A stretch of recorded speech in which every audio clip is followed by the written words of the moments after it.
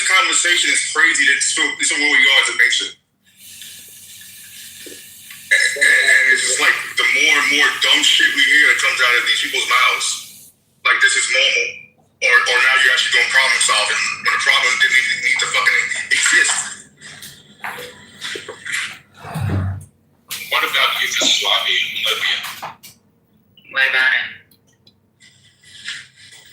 It's basically the same type of stuff. I mean, we said bomb Yugoslavia and bombed them until they finally agreed. You know, it's basically the same exercise. This is nothing like Bosnia or Yugoslavia, man. Pardon me? I'm sorry, I didn't hear what you said. I don't. Maybe I misheard you, but I don't see how this is like Bosnia and Yugoslavia. Well, I mean, we're using military strikes on another country to get them to capitulate what we want them to do. And we're using primarily air assets, just like we did in Yugoslavia. I think Yugoslavia was a NATO operation, was it not? Yeah. Yeah, they were. All of them were. And then that one doesn't work. Well, whatever. This happens. Now the U.S. is NATO. What's going on? That's it. Does a NATO operation free us from the constitutional requirements? What's happening? Well, it depends on what was authorized into NATO. I know that Congress, I know that one branch of Congress authorized some. There was an issue on war powers, but I know there was a thing on with ground troops, and one house passed several resolutions. But this is not NATO. Yeah, I guess my larger point is we've been involved in Libya and Yugoslavia. But our involvement was totally different, bro. It's totally different. And you also mentioned military bombing and planes. I think that's what we've been doing for a long time, probably all of our lives. And Iran is far more dangerous than freaking Libya or Yugoslavia or... No, it's different. Yes. It's not just bombing. You got a whole blockade, counter blockade. That's it. It's not just bombing. I don't know why you would use a bombing. It's not just a bombing campaign. What naval blockade was there in Ukraine? That's true. Well, that's true, but the naval blockade doesn't require us to go on the ground. It gives us a position where we can economically drive them into the ground and bring them to the bargaining table. Is naval blockade an act of war? It can be. Yeah, When can it not be? So my question would be, when can a blockade not be? Well, is what Iran doing to stop shipping, is that an act of war? Of course it is. They were attacked. They were attacked. They have the right to protect their sovereignty. What were Iran's actions? Iran was attacked. Obviously, This app is truly So Bam, I actually invite people to call me a retard now. It'll make me feel better. Yeah. About myself. Yeah. That's where I am too. That's stupid. Yeah, it doesn't make any sense, Steve or Joe. It doesn't at all. You're not speaking from a strategic standpoint. Y'all are talking from feelings. It's just not going to work, bro. It's not the same, right? So let's say we all know that a blockade on either side is going to it's an act of war, period. When they decided they wanted to fucking block the ports, that's an act of war. But weren't you already in war? No, we weren't. They're calling it military. Well, we are now because they have 60 days. So officially, I'm speaking. Goddamn. I'm sorry, Miss. Oh, I'm sorry. No, it's you. I'm sorry, Daryl. It don't matter. You still do it, Daryl. No, go ahead, Daryl. You got it. It's a war that we know we're going to win because we got Patty on our side, right, Patty? You're a liar. Patty is not. It's not a war. You interrupted Lisa the troll. It's fun. No, Ben, I'm not trolling. We are going to win this war. That's not the topic. They're talking about war powers. The topic is war powers. Our war powers. Congress's role. Fine. Probably stuff, but you're not going to win the war by yourself there, buddy. No, I didn't say we were. We're not. This is not a war we could win. Exactly. Bro. It's already, bro, there's too much. You know what? I'm going to put in the chat and y'all need to start fucking reading. There's too much you can Google out there. The War College has released stuff. They even had a fucking radio at the War College a couple years ago where they talked about Iran and what it looks like from their assessments, from exercises, from the constant rotations of students coming in and out the world. You're going to stay on mute or I'm going to kick you. That's what's going to happen. There's too many assessments out there that tells us that we cannot win this war. We can't. Hey, Patty, you know what? I finally heard from my brother. He said that they're committed. So, you know, what now? If you can't win it and they're committed, what now? He's sitting on an aircraft carrier, been over there for a minute. I'm not telling too much, but they're committed, he said. So what now? Yeah, but the mission includes, there's more than one mission than one, there's an overall mission and your brother is involved in one mission. Whatever his mission is, they're going to have to be committed to whatever mission, whatever came out in his orders. He's got to be committed to that mission. The overall mission, we're not going to win. There's too many factors when it comes to freaking the population, the geography, the weapons, the amount of people. There's too many fucking things that we have to take into consideration. General, on an individual level, people all to be committed. If I'm boots on ground, we blowing shit up, absolutely, because we're trying to survive. But we're there. We have no other option at that point. I don't think anyone in the military is really going to cower and say, okay, I'm not going to do what I got to do at this point. But the fact that we're there for no fucking reason besides Trump and Israel and Netanyahu, it's fucking insane. I'm not sure. I'm meaning that the leadership is committed. Of course, the enlists are, you know, and but the leadership is the same. It's the same. Like it's the same, right? Like. The leadership is going to be just as committed to the mission that they're given, and depending on what their mission is, the leadership has to conduct whatever's done, whatever's sent to them as a set of orders. But they have to still do it within regulations. And we also have a saying in the military, dummy missions, where you used to be set on fucking dummy missions and having to make something out of nothing, right? But again, we should not be here right now. What military assets does Iran have? Is it their Air Force, their Army?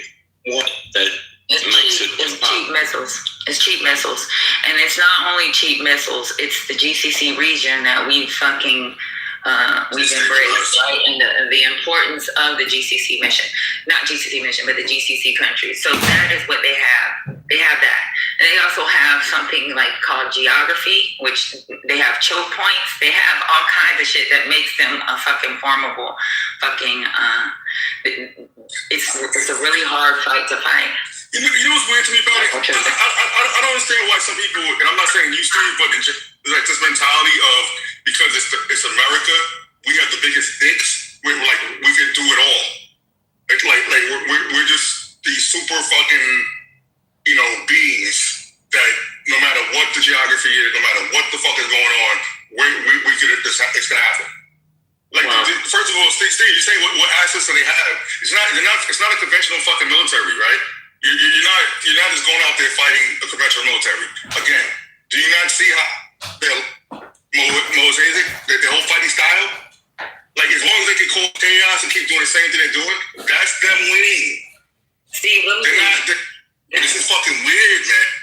Steve, let me tell you something. Even in Iraq, right, smaller country, way smaller country, fighting in Iraq was fucking hell for soldiers. I'm talking about soldiers that sit on a fob. It was hell for them, and they didn't have to go outside the wire. Like, we were always constantly being hit with incoming, and it was cheap ass incoming. It was cheap ass fucking mortars. It was cheap ass missiles. It was shit that was so cheap that it was not, that our own technology wasn't able to pick up on it. You know what we had to listen for? Just go into the shower, a whistle. The air, we had to listen to the air. because our technology cannot fucking capture it. I mean, anybody that's been deployed to tell you we had to listen for a whistle, we like people would joke and play. You'd be walking to the defect and they go, shh. And that's what we were listening for. The fucking wind. Iranians also shoot down F-35, which they said is impossible. So you have to be suspicious about, just keep going on this war. And when it comes to the boot on the ground option, Iran has one of the greatest militaries on the ground. Okay, you have to have millions of troops, soldiers there to be. Yeah, I don't know about having the greatest military, but they are the greatest military in the GCC, though. Okay, over there, but again, it doesn't matter who the fuck it is. Like, it's because it's not a conventional fight. I'm talking shot the rockets boots on the ground option. Boots on the ground would be impossible. Hell, it would be impossible. They have 1 million troops. If you count the 600,000 of the IRGC and the 400,000 of their ready reserve, you would have to send. If you were to send, they would have to send for security. We would have to send one soldier per 30. One soldier per 30. But what does it mean? And we don't have enough. We don't have enough personnel to do that. The only way we could actually win this war is to break the law. Yeah, but what does it mean? What does it mean? When would the war ever fought fairly? You kidding me? Yeah, he gotta go. Go ahead.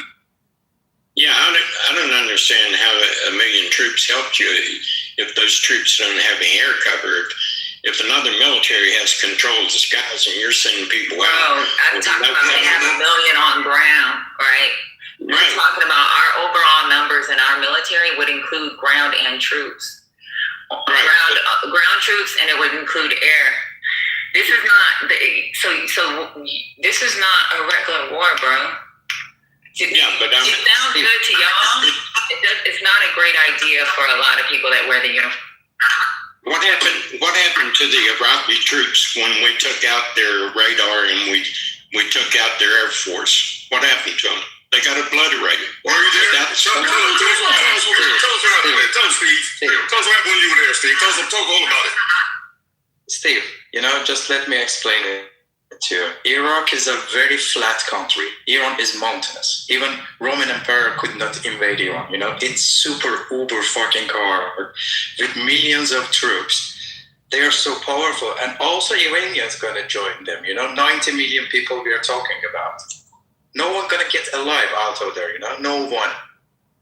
So you're saying the Iranian population that's being slaughtered right now and is disaffected with the current government? They would. A big amount of them would. That's how we birth ISIS. People, like the videos that you see on TV in the beginning back in 2003, people toppling pictures, ripping them off of the walls.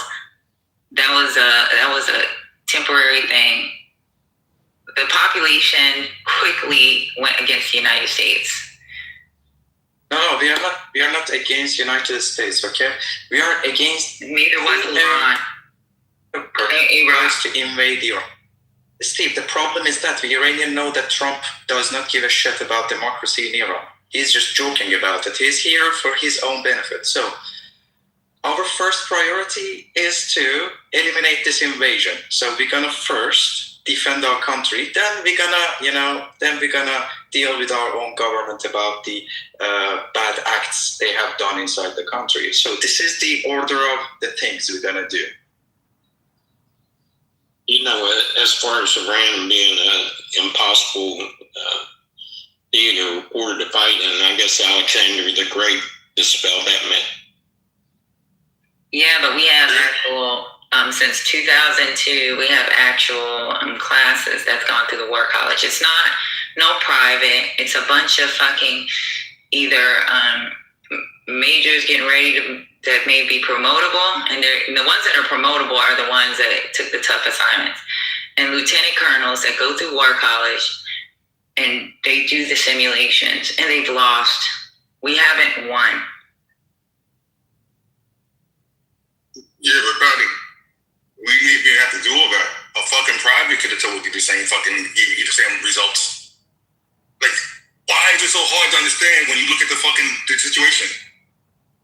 This dude wants to talk about fucking Alexander the Great, really? Well, I'm just saying, you said the topography made it. Well, bro, just sign up, man. Go on the list. Hey guys, good morning. I'm looking at Elle talking about the Iranians are with the U.S. and Israel. They want to fight, and they want to fight with the U.S. and Israel. Anybody want to speak to that in this conversation?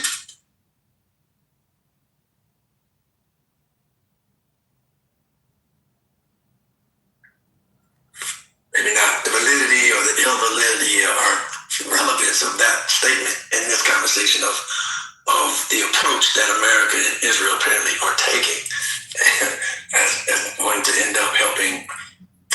Still want to bring that into the conversation. This is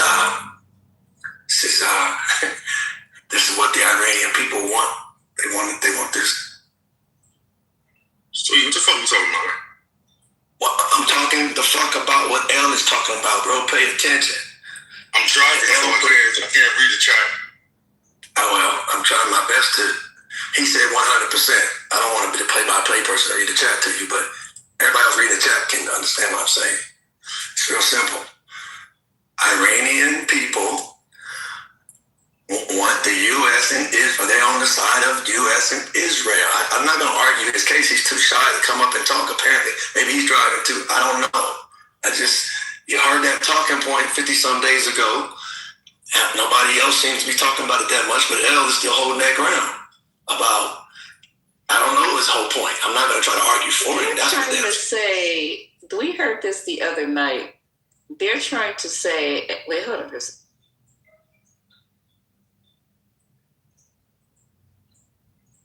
They're trying to say that Iran and Israel are working together. Is that the line of? That's exactly what they said, Lisa. Yes, this is crazy as hell. When you think you've heard it all, here this comes. Why in the world would Israel and Iran, who hate each other eternal guts, be in this together?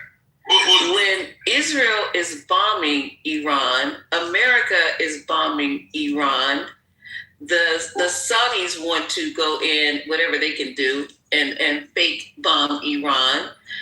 How? Well, because of this, right? So if that's the case, I'm going to assume that he's meeting this. Hold on, let me say though, because if that's the case, then they first of all, good morning. There has to be a group on the ground that wants to take over. So they probably do have a small group over there they're working with. That's always happens with locals in the fucking country when we're taking something over. But that's not what they're saying. Go ahead. I just test out that really, whatever this is. It's a tin-foil hat you won in Brooklyn. It's really not even his talking point. It's the mere fact that he would even mention it. It doesn't even sound. Good morning, Lisa. It didn't sound like it made any sense, and the fact that he mentioned it to break up the people and have something to say is ridiculous. Why would you even mention that? But anyway, salutations, everyone. Good morning, you too. I'll answer your question why I don't really care. I know you don't. I know you just heard my voice and wanted to come up in the room. I get it. That's always how you are. You fucking weirdo. You just talk No. much. Well, go back to sleep and brush your teeth again. But listen to what I'm saying. I didn't bring it up, Lisa. And for you, I'm sure people are listening to you say you're amazed at Israel and the U.S., the idea that they're on the same page in this thing. I did not say that, sweet. And I'm not blaming you. You said it. Only thing. Yeah, I said it. I quoted what Elle is saying. Elle is in the audience. They were saying it the other night.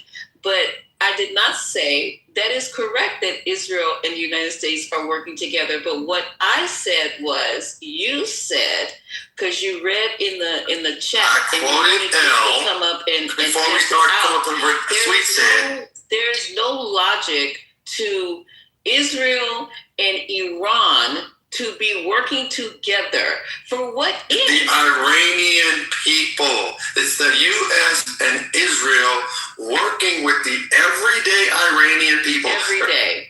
The 30,000 people that got killed. You remember those realities? Remember those? That shit. That's not a reality. I'm talking to Lisa. Brooklyn. We heard Why that. are you? But it's Why? the fact that you bring You can this go to the get therapy for that, young lady. What is wrong with you? Therapy. It's the fact that you Ain't nobody talking to you. a talking point. Ain't nobody talking to you. I didn't bring it up. Normal. This is a room called politically correct where people have conversation. And you come in and just bring this weird energy, man. Elle said it. Okay? Normal. You kept saying okay, yeah. Who the fuck you was talking about? Normal. Right. Okay, yes. Yeah. A million people got killed in Israel. In Iran, and the U.S. and Israel is fighting for the people. You are damaging for intellectual. We've been hearing that shit for the past 6 months. I don't want to hear it no more. Exactly. Well, you don't have to want to hear it. People are still saying it. Hello? I don't want to hear it. Look at the person you got the information I don't from. want the sun to shine. Now what? Listen to What the are you person saying? you got the information from, though. You like to do that weird stuff. Address what is being said. Don't worry about the person that's saying it. Listen to me. Just listen. See, I hear you. I'm not trying to listen to I'm you. not trying to argue with you. Well, you're doing a good job of doing something you're not trying to I want you do. to listen. Listen to You me. come in and create the nonsense, and then you mad about the nonsense. Okay. I apologize for creating nonsense. But I just want you to understand this. But everybody got to be dealing with it. Normal. I know who He it has an is. Who agenda cares? that he wants to spread, and the fact that you kowtowed to it and did it for him. Oh, wow. It's El Normo's the only ridiculous. person on the planet that thinks Him like and that. a bunch of other Israel You are so silly, lady. people that support this. With all due respect and maybe possibly due to you, you are silly. Okay, El so Normo, I don't like him, so we don't have to address that. El Normo and That's Sweet. crazy, man. Sweet is You think El Normo's the only person with that thought? Didn't Netanyahu get before the UN and talk about all the land and the territory? I forgot what he called it. He held up his maps. He held up his mission, and Iran was a part of that. So now the same people, I'm confused with you Iranians. The same people that sit up here and they want to, they've been around for thousands and thousands of years, obviously haven't learned anything then, because Netanyahu wants their land. Okay, Netanyahu doesn't want them to exist. He put it up in front of the world and showed everybody. And the same people come in this room, in my room, and talk about how they don't care about being bombed to the Stone Age. They don't care if they have lights. They don't care if they have water. They just want to accomplish this goal through somebody else. I don't even understand what the fuck is going on here, because you're dragging us into something that is never going to be fucking solved. And you're willing to put our troops on the ground, L. You're willing to burn through all our motherfucking money, L, just so Nettie, Naughty, Nappy, whatever his name is, can accomplish this glorious God-driven illusion. This is fucked up. Y'all are some fucked up people. I already knew that to begin with. You're just showing yourself every fucking day. I need to get on another app. And yeah, eventually I'm going to find someplace else to be, because y'all is fucking crazy. So I have an idea. Maybe Trump wants to, just have troops on the ground in Iran, and when they are died, he wants to justify the nukes, So maybe this is a strategy by him, which is really ugly. This is the most probable thing I can think about. Justify right using a nuclear bomb? Yeah, maybe. Nuclear bomb is just it's not 126 in Amsterdam. It's just like it's not finite.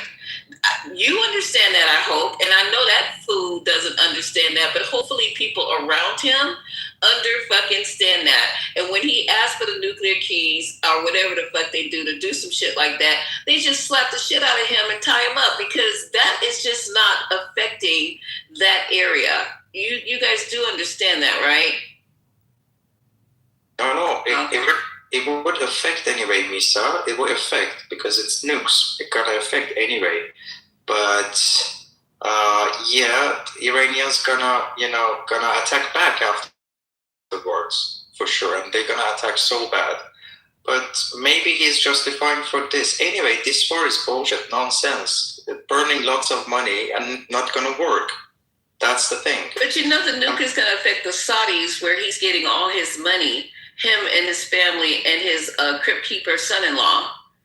So they're going to allow them just to nuke that area and all that. They're losing money already. They're already begging to have us send them money because of a couple of strikes that they got from Iran. So you think that even though they're not going to ask them, you guys just think of the bigger fucking picture. You're going to nuke Iran and everything around them. All those countries around them will be affected. Yeah, for sure. It depends on the wind patterns after the strike. Of course, y'all suss that out. That's crazy shit. It depends on how the prevailing winds. Hey, Lisa, let me suggest to you, there are people on this planet that feel like, if I ain't gonna be here, I don't give a damn if anybody's here after that. Just food for thought. And can you re-explain your claim, Sue, that how Iran and Israel is doing? They're doing collaboration in this thing. Can you explain it? As an Iranian, I can answer you. Huh? Sorry, I was on the phone.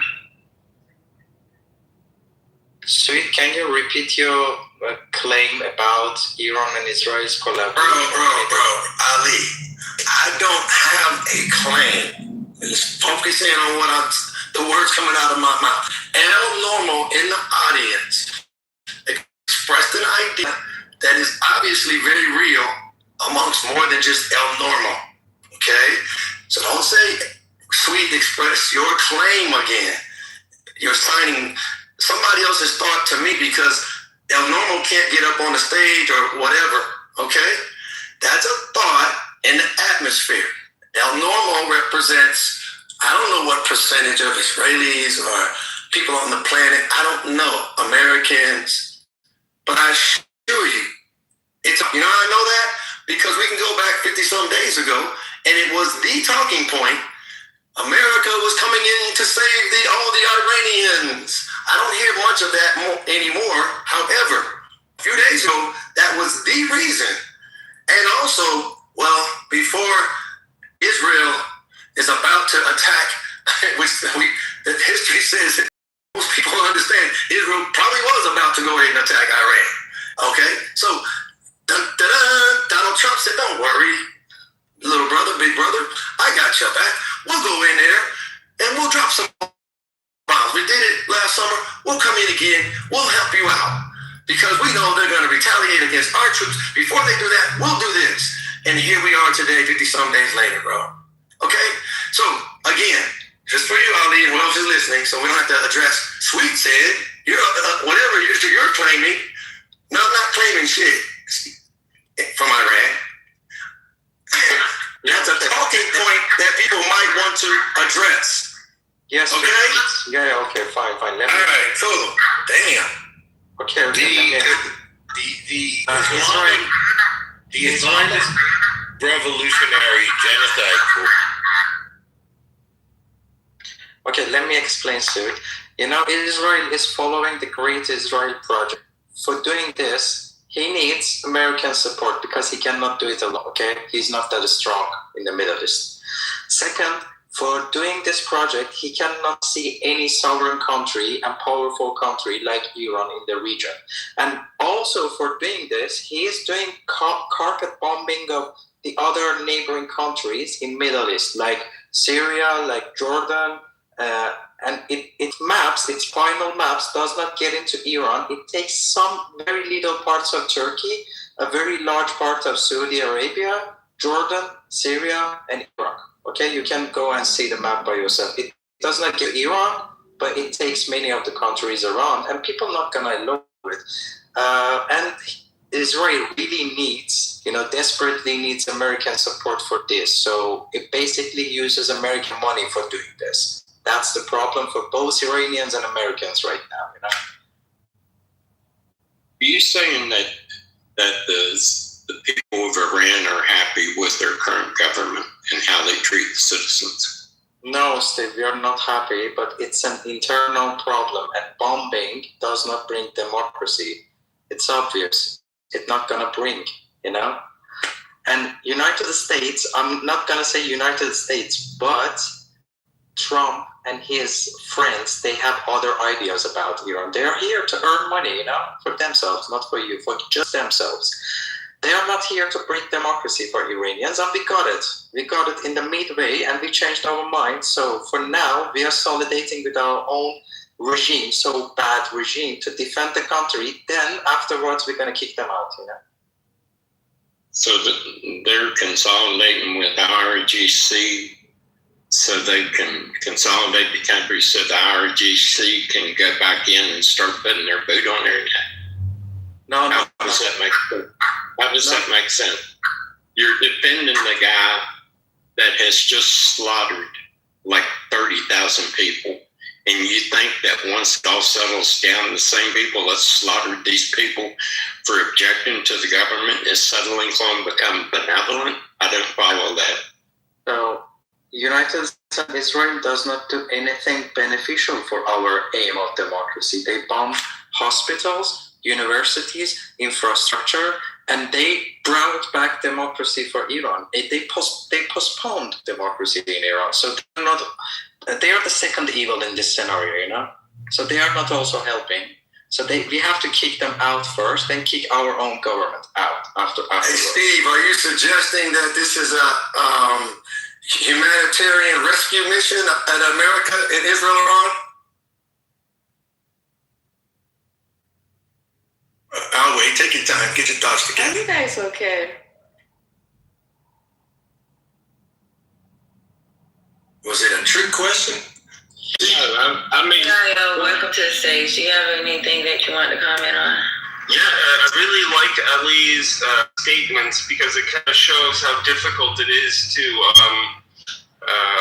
kind of, fix your own house when somebody else is trying to reorganize all your dressers kind of thing. And so I was wondering if you could tell us a little bit more about that, because it sounds like he's speaking from a place of experience. So I just have questions, and I'd like to hear him elaborate a little bit more. Maybe on some of the questions that others, but how does he see this going forward? Your name, I think, is Arthur. Arthur was talking. Yeah, it was I. IO down here. IO, just 2 letters. IO down here. Yeah, IO. Nothing goes well right now because the democracy is postponed. Before the US-Israel attack, we were already doing the revolution on the street, okay? We were already doing that. But then the war started and we could not go out, finish the job. We could not do that. Then Trump seemed like a guy who is going to bring democracy for Iran. Then we saw that he is hitting, he's targeting the hospitals, the schools, very important infrastructure like petrochemical infrastructure, iron companies. I mean, they are postponing democracy and a normal life in Iran for at least 20 years, which is not really good. So we see during the war that nothing good happens, and we are far away from our own goal, which is democracy. So we don't like it. We don't want it. Okay. We don't announce with the government. Yeah. Because I think like one interesting thing is that, okay, we do want democracy. Maybe you do want, this kind of change. But when somebody comes from another house and tells you how to live in your own house, you and your neighbor who you were arguing with before, somehow you two now feel like you have to work together against America. It's a very interesting problem in terms of trying to help other countries, because you can come in as like the hero, the helper, and then all of a sudden you're like, yeah, but wait, that man was beating your wife. Why are you defending him? You know, and it's this kind of cruel psychology that it was supposed to be helpful, but now it's not so helpful. So it's unfortunate to see this same pattern happen again. So I'm sorry. Yeah, I know. It's basically a double-edged sword for us right now. It's a big challenge, but we have to fix it. You know, Iranians have fixed many problems throughout history. They are a really old nation. They have fixed many things. And no regime stood in Iran more than 50 years. So we're going to kick them out anyway, especially after this war, because we are not really happy with the economy, the freedom in Iran, and we are also not about the way they are fighting, because they cannot take care of their own civilians. But they are kicking United States ass very well right now, but they cannot protect us very well. So they have to go anyway. They have to fucking go anyway. And Iran should stay a sovereign country, as always, not like the GCC countries and many of our neighbors. And if Israel plans to do something against us, then fuck Israel too. But we are actually peaceful people. This is what Iranians rallied with United States and Israeli flags in the streets all over the world, all over the world, to just show that we are not like IRGC and we are friends with all the nations. But right now, in the middle of the war, we are just defending our country, and it's the first priority for us. Okay, so a quick question. So, in terms of how the war has changed, like, you know, in our news they say, oh, we killed all the bad guys, we're killing the leadership. Has there been a significant change? Do you think that the IRGC has become a little bit more, less radical, maybe? Like you said, kick them out, but maybe reform is better than revolution.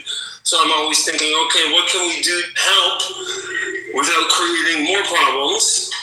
Do you see reform possible? Maybe not kicking them out, but seeing a different IRGC come out of it?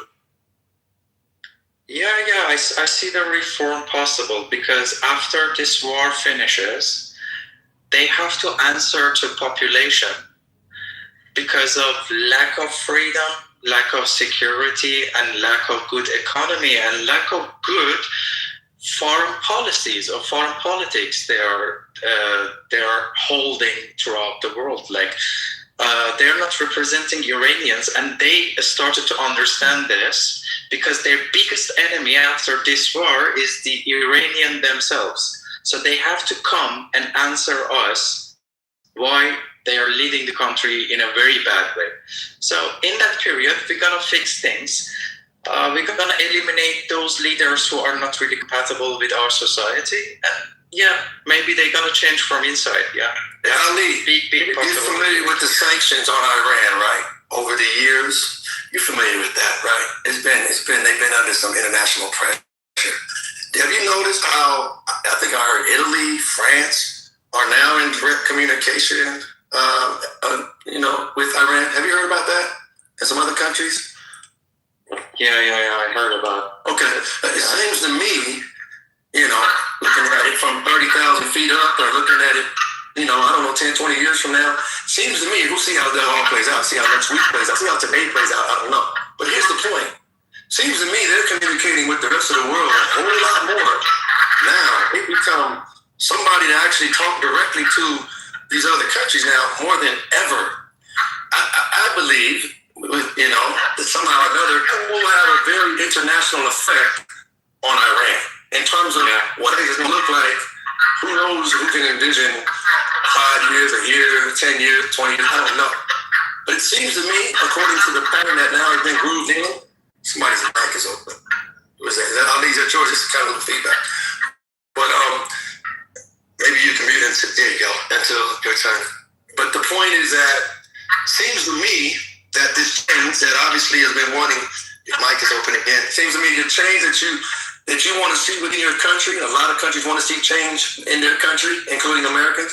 But the idea is that it seems to me there's a lot more communication directly with the rest of the world, and they seem to have found this powerful stance about this Strait of Hormuz that it seems they weren't even thinking about playing that card 60 days ago. But it seems that they're playing a card now that it looks like, I don't know who's going to unplay that card, if you will. I don't know who's going to stop them from being able to play that card, where now they're having much more of an international voice, it seems to me, than they've ever had. So it seems that now they're negotiating with a whole lot of folks, and who knows what that may turn into 50 years from now in that area. Maybe a very international area. I don't know. But I'm just saying that because I can appreciate realizing a lot of people in the country realizing they want a better reality, a whole better life. But if you just reduce to the Stone Age, I don't think that's going to be a much better life. So Donald Trump hasn't moved out on some of these promises of what he was going to do. So it seems that now your country is now at the bargaining table in a way it never has been before, because of the thing called oil and just the strategicness or whatever.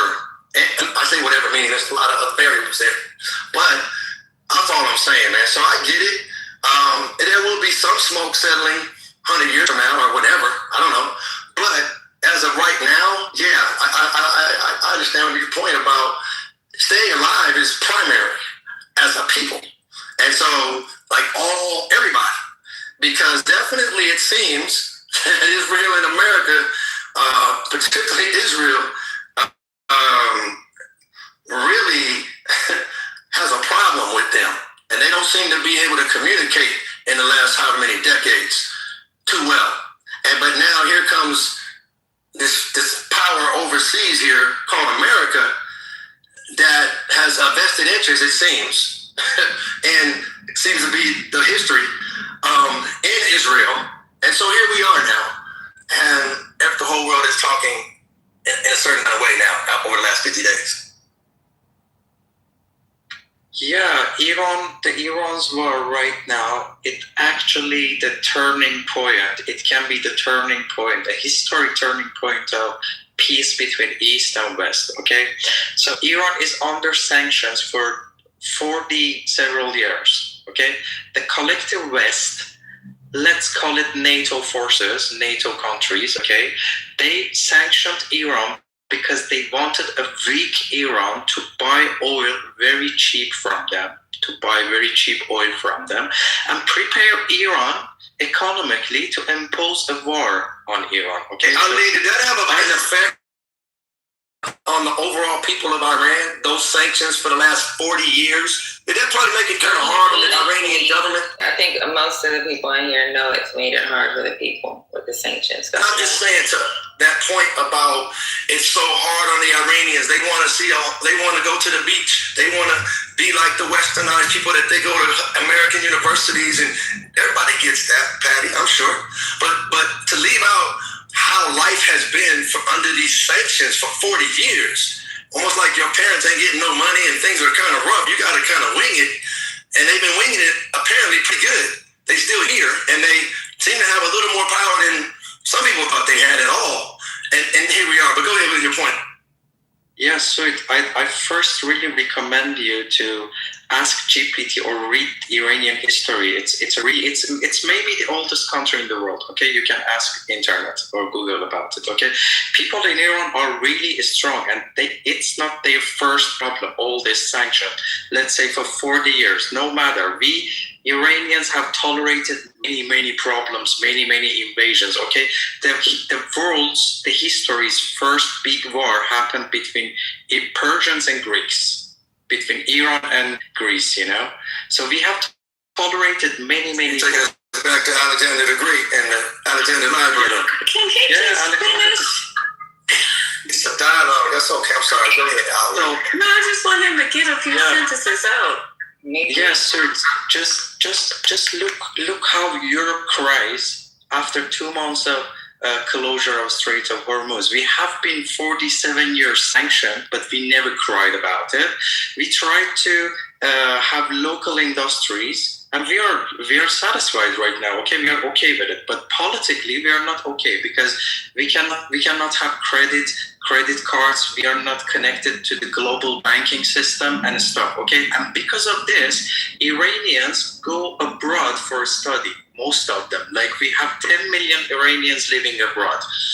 You know that the biggest Iranian population right now living in Los Angeles. They are actually calling it Tehrangeles. You know, it's the greatest community of Iranian living in the United States. Then in Canada, third in Israel. Many of Israelis are Iranian actually. Okay, you can research about these things. So all of these sanctions somehow made us strong by having local industry. Now you see all the drones and missiles, they are made by us. I mean, we never asked for help from anybody else. And this is why United States cannot collectively shut down all our military capability, but they can do it for GCC countries, okay, because they are made by United States, and with a specific satellite signal, you can shut down all those F-35s, let's say, okay? But he cannot do it about Iran, so we can defend the country very well. So basically, we did not broke under sanctions, but it's enough, okay? We need to be friends with the whole world. So now there are two things that that don't make it happen, okay? It keeps us from not being friends with the whole world. First, IRGC itself with its really extreme ideology. Second, the collective Western countries who impose sanctions over Iran, and they have done this to prepare Iran for war. You know, they try to weaken Iran by sanctions to start a war that we see right now. So we have basically two enemies. The collective West, who so badly wants to bring democracy to our country, which is a fucking lie. Second, our extreme ideology that should get rid of it. So we Iranians are in between a Caesar, and we need to get rid of both of those parameters in our lives. That's the whole story, I can say. I suggest that you guys don't worry about being friends with the West, because look what that's gotten you. All right. And as far as coming to America, you guys are pretty much, from what I'm understanding, what I'm hearing, not reading, you're more educated than Americans are educated. We read at 6th grade levels, and we come in here with tin hat imaginary stories that we don't fess out, or they don't even read in this country. They close bookstores by the thousands every day. So, you know, y'all doing okay.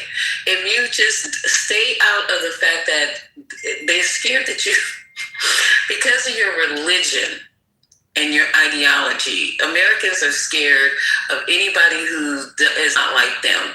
If you're not a Christian, you're an enemy.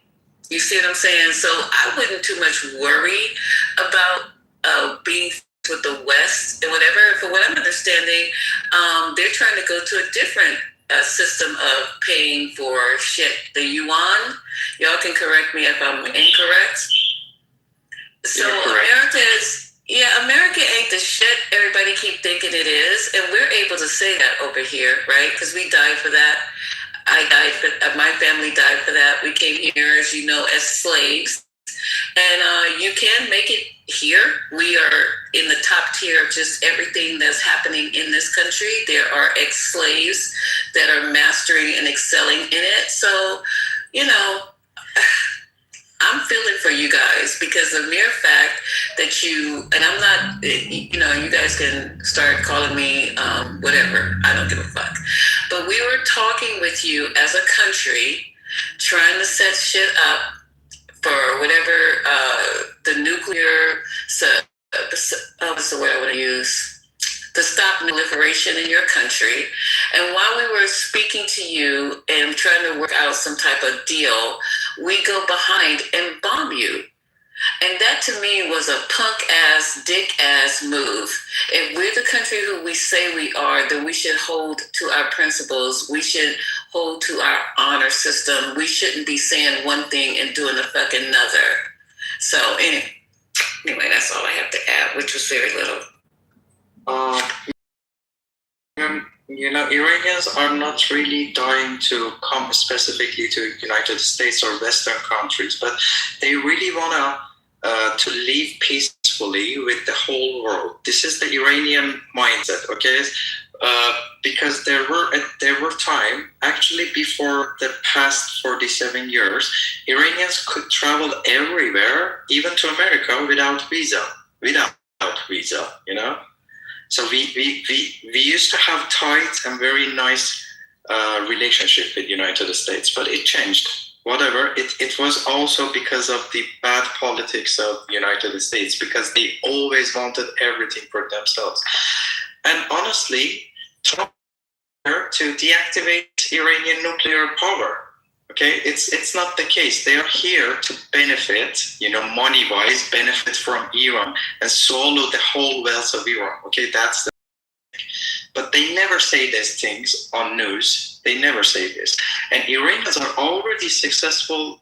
It's one of the most successful immigrants in the United States. Let me name some companies owned by Iranians right now. You can Google about them. eBay, Uber, Dropbox, and many more countries. There are many Iranians working in Silicon Valley in very good positions, in NASA. In Germany, most of best doctors are from Iran. Okay, Iran's medicine is still among 5 best medicines in the world. So Iranians are actually innovative people. That comes from history, because we at least lived in this country, in this land, for 2,500 years. This is recorded history, and before that also. So we have no problem, and I hope one day you can come to Iran and see the quality of life. You're gonna really, really enjoy it. So Iran is not the thing showed by IRGC, not showed in the Western media. It's something super uber different. So you can find videos about Iran in YouTube. And I also know that people from United States also come to Iran as tourists, and they travel and they really enjoy the mindset of people, because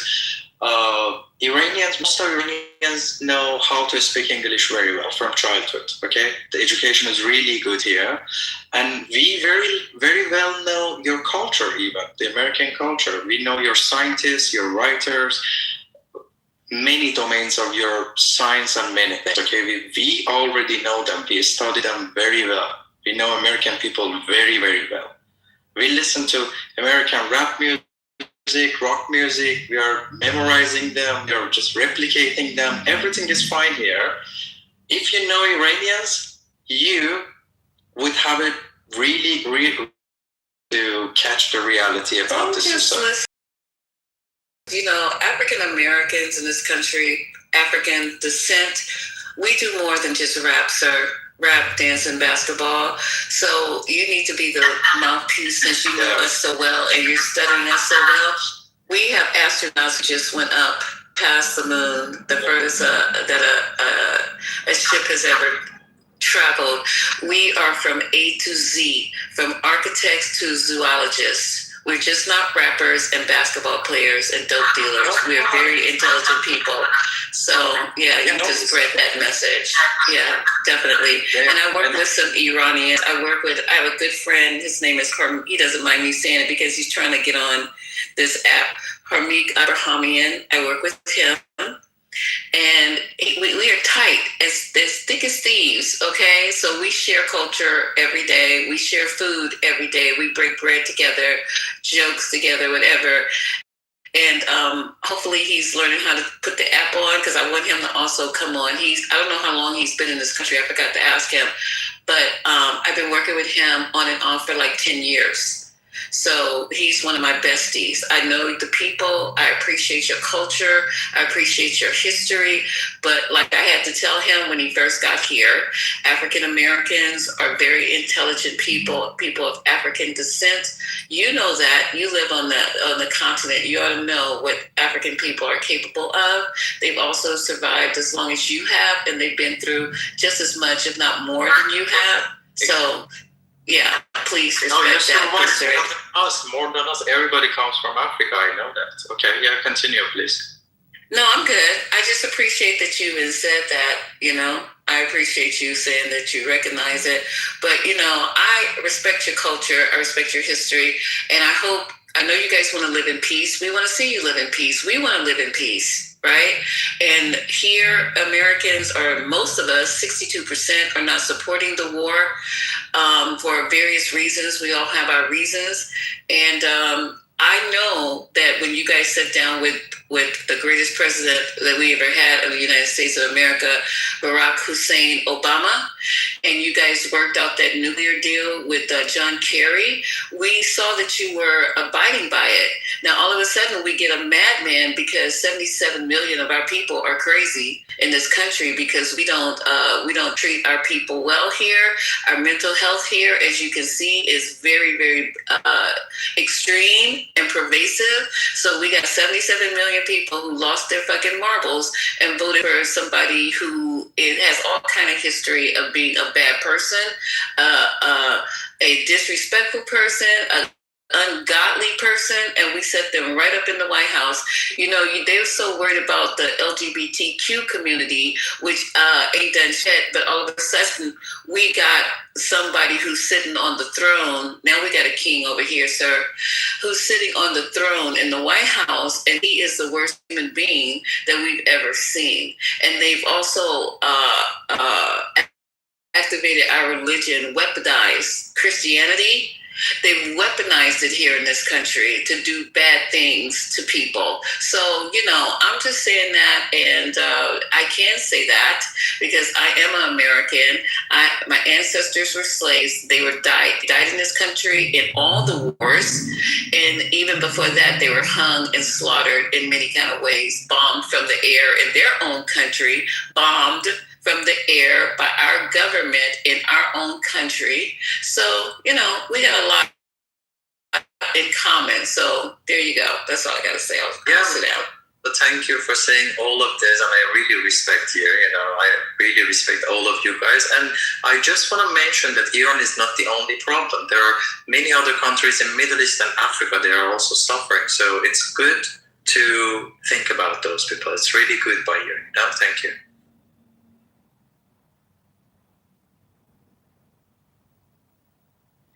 Thank you, Ali, for having a balanced opinion. Another Ali's on stage. Ace wants to come up. Some guy is back channeling me. He said he's from Iran and he wants to come up. Put him up. Raise your hand, sir, and so we can bring you up. Sorry, you're talking to me. I'm sorry, I couldn't get it.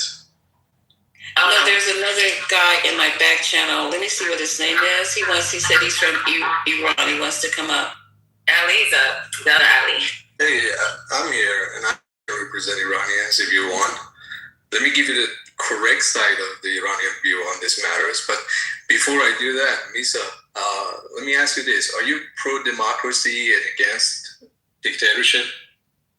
Oh my God! What do you think? Or what I just said? Are you based on what you just said, seems like you are pro-democracy. But it's amazing how you all living in democracy, you have free speech here to criticize the government and the president.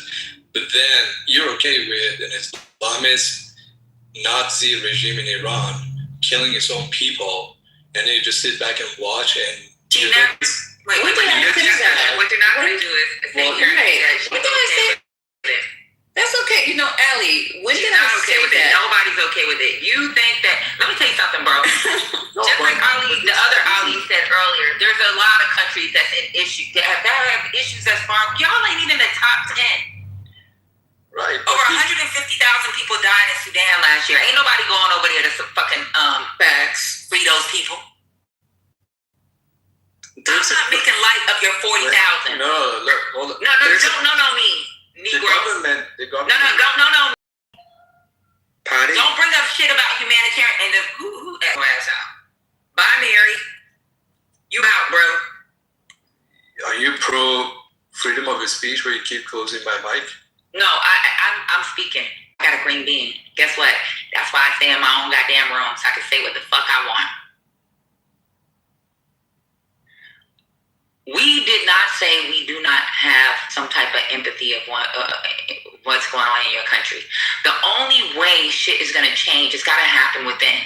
We have learned our lesson. We have books published called Lessons Learned. Look it up, CRC. They got them on fucking, they got them on digits. Read them. We can't do shit. We cannot do shit in your country other than bomb and kill civilians. Well, I haven't gotten to that part yet. I don't give a fuck about what you're not going into. I was just saying, this at least sitting here saying Iran is a great country. He has a balanced opinion. He has a balanced opinion. Is it wrong for him to be balanced? No, we can listen to him. He isn't speaking for our Iranians. He's speaking for himself and what some of the people he be around, some of the people that he's around, how they feel. You can speak about the people that you're around and how you feel. That's fine. Yeah, I get it. But if you... But America isn't there to fucking free you. To be honest, if you've been paying attention to the news, Trump wanted to drop a fucking nuclear bomb. He don't give a fuck about you. He don't care. I haven't even gotten to... He wanted to drop a nuclear bomb on fucking Iran. Well, guess what? He don't give a fuck. He did that. They did the that. Guy that's over the dude that's over the Navy just got fucking fired. They did that. General George got fired because they disagreed on strategic plans. Did you just hear what he said? This where Japan is now. 15 military people, 15 people have gone up against this president saying, no, we are not going to drop a nuclear. You know what? Maybe they need to sit down and drop that nuclear. That way, you can come back on stage and cry. They did that with Japan. Why would you even see the mental sickness of people? He's willing to have a nuclear bomb dropped on his country. Did you just hear that? Well, what are you doing with America? And he got the nerve to call me out. You got the nerve. You're a sick motherfucker. You're a sick. I know. You don't know where I'm sitting. You don't know where I'm sitting 24/7. You don't know where I'm sitting, ally 24/7. And let me tell you something. You don't tell me about my country because that's the only thing you got right. My country. This country. Listen, no, you don't. You don't know fucking shit about me, Ali, whatever the fuck your name is. You don't live here. You weren't brought here as slaves. You been crawled out the dirt. You just up here talking out of your ass. You are the one who's talking about dropping a nuclear bomb on your own people. So who is the dummy? Who is the fucking dummy right now? Donnie taking over. Oh, who cares about that dummy? That's none of your fucking business. Oh, it's not my fucking business. You're not a citizen here.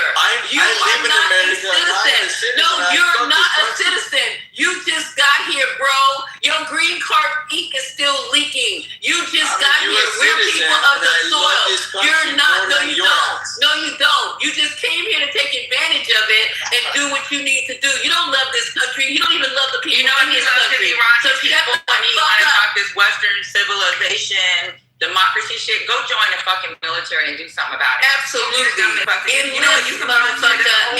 job. B2X is hiring. Go join the State Department, sit your ass in the middle of these fucking countries. They do this thing, it's called need of. Be the need of.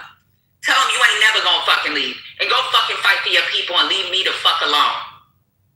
Fucking people been here for 10 minutes and gonna try to tell people who've been here since the inception of this country, the reason that you even got that little green piece of paper is because of my people, motherfucker. So don't even sit up here and tell me nothing about what I don't and do not love. When you start hanging from trees and having your little tiny dick cut off and all sold and your baby sold and your people sold and divided and now you on top. Shut the fuck up. You didn't have the right person at the wrong time.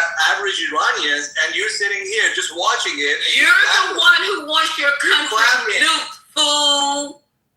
You said that. I said I respected your culture. That's what I said.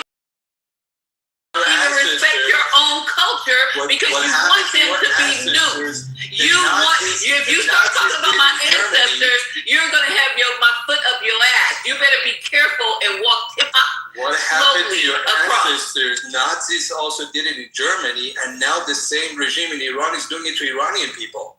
And so what did we do? We came out of the dirt, fool. We came out of the dirt, and you begging for help. We came out of the dirt on our own. On our own. Do you understand that? On our own, with knives and forks in our bare fucking hands. Don't tell me about my motherfucking people. Yeah, and I never would say I want them nuked. Yeah, like Germans got rid of Hitler, right? Sorry, in your country, you guys have a population of enslaved Africans as well. You guys call them Bugars, right? So I did quite a bit of research on how Iran has treated people of African descent, bro, and the shit ain't good right now. First of all, sir, I'm speaking. Hold on, sir, slow down. First of all, no, are you speaking on behalf of I'm talking to you. No, I'm speaking on as a human being. That's what I'm speaking on the fuck behalf of. So I'm gonna tell you, you need to. Perhaps you need to address how your people have treated Africans in your country. Don't come over here on these borders and try to intervene with what the fuck we process. No, thank you, sir. We good over here. And your weak, tired ass came over here willingly. You bragging about your fucking citizenship that we died and suffered to be able for you to have. The Civil Rights Amendment was because of us, not because of your dumb ass. So now you over here and you want to talk shit? You better shut the fuck up, because Trump will gather all you motherfuckers up in a minute and send you back over there the same way we came over, in the bottom of a motherfucking ship, chained to it, okay? So don't sit up here and be licking some orange motherfucker's ass when you know he can't even stand you, number one. To show how ignorant you are, because he'll get up and gather all you motherfuckers out of here. I'm not going to use your language, but hey, I don't give a fuck if you use my Jewish language. people were coming to America on boats way before your civil rights movement. You are a motherfucking liar. We were on boats before they even decided to come on a boat. Exactly, you dumb motherfucker. You have lost your fucking mind. No, you came on boat. You don't know the history of the United States. What I'm saying is, you're an idiot for even, don't even fucking bring up no Jews coming to America on a goddamn boat. All right, you all want to be idiots. One thing about America that you just proven, the only reason why they got turned away is because they didn't have much to offer. They took Nazis in before they took the damn Jews.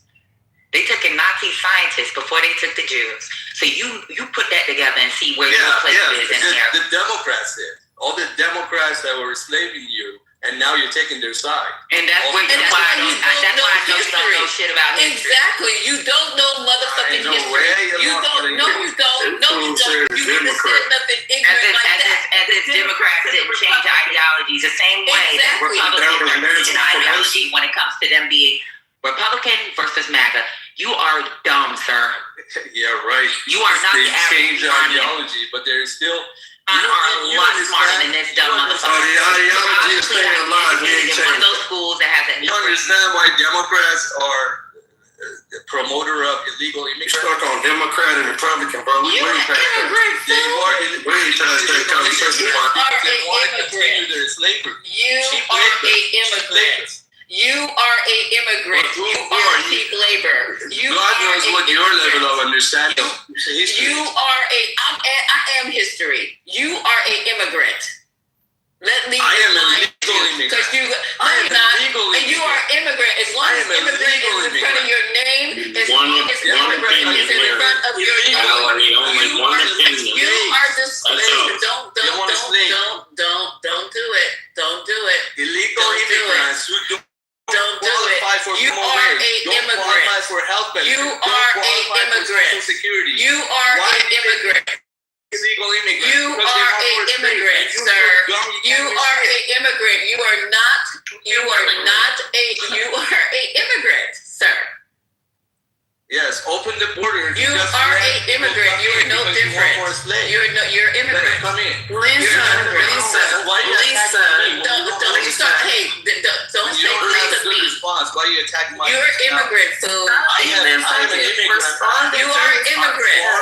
I've contributed to this country way more. No, you didn't contribute shit to this country. You think you did. This motherfucker just made me contribute more to Americans. You're not gonna come over here and This shit on me. funny That's shit, what bro. you're not gonna do. It's some funny shit. In the military. And that's why, and you know what? And then your statement is the reason why a lot of Americans do not support Iran. Like that was so.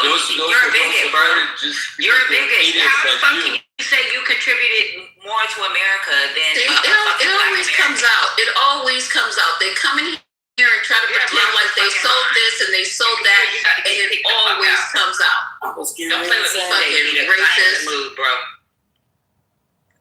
It's funny when the other Ali was saying how many Iranians have become successful in America. I just went to his Instagram and that looks like You're racist. You're racist. Hold on. Why y'all even arguing with him? He's a scammer, and clearly he doesn't know what the fuck he's talking about when it comes to history of America. He's talking about this fucking immigrant shit as if he's not one of them. He want his own country that he supposedly loves so much to be bombed to death. He doesn't care if all of his people are civilization. Nigga, you are an immigrant. It don't matter what you put in front of it. You are an immigrant. Point you probably a refugee. Immigrant in front of my name. Iranians to hate You see immigrant on my birth certificate. You're immigrant, Steve, sir. what the fuck are you talking about? What are you saying, Steve? Because you could get cursed out too. What are you saying? I'm saying you love the other ally because he was stripping your boat, but as soon as That's not why. that's it. Maybe because you agree with him that black people didn't contribute enough. Is that what the problem is? I didn't say black people. You have to maintain your white fucking foot off. I didn't say black people. I said you. Shut the fuck up, everybody on fucking stage. I'm talking to you. Is that it? You voted for your white rights? The white privilege, is that the problem? My white privilege. There you go. Is that what it was? You victimizing yourself. I want to know, bigot. Just victimize yourself. I'm saying that's a different opinion. Patty, I better have You didn't like it. You didn't like it. Different opinion. You struck that It's one. not about a different opinion. Yeah, it is. Steve. Yeah, it is. That's all it is. Steve. He's not even American, right? He's talking about the issues in his own fucking country. He's not been naturalized to you. Shut the fuck up, motherfucker. I am a citizen, and you're an immigrant. He about to go down. You're an immigrant. Like I said, Definitely an immigrant boy. Steve, he's not even an American citizen, right? He might be a citizen. I don't know. He's a permanent resident. He's probably a refugee though, still. But regardless of the fact, if this is his people and this is his culture, why is it that they don't even represent themselves in our own military? Why is it that they're not in those countries doing the needs of the army to fucking protect their own? Why is it that black people are overrepresented in the military? We have over 20% of our military as black people, fighting for a country that has people like him talking about their contributions outweigh black American contributions. You tell me that shit makes sense, bro. Now, we don't have to be on the same side on who has privilege and who needs the privilege, but one thing we have to agree on, and as Americans, is that if you are in this fucking country and you have a fucking conversation about sending fucking troops to fucking bomb some fucking country, maybe you should be part of that fucking fight. Instead of sitting on your fucking couch drinking your fucking latte. And that's one thing, Steve, that we should fucking at least agree on. Are you talking? These Iranians that come up and talk about go fight, and let us die, and don't have no representation within our own military. Look up the representation. Are you talking about Ali now? Are you talking about Ali? I'm talking about overall, period. Anybody. Anybody that has that conversation, look at their representation in the military and look at their representation in the United States. It doesn't even match. Steve, you get the premise. I've met one Iranian the entire time I've been in over 15 years of military service. I have met one. So, Steve, you try to make this. You try to segment this into a low conversation. You know what the fuck we talking about, homie. You taking the side of, I should even call you homie. You taking the side of someone that's not even here over us. Bro, I know my lineage. I know my lineage. How dare you? Talking about black. No, I'm not. What I am saying, if you're talking about if you're talking about the Iranian people, let them all have a voice. That's what I'm talking about. You wait until I'm finished, then you can. Thank you. Well, you the shit that you talk, and you talk from white privilege, bro. You're talking from a place of always having opportunity. You think that we are quote unquote complaining. You think that we want to be victims. You think that we are singing woe is me. Quite the contrary. We standing the fuck up and we're telling you and people like you that we're not having this shit. We're very strong, we're very mighty. How dare you think that you can come in here and quell our passion? Who the fuck are you? You're a human being. I'm not trying to quell anybody's passion. I know, I want you to know your place. I want you to know your place. My place is just as good as anyone else. You have no power. What I was trying to say is we got two guys from Iran here. We got two guys from Iran. And one is, okay, whatever. We got two people from that culture. And what I'm trying to say is one person's opinion holds value. The other person's opinion, even though they come from the same country, has no value. And that's what I take exception to.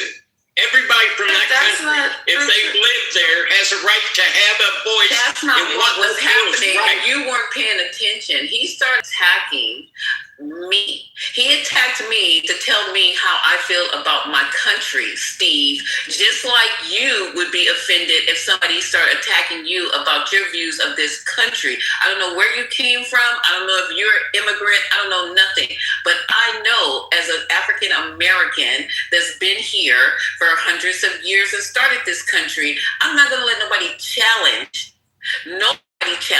what we've contributed to this country. I don't give a fuck where, especially somebody who just fucking got here. You done lost your goddamn mind. Just like you like to protect the South and you like to protect the Confederates and you like to protect all of that shit.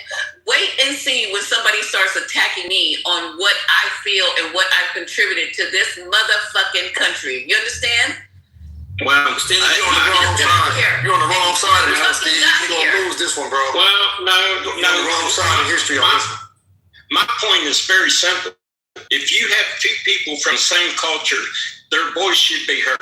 That's all my saying. That sounds very democratic, bro. But you're on the wrong side. Steve, you don't even know where they from, bro. Like, you don't even know if they're Iranian. What are you talking about? That tactic ain't gonna work. Matter of fact, Steve, I'm Iranian. Hey, I'm Iranian. Okay, I'm a 30-year-old Iranian from do we know if either one of these guys are Iranian? Now, Steve wanted a voice for all Iranians. That's what you're saying, Steve? Lisa, if you think about what the other Ali was saying, he was speaking for Israel. I don't know if y'all was listening to him. I was. Go to his I was arguing.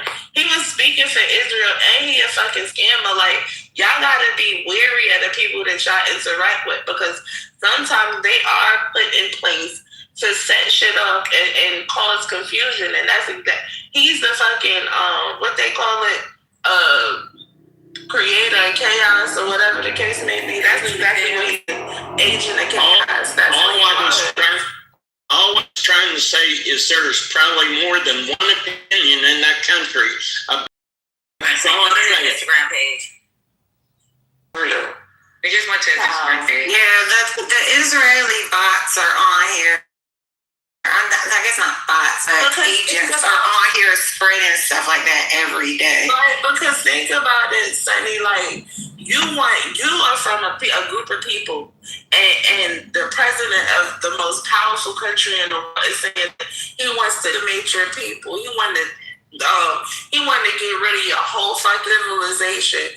You for that shit?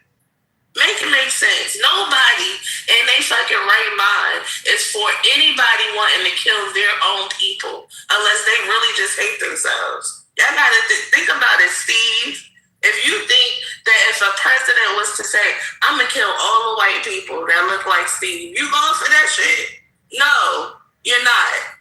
So that's what makes sense. And if anything, we're American first, right, Steve? Ain't that what you voted for? And that's what makes it easy to see through the bullshit, Steve. You over here caping all of a sudden for, I want everybody, there's other sides. The whole conversation was about the fact that they were two different sides. That's why Patty said, thank you for the balance that you brought to the conversation, the original Ali. And then you want to jump in with this tactic like ain't nobody seeing where you coming from, man. That divide and conquer nonsense, that you going to co-sign on a dude that love his people so much and love them so much that he going to all of a sudden say, go ahead and nuke them, yeah. Because you over here safe. You don't give a shit about them your goddamn self. Why did you? Yeah, Peter, you don't give a damn.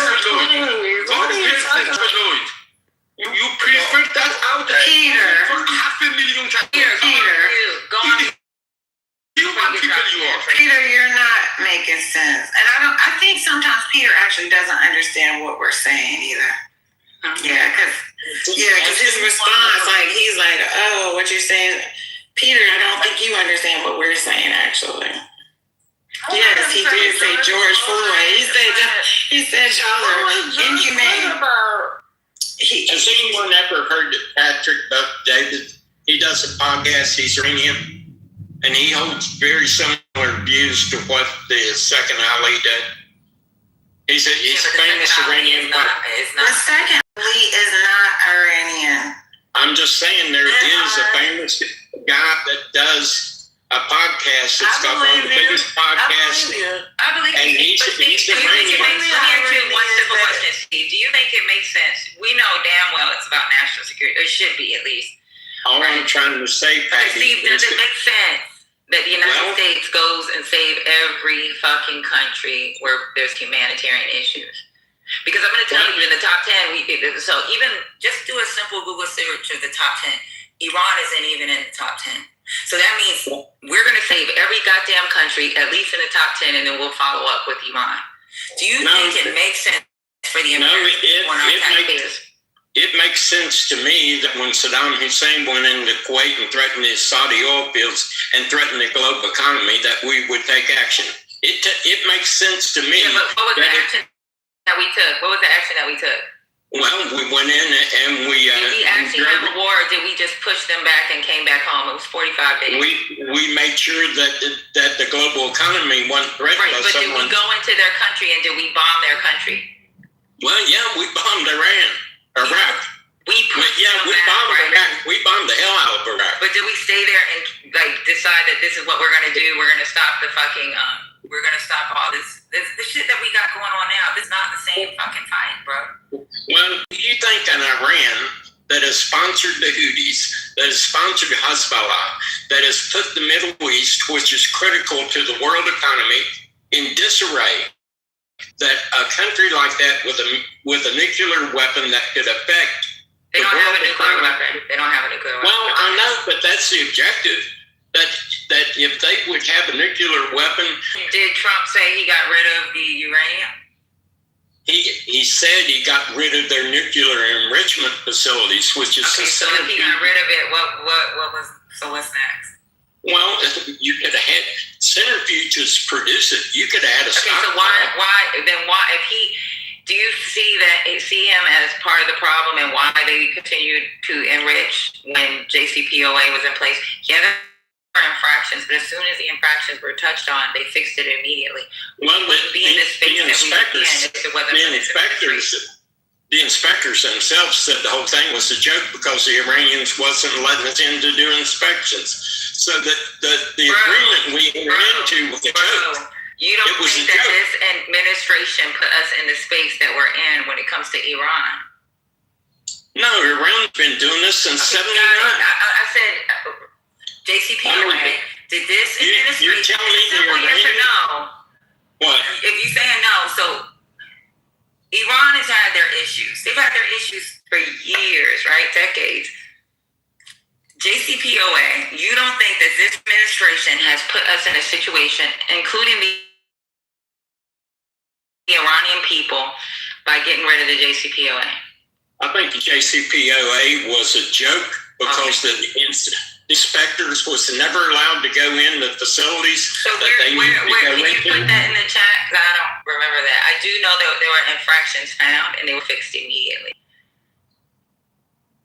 So either Wendy, the nuclear physicist, and John Kerry are big fucking liars. Our biggest issue had to do with the sunset, right? And then also the missiles. But all that was included in the JCPOA, the 5-year, the 8-year, the 10-year. And no, it was 8, 10, and 15, sorry. It was 8, 10, and 15. But even with those fucking sunset clauses, there was renegotiations that had to be done under this administration. And instead of going back to the fucking actual negotiations, say, hey, you're doing great because you are fixing infractions, making shit happen. We will lift this sanction with an extension saying that you cannot make you can only make X amount of missiles to defend your country. And these are your right and left limits. We're adding an additional 2 years to show good faith. They did not do that. Instead, they got rid of it because of his own fucking ego and his issues with Obama. That was our biggest issue.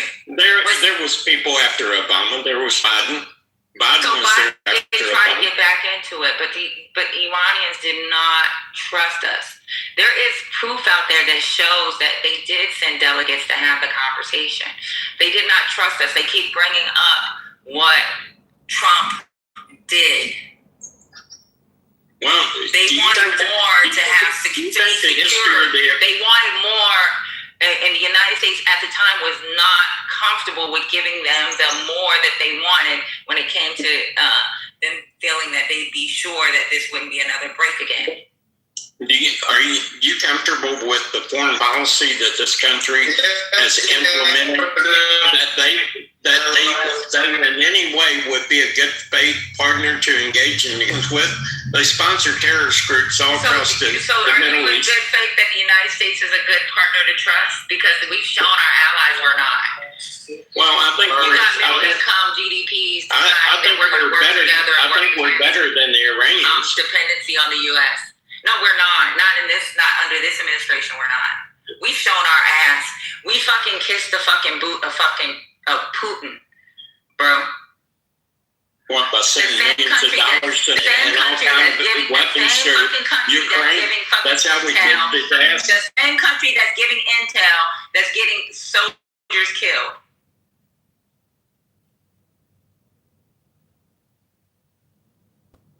Has Iran been settling into the Middle East and pushing more and more settlements, more and more Iranian settlements, pushing closer to Israel and pushing up on Israel?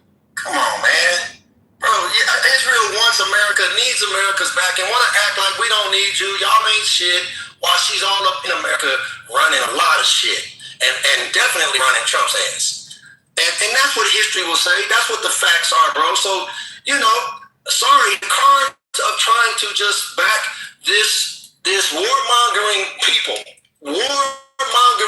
that have gotten real accustomed to killing and shit and just taking over with American dollars at the core of it, man. American lives and American leases and the history and has usurped all of this shit, man, and the world sees it, bro. And you coming with this because you obviously are vested on one side. The rest of the planet, bro, that's not vested into it the way you are, that wants peace on the planet, realize the approach that you're speaking from and that you are espousing, that you are married, will not bring about world peace, bro. It's not going to happen that way. But that's what you don't seem to understand, or you off of it. We get it. But to act like we got an actual talking point and you actually standing on some real strength, that some folks in this country, in America, is really standing on some real shit and are definitely proving that, like Lisa said so beautifully, God damn it, we get it from the root, homie. We up in here doing this shit and you want to some more standing on that land, bro. So that's where you push up against the wrong shit right there. See, that's where you're trying to get all of us to be passionate about over there in the Middle East, bro. Look, we got mamas and daddies and cousins, man. So understand something. We Americans, fuel this against many Americans' will. And that's what's changing right now, bro. Whether you like it or not, I get it. It's scary as hell because a lot of Americans were already before Donald Trump. That's how he got in there. I'm not a war president. I'm the peace president. Bullshit. Your actions are going to be recorded and they speak way louder than that bullshit that came out your mouth, homie. Because the planet is at stake, man. And like your little brother, you have a tendency to want to push the button and destroy the whole shit. You were sincere in that. The world knows, man. That you would have loved to take them back to the Stone Ages. You maybe would have gladly loved to do that shit, but luckily there was enough around you to realize, look, homie, slow the fuck down. You talking all that macho shit? Slow the fuck down, bro. You ain't doing shit, okay? Now let's get back to the rest of the world and politics and geopolitics and moving oil and having these conversations, man. They're not Venezuela. They're not the natives of this land. They're not in that time frame. It's 2026, and you're going to have a different strategy and treat them like they're some real human beings that are vested in the history of their own shit and want to be international players like everybody else does. That's where the world is going. That's what time it is. And so you keep talking this, well, yeah, it's a humanitarian mission and we got to save them. Bullshit. Patty pointed it out. That's some weak-ass talking points on some first-grade level shit while we on some college, high-level, higher education shit now, bro. And you talking that kindergarten shit. We got to have real conversation, man. I think Steve is like defending the administration's goals. But Patty, I'm just saying, do you think it's a reasonable foreign policy for someone to support shutting down international shipping through the Suez Canal? Do you think it's reasonable, bro? Well, okay. Groups to create terrorist groups, man. You keep talking. Okay, so what do you call Hezbollah? What do you call that? Stick with your conversation. Just stick with your conversation, Steve. Go ahead. Go back. No, I'm just saying that your actions kind of dictate how people's got to deal with you. If I'm sitting here trying to sow chaos and I'm sponsoring people that are terrorists all over the Middle East, I become a problem. After a while, if I'm a problem, people's going to deal with me. And that's what we're talking about. 50 days ago, there was no problem, bro, like this. It's a whole new problem now. Iranians didn't cause that, Steve. The terrorists, all them talking points, man, they tired and played out, man. You know what I'm saying? Ask the Native Americans about terrorists, bro. They're tired and played out. They are responding. They're saying we control this. And Trump came along so many days later, 10 days ago, whatever the hell it was, and said, hell no, we put a blockade on the blockade. The fuck are you doing, man? Because you started that shit, Trump. Don't lose sight of the actual fact. You're trying to get these talking points as if we're not watching this, man. We're not living through this. You're talking stupid, man. Do you know why they have proxies? Like, so, like some countries look at us as terrorists as well. Like, we're considered something like the United States is considered something like a proxy, right? We're in the GCC regions. You don't think they have a right to have people in certain areas to say, hey, this is how we protect our own interests, especially when you have embargoes against these countries where they've had to learn how to freaking move without the rest of the world.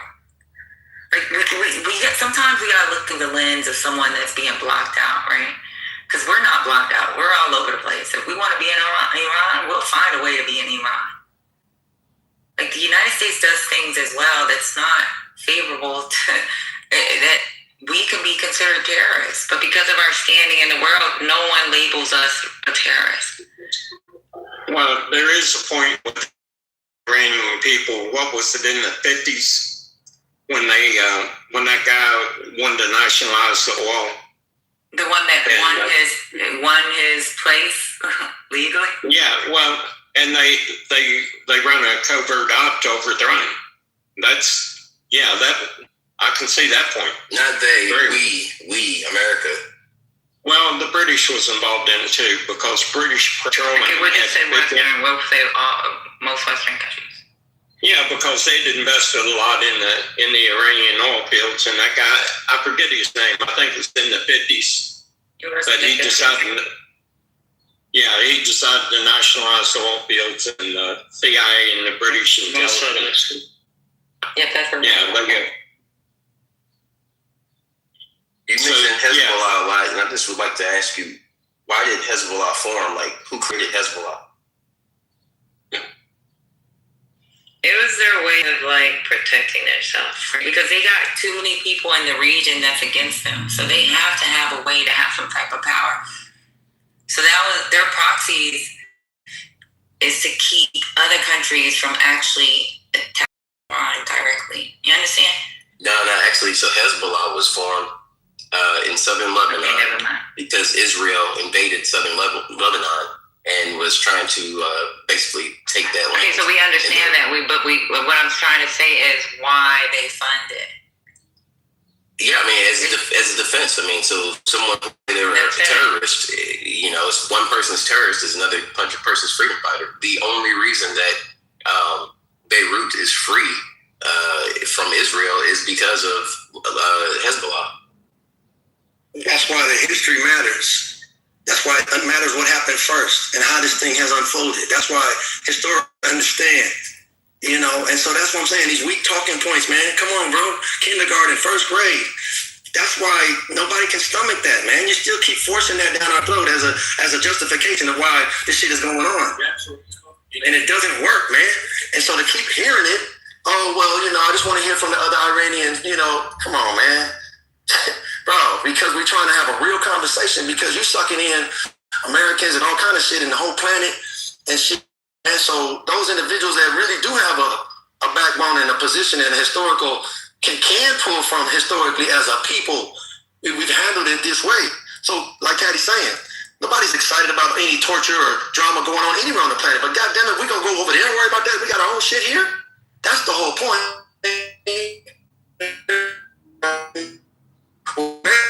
We just the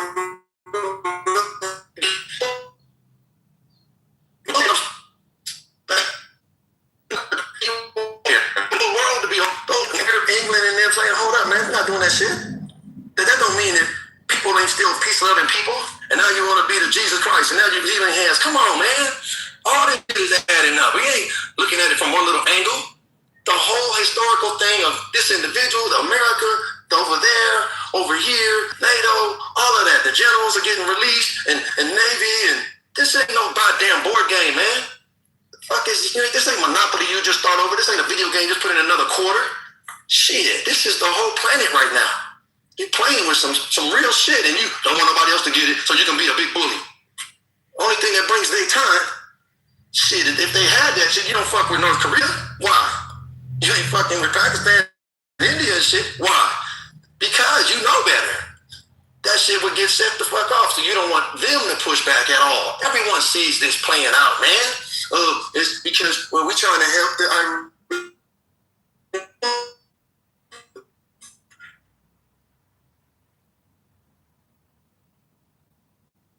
even free talk shit about them Iranians, man.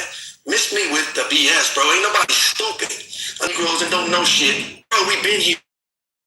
We know this shit. We built this shit. We a part of this shit with the whole rest of this planet, man. The warmongers and the ones that don't want peace, they being dealt with, man, and being exposed because they getting everybody caught in their bullshit, and everybody's tired of that shit. So it's name calling time. Roll call. Give me the list. Who the fuck is on the wrong page now? And they running scared. Talking about Epstein a few days ago. We ain't talking about that at all now.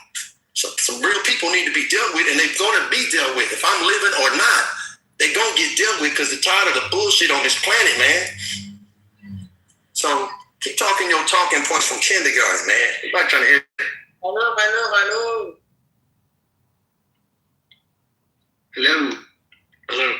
Hello. What's the meeting, bro?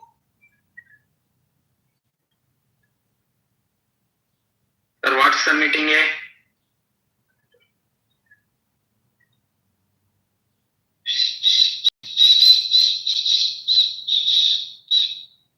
Kate, do you want to speak? Maybe answering sweets long comment. Do you have a response? What's your mentor? Neoliberal.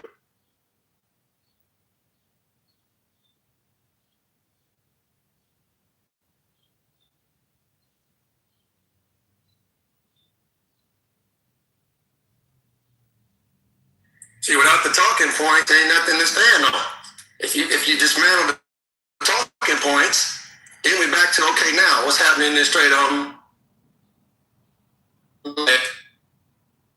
When you dismantle the BS talking points, there's no justification to even try to justify the bullshit. Now we can get back to now this emotion. What we gonna do? How can what's gonna happen next? Congress people and this and that, whatever. Because none of us can stop it right this second. But something's gonna happen next. Did you guys read Trump's latest tweet? Not tweet. I'm sorry. Truth.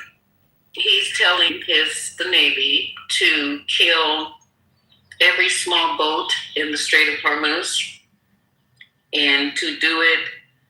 I don't know what he said. Do it quickly, triple time it, some shit like that. Somebody can get the truth and read it out. But I guess we are escalating. We're not really trying to talk. We're just escalating this. And I think eventually they're going to have to start putting some of these troops on the ground that they got sitting over there, 50,000 sitting in the water over there.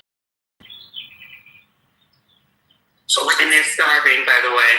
Yeah, Lisa, so we can look up 10, 20, 30 years from now and say, well, we just have to be at war over here now because just like it is in the Middle East, generationally, we just have to do this because of this one loose-ass cannon motherfucker that nobody could check his ass. Did he have a lot of support? Yeah. But at the end of the day, only one president of the United States of America. And that's who that cat is.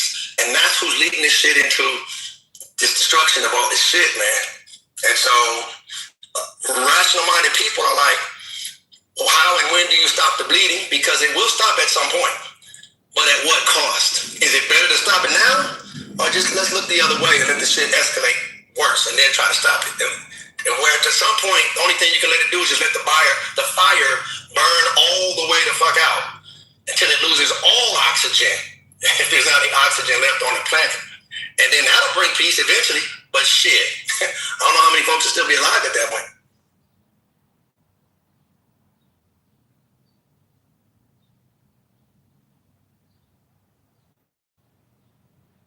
Just gonna dismantle the whole shit. One man. I know it's biblical. I get it. It has to happen. I understand.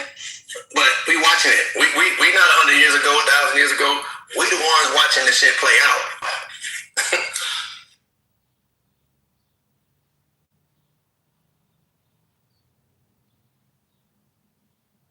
Israel wouldn't give a fuck to destroy the whole planet, man. If they not at the top of it.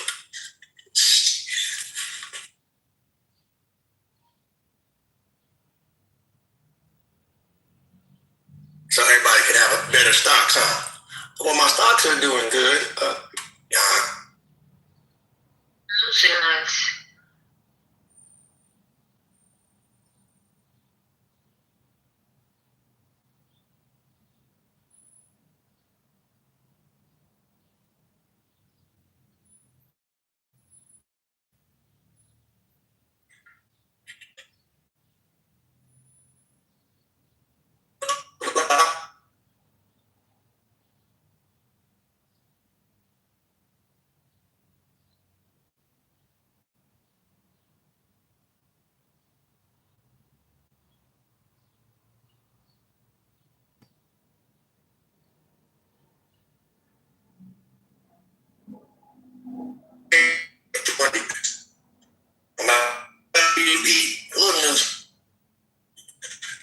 You're gonna go out.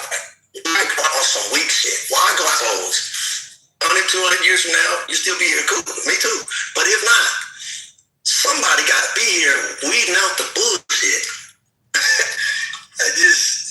Children, grandchildren, I just didn't have the courage to talk to.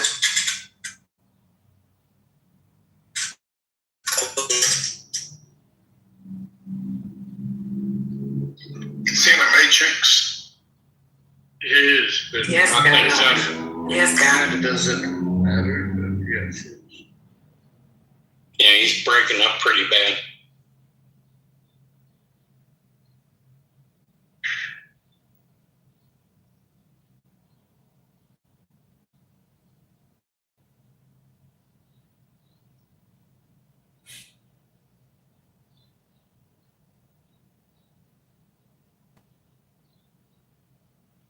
Anyway, in the news, U.S. Navy intercepted what appears to be 4 Iran-linked oil tankers near the borders of India, Malaysia, Sri Lanka in recent days.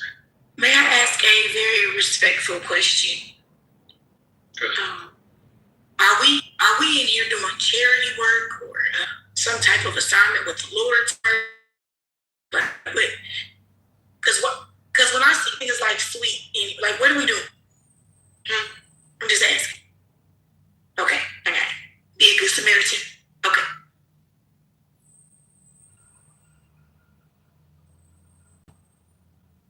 Those two. Oh.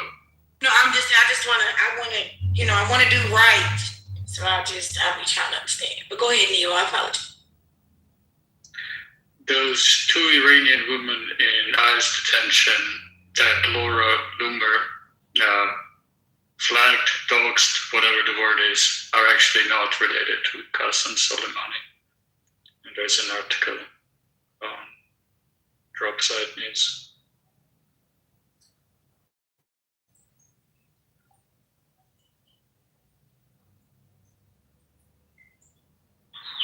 And the 8 women that Trump said he saved from execution were never executed in the first place.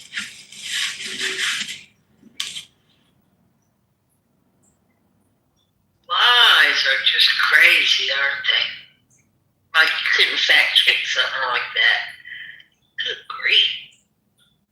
Have we discussed the John Phelan news, the Navy Secretary, and then the FBI cash patrol news? Because that's just the thing I saw. I'm just catching up with the news. Now, can you update us on that's the Phelan guy is the one who quit the military because he wanted to build the Trump fleet for the Navy? Is that the one? John Phelan ousted as Navy Secretary Wednesday, giving him the choice to resign or be fired, 6 sources told CNN. The Pentagon announced the departure as effective immediately with no explanation provided. A person familiar with the situation told Axios that Phelan didn't understand he wasn't the boss, and then he and Hexet didn't get along. Sources believe. Yeah, I'm sorry, go ahead. Phelan was moving. I'm getting to your point. Yes, he was moving too slowly on shipbuilding reforms and was irritated by Phelan's direct communication with Trump, which Hexet viewed as an attempt to bypass him. This is an Exodus. Okay, so the other story, in case you didn't know, just to add to what you said, this guy Phelan is a donor, and he was given that position by Trump. He was trying to play favor with Trump by bypassing Hesef, but he wanted to build the Trump fleet of aircraft carriers, and he also wanted to have the golden Trump fleet. When Hesef's vision moving forward is unmanned, smaller, quicker boats. So he was in Trump's ear, Phelan, about how we should build these ships and call it the Trump fleet, and it would be the golden fleet. So I guess they would be gold-plated battleships or some shit like that, or aircraft carriers with gold toilets and fixtures. I don't know. But this is what that really is about right there, point blank and simple.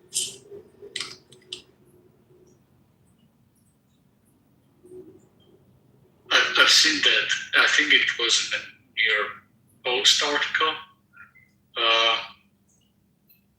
He was also apparently on Epstein flight manifest.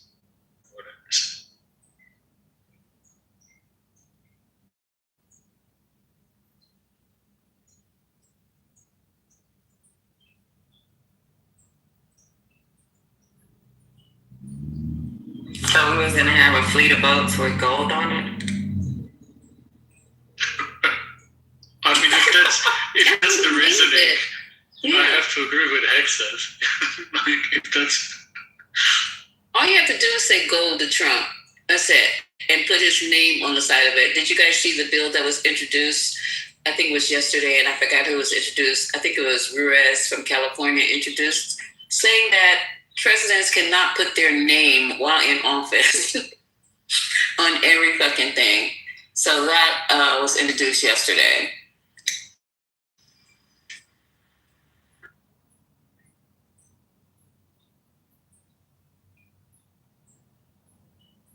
Haaretz has an article about Israeli soldiers in Lebanon testify to widespread looting in Lebanon. Commanders, quote-unquote, commanders know and do nothing. I think it's expanded in part because some Israeli military police checkpoints at exit points for South Lebanon were removed while others were there set up. IDF soldiers say when there is no punishment, the message is clear. There is an article kind of describing their experiences, not going to read it, but yeah, looting.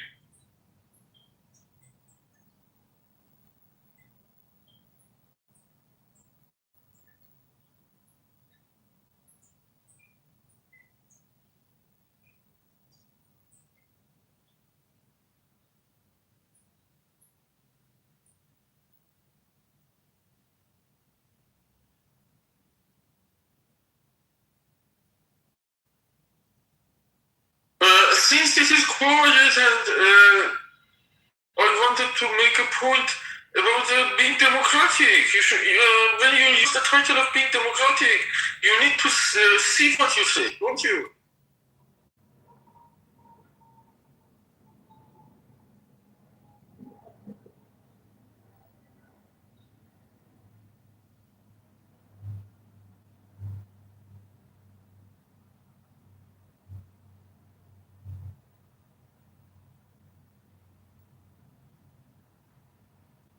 It means we should increase our tolerance,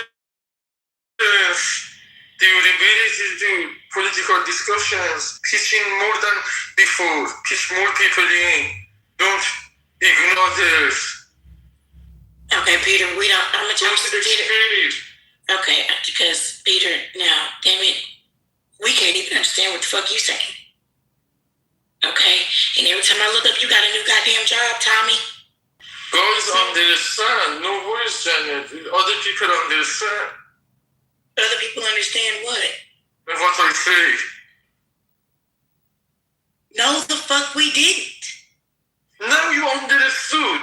Now, this moment, you are making discussion with me. It means that you are understanding. I don't even know first me or can you? First of all, okay, you went from an Amazon worker to now you're a construction worker. Okay? That is irrelevant to political discussion. I don't know what you're saying to me right now, Peter. I have no idea what you're saying to me right now. I don't know. Go enjoy that lunch break. Arash. Remove from room. Remove from room. Relax. You are Democrat. No, I am.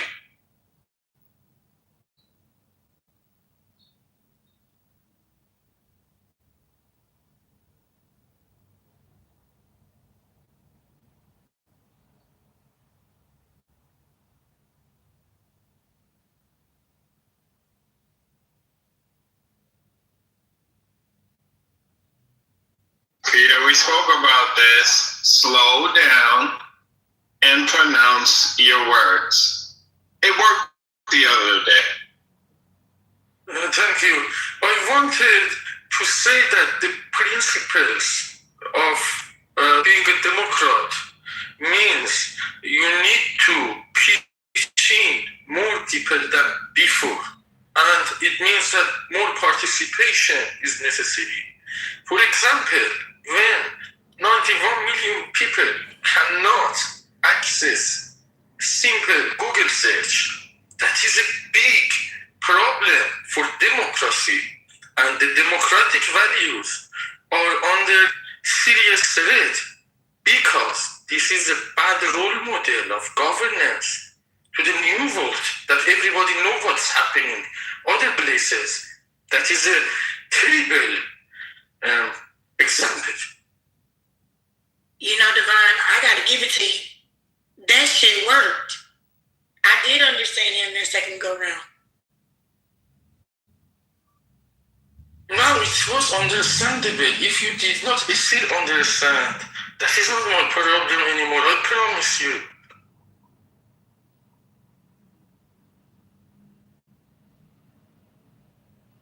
Good job, Peter.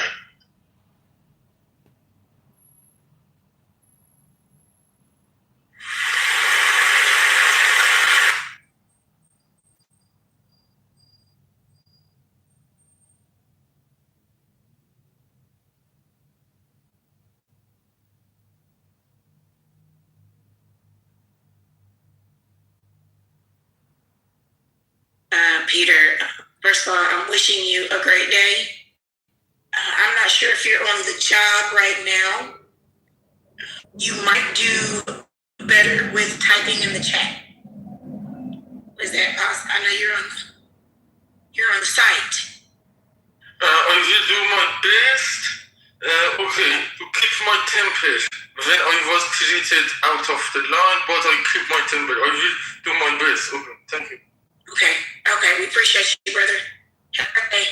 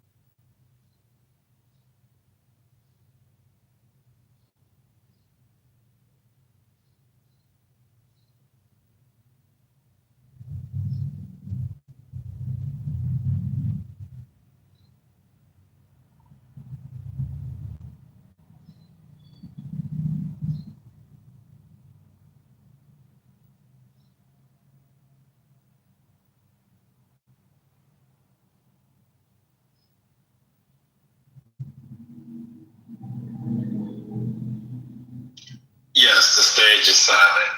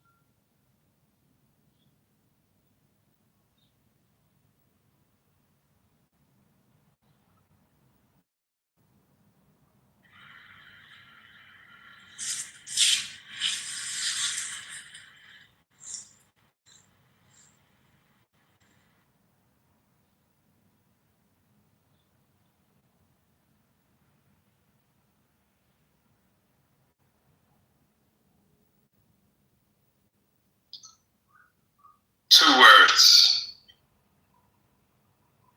Democratic Socialist. Now go.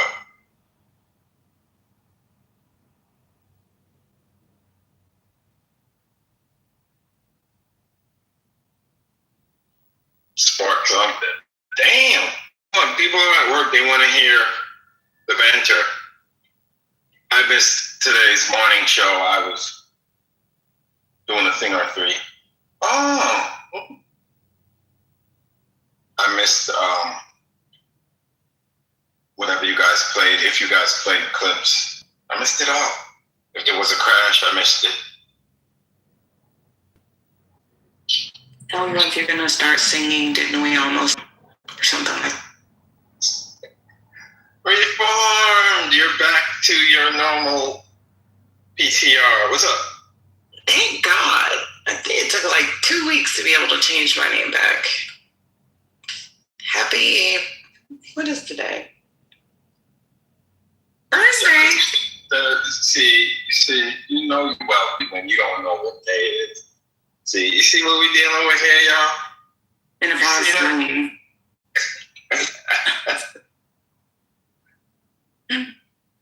Hey, y'all. Hey.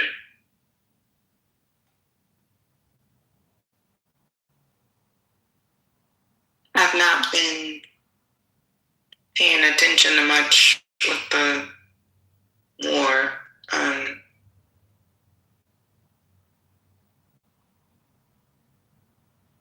Hold on. Neoliberal. Neoliberal, I would love for you to come in my space, Money Markets and Power. Just like talk about anything.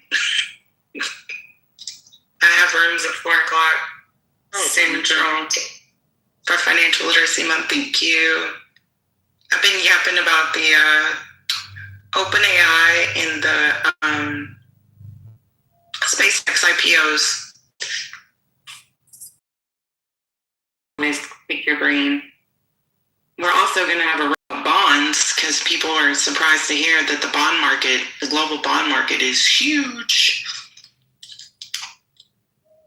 You know, we got to cater to the old folks on the app too, not just the young.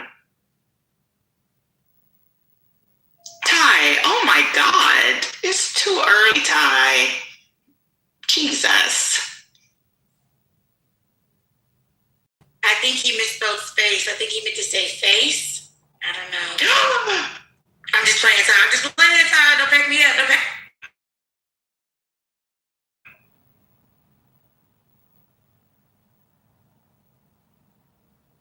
Not with the wedding in the wedding lady in the PTR. Lord Jesus. We know she got her man. Period.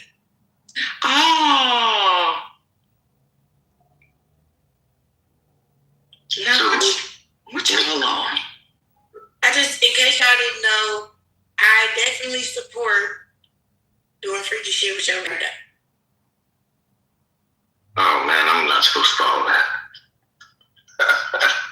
I'm sorry. I'm sorry, Ed. My bad. Hey, Ed.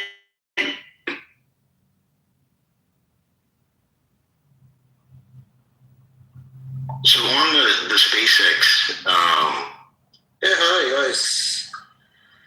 IPO, I think I have a theory that one of the better ways to play it might be to buy like one of the ETFs that specialize in exploration or space investments, because they're going to be mandated to get the SpaceX shares once the IPO occurs. Yeah. That's too fancy. I'm investing in, if you know any Asian induction stovetop manufacturers, please bring me. I'm allocating money to induction stovetops. We had a great discussion on that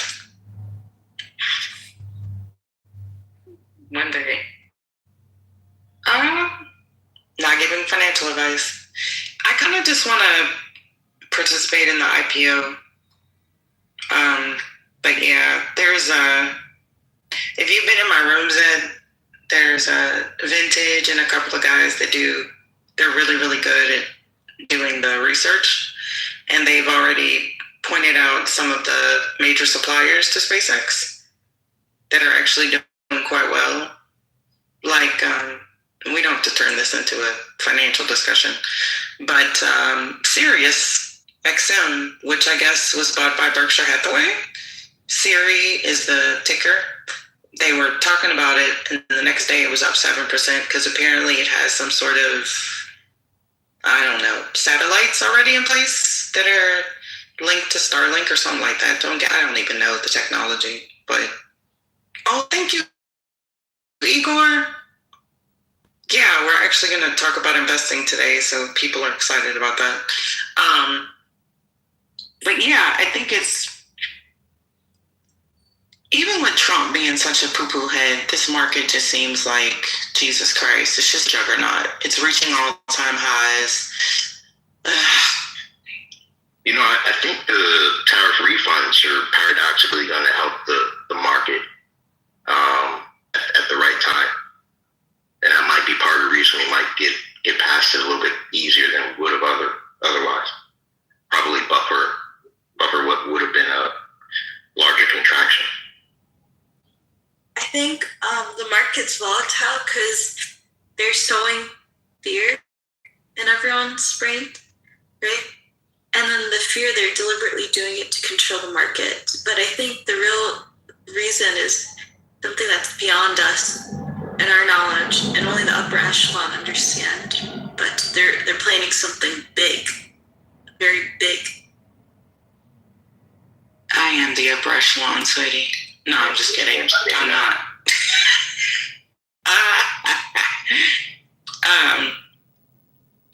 Yeah, that's all baked in. That is manipulation, to be perfectly honest. It's kind of like when Monkey Don't Stop No Show. Or maybe people are just over the transparency of it. But, yeah, Ed, to your point, I was a little bit worried about, major financial catastrophe, but there's like over $7 trillion in money markets right now, which is also a huge record because of the interest rates. And people really made so much freaking cash. The boomers are retiring. So there's their injection of cash. And grandma and grandpa, you got a lot of first-time millionaires that are just not like holding on and hoarding money. So we're still maintaining spending, which I would have thought would have been the first thing to kind of be diminished. So somehow we're still keeping on pretty well. Things seem to be expensive, but everybody seems to be maintaining the expensivity. So your guess is as good as mine. Agreed. And the market, kind of went up and down these past few days, but I think really the important thing is to keep your money in your investments and not pull out due to fear or single day adjustments, because, when it's low, when the market goes low, you can just buy in. When it goes high, you just keep your money in there and just have a goal. That's all that's important. Just have. That buy low, sell high crap works, but honestly, like, when you're ready to invest, just invest. I mean, I'm not giving advice, I'm just saying. But it's already recovered its losses from the back and forth. Year to year, the market is up like over 35%, which is insane for the S&P 500. I mean, Tide, there's always a couple of stocks that uphold the entire market, to be perfectly honest. So, you know, I'm more concerned about the bond market than the equity market, to be perfectly honest.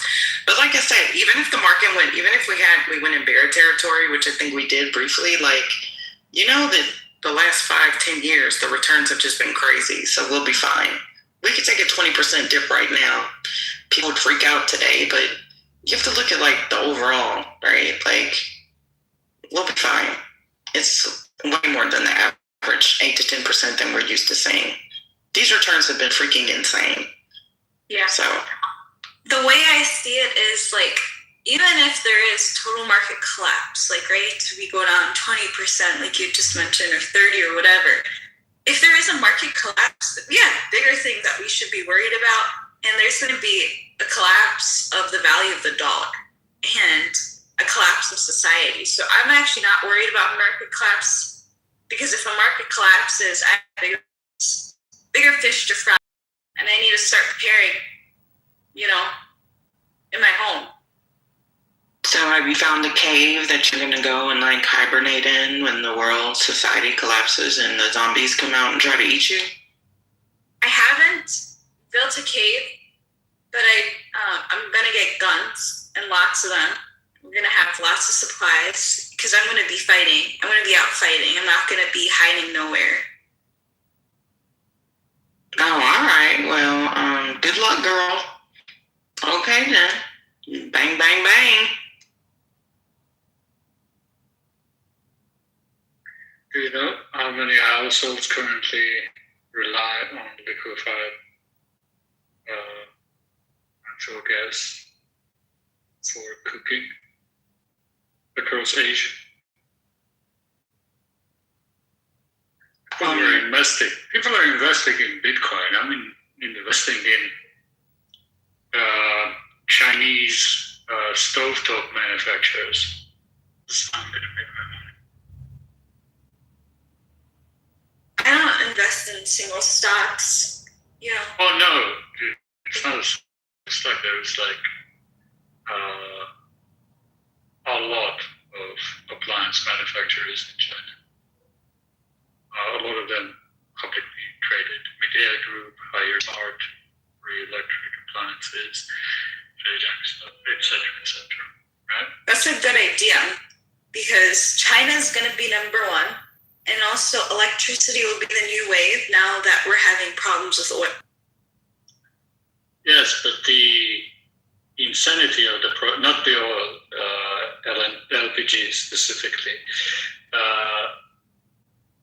India has 180 million households that is relying on gas as primary way of cooking food. Indonesia has 80 millions. China excluded, they can do their own manufacturing. Japan is 45 to 50. South Korea is 22 to 25. This is millions, right? I know, man. I'm telling you, people are investing in Bitcoin. The induction stovetops, like any appliance manufacturer that can scale it and adapt to the consumer behavior response to the rising prices of gas, and make a lot of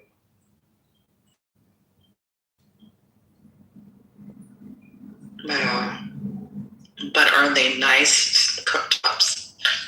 Are they pretty? Yeah.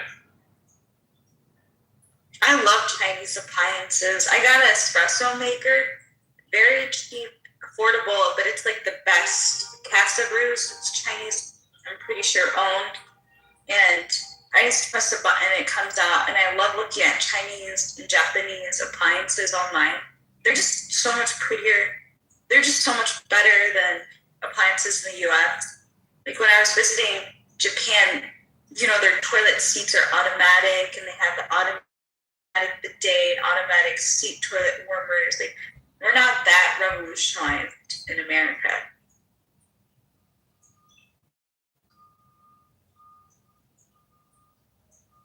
I think they definitely have nicer toilets. Do zombies use the bathroom, y'all think? Just thought about that.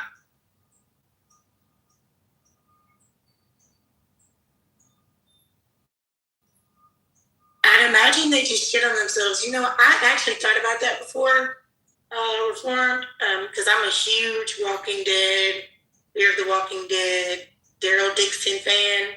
There's probably no one in the room a bigger fan than me. Shout out to Rick Grimes. But I always wondered that, because I was like, the zombies are eating.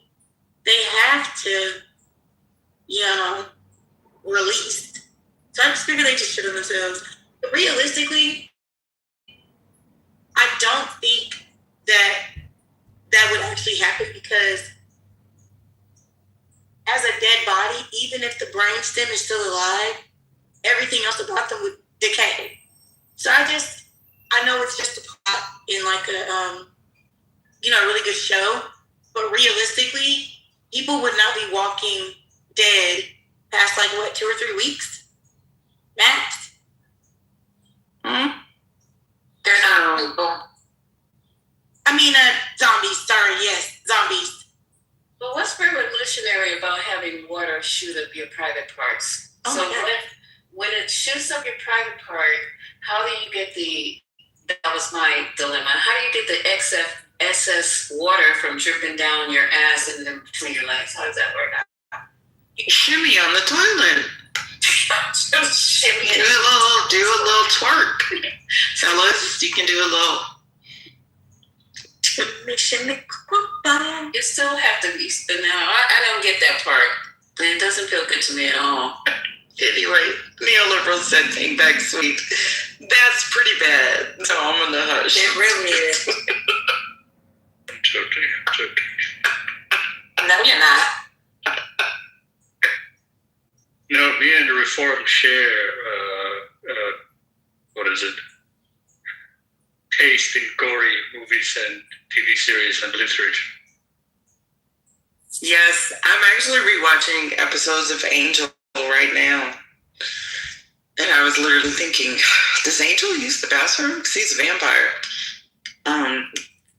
Yeah, but anyway. Alrighty, y'all. Did y'all already talk about Laura Loomer calling Candace Owens nappy-headed Cujo? Oh my. Nappy-headed Cujo? No, she's sorry. in the middle of our talking. I did. Yeah. Did you say nappy-headed? I'm sorry. Sunny described it perfectly. I got distracted. Hey, Cujo! Let's get back to the nappy-headed. What's going on, people? Hey, Cujo. Hey. I saw y'all are doing your space again. I'm going to have to go through and listen in the morning. Again, we never stopped. Oh, for real? Just weren't seeing it. Then how come it wasn't in the algorithm? Oh, you know what? It's not like I was waking up before 11 o'clock, so let me hush. Dang. Oh, damn, what you got going on nowadays? Nothing. Is that's a photo of you? I'm sorry? He's married. She can fight too. He's married. Right? Yeah, his wife is gorgeous. Gorgeous. Y'all, just because somebody married me. And she a doctor. I was trying to find. Somebody say he got good kids. Never mind. That's his cousin. He doesn't have good kids. You get him mixed up with his cousin. That's Eugene. Eugene literally does that.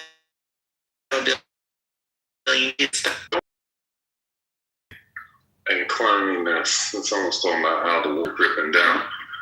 I was in a conversation the other day, and Gino, that's not him.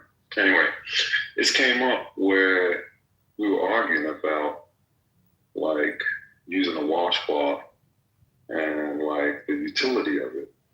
And they had, man, person had a really good point about washcloths and then washing your hands. I'm like, yes, you should wash your hands after you use the bathroom, and you should use a washcloth when you shower. And his point was, well, if you don't have to use a washcloth after you use the bathroom, and it suffices, it's okay to just use the bathroom and then use soap and wash your hands. Why do you need to use a washcloth after you get out of the bath? What? Wait, yeah, I'm not following. Yeah, say that one more time, brother. So if it's okay to just simply wash your hands with soap and water after you use the bathroom, why do you need to use a washcloth when you shower? Oh, okay. Because using a bathroom is far more invasive. Sometimes you have to use a washcloth after going to the bathroom. What are y'all talking about? Yeah, and then I do want to say, you shed dead skin daily, and so you are supposed to exfoliate that off your body, because if you just lather soap on your hands and wash like your skin, let's say your arms or your legs or something, and you don't have something that can offer just a little bit of friction, not an unhealthy level, but something that kind of, you need to have a good scrub. Now, you could argue, you could, use a scrub exfoliant with your hands, sure, but a washcloth to me,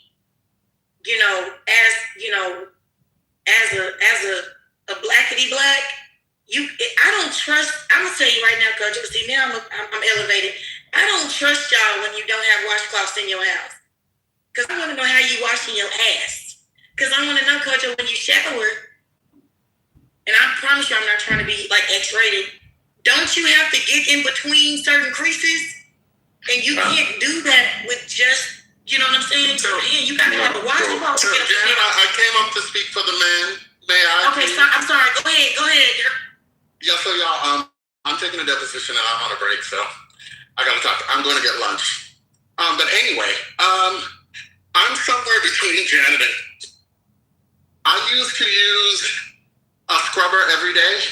Now I do it every other day because my skin is dry, and scrubbing it with a rough scrubber every day was fucking my shit up. So I decided but a washcloth and a full exfoliating scrubber is two different things.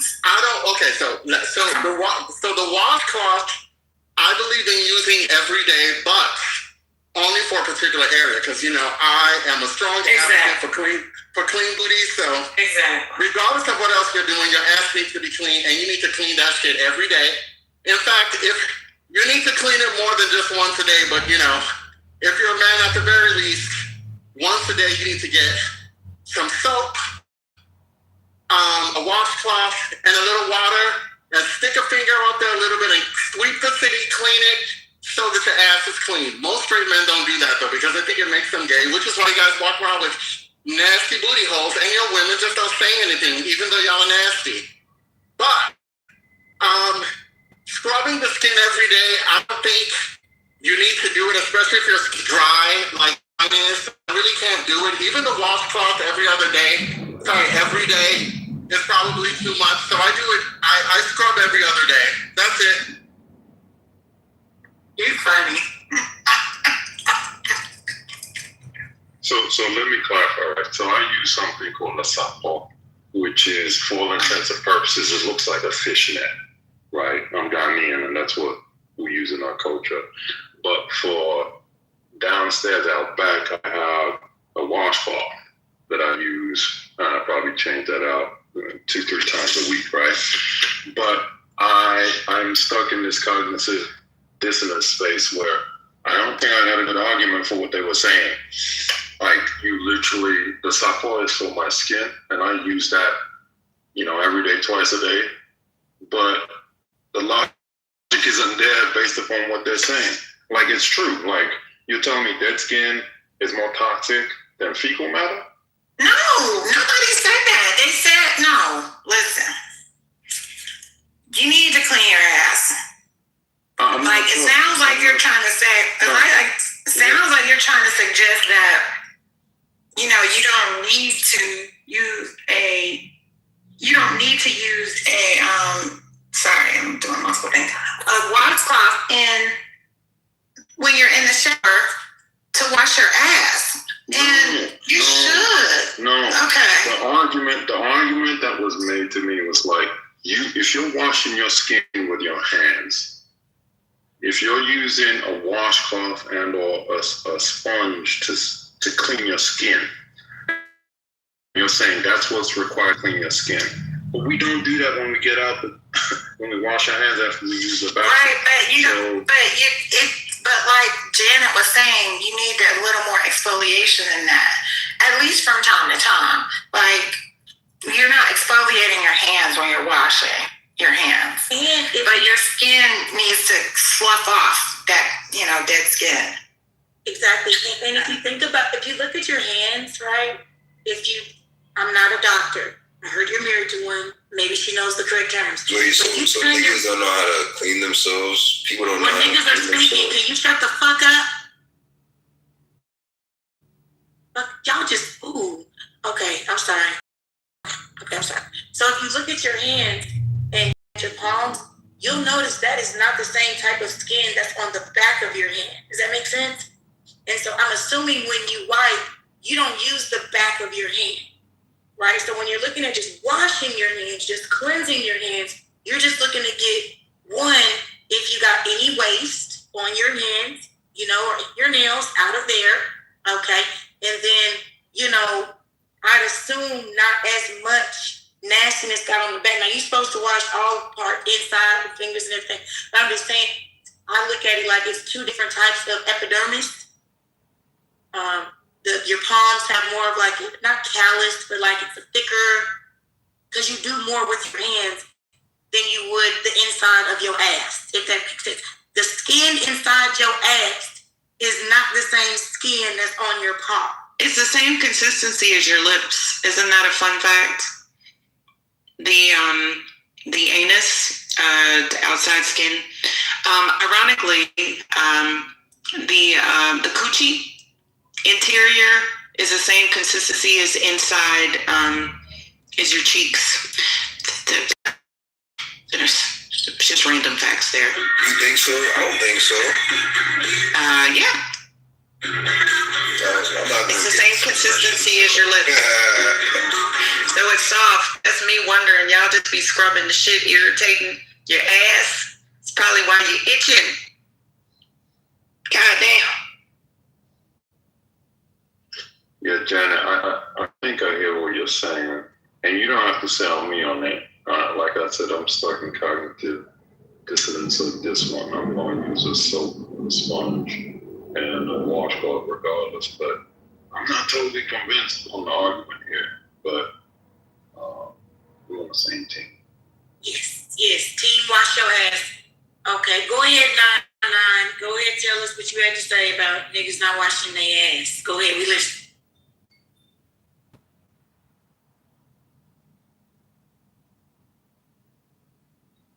Oh, okay. I see some of y'all just like to talk when you hear other people talking. I got it.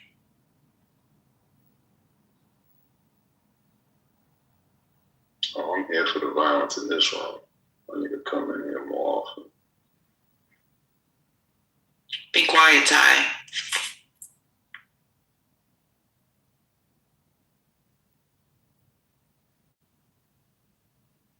Okay, you ain't with the washcloth, a separate washcloth for downstairs out back?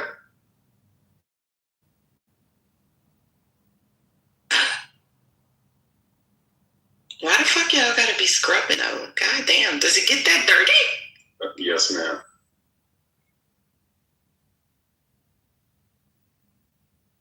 I'm not judging. I'd rather have somebody with an over-scrubbed ass than an ass that hasn't seen a tub.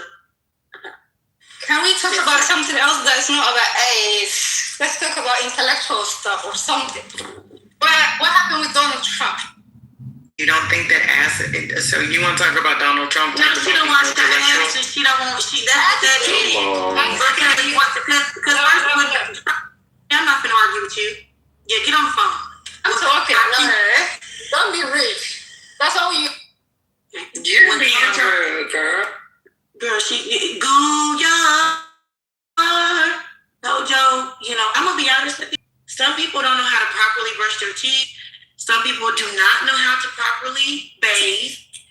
So while I get it, the conversation may not be up to the political speed that you were looking for, Gia. It is what it is. And since your lame ass didn't come up with anything to talk about, what we not gonna do, it can be a conversation. You sound like you just brush your front teeth when you wash your mouth out, huh? You probably don't have a single washcloth in your house. You probably shower with your motherfucking hands, and it sounds like you don't shower your legs. That's why you're offended.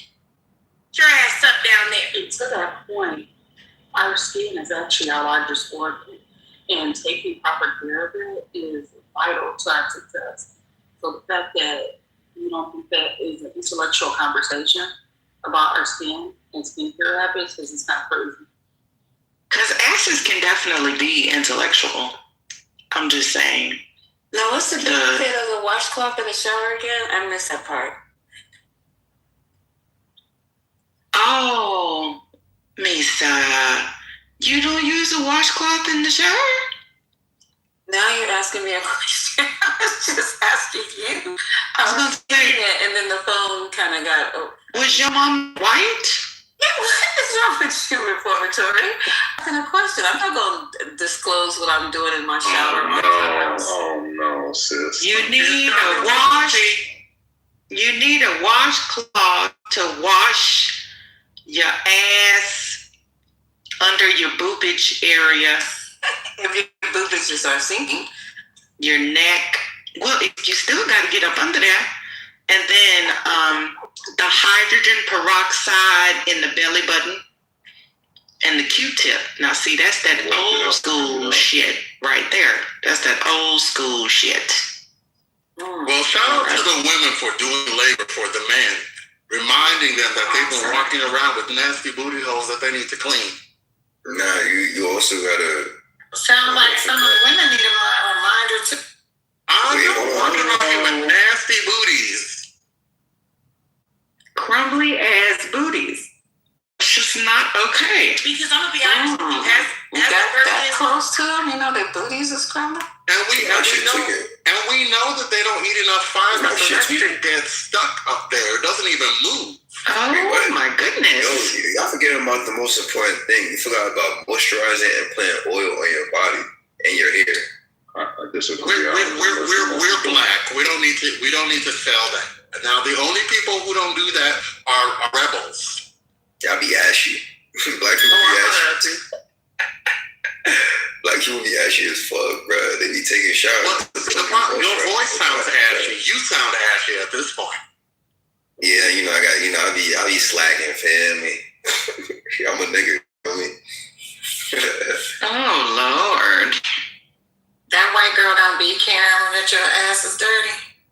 They manage it actually. Now, can I ask you a question? And this is, you don't have to answer if you don't want to. On that second picture you got right there, you're clearly at the gym. Why the fuck did you PTR that and you ain't got no damn cuts? Did you just get started? Oh, like I said, I'm not really into the appearance. I'm a nigga, feel me? I look clean, but I'm not doing all that. No, I'm saying when you put the phone up to take that mirror pic from behind like a bad bitch, right? No, I'm sorry, I want you to understand the question. So when you put that pic up, what I'm saying to you is, here, I want a PTR so everybody can see what I'm talking about. Hold on. Bear with. Hold on, because I want you to know which one I'm talking about, right? And you don't have to answer, babe. I don't want you to feel pressured into this. I just was looking for the logic, what you're doing. So when you took this photo right here, right, typically, and I could be wrong, but when men take that photo, they're trying to show the muscles on their back, their cuts, their rips. Did you just get started on your journey? Like, is this your before picture? I'm trying to understand, since you want to come up here and show your ass, literally and physically, huh? Because I've never seen two men take back shots like that right there. You use a baddie. And I just want to understand the logic. Is this your before picture? Or are we going to have an after picture by July 4th? I want to be your accountability partner, huh? I want to network with you, brother. Come on, Miss Janet, you gotta be real. If you look at half of these niggas on this, I'm sorry, apologize. Half of these men on this app, roly-poly motherfuckers, baldies, they don't look like that in the back. Well, he just looks hungry, Lisa. I wouldn't say cut. He just looks like he's been fasting. Like he just skipped some meals. He reminds me of, you remember in Black, them worms? He said out the plata. That's the build I see here. Now, I'm just asking. The brother does not have to answer. I'm just here trying to understand. You know what? Let me. Man, I hope he's not on mute crying. Come on. Damn. I vote for more people to put their backs on their PTRs. Well, Lisa, he can do it. He just needs to put his back into it. Huh? What do you think about that, Lisa? I'm over here enjoying the conversation. I'm sorry, I'm just messing with you. I'm not trying to hurt you or harm you. But I think your back is okay, Nine. His neck and his back. Now, Nine, you see how quiet you got? I want to just bring something to your attention, brother. Yo, who wrote me? Nah, I was talking about this whole time. Shit crazy. Okay. I know I did not. I was seeking your answer. It's just a progress picture. Okay, that's what I thought. That's what it looks like, for sure. You're still progressing. So you still got some work to do. Okay, good. Cool beans. Have a great. Man, don't let that woman scare you into that, bro. Come on, man. Stop it. I'm chilling. Actually, I gotta write a follow-up email real quick. Now you gotta do work. This is what I'm saying. You probably did that when you jumped on stage cutting niggas off. No? You said what? I said perhaps you should have done that before you just jumped on stage cutting niggas off, right? I thought we were having a dialogue. Oh. Is that what that is? Your contribution was you participated? Yeah, I was saying, like, you feel me? Like, a lot of people be ashy. Like, I could clean yourself, but you white as snow. You gotta put some moisturizer. You can't be letting the skin crack up like that. That's funny as fuck.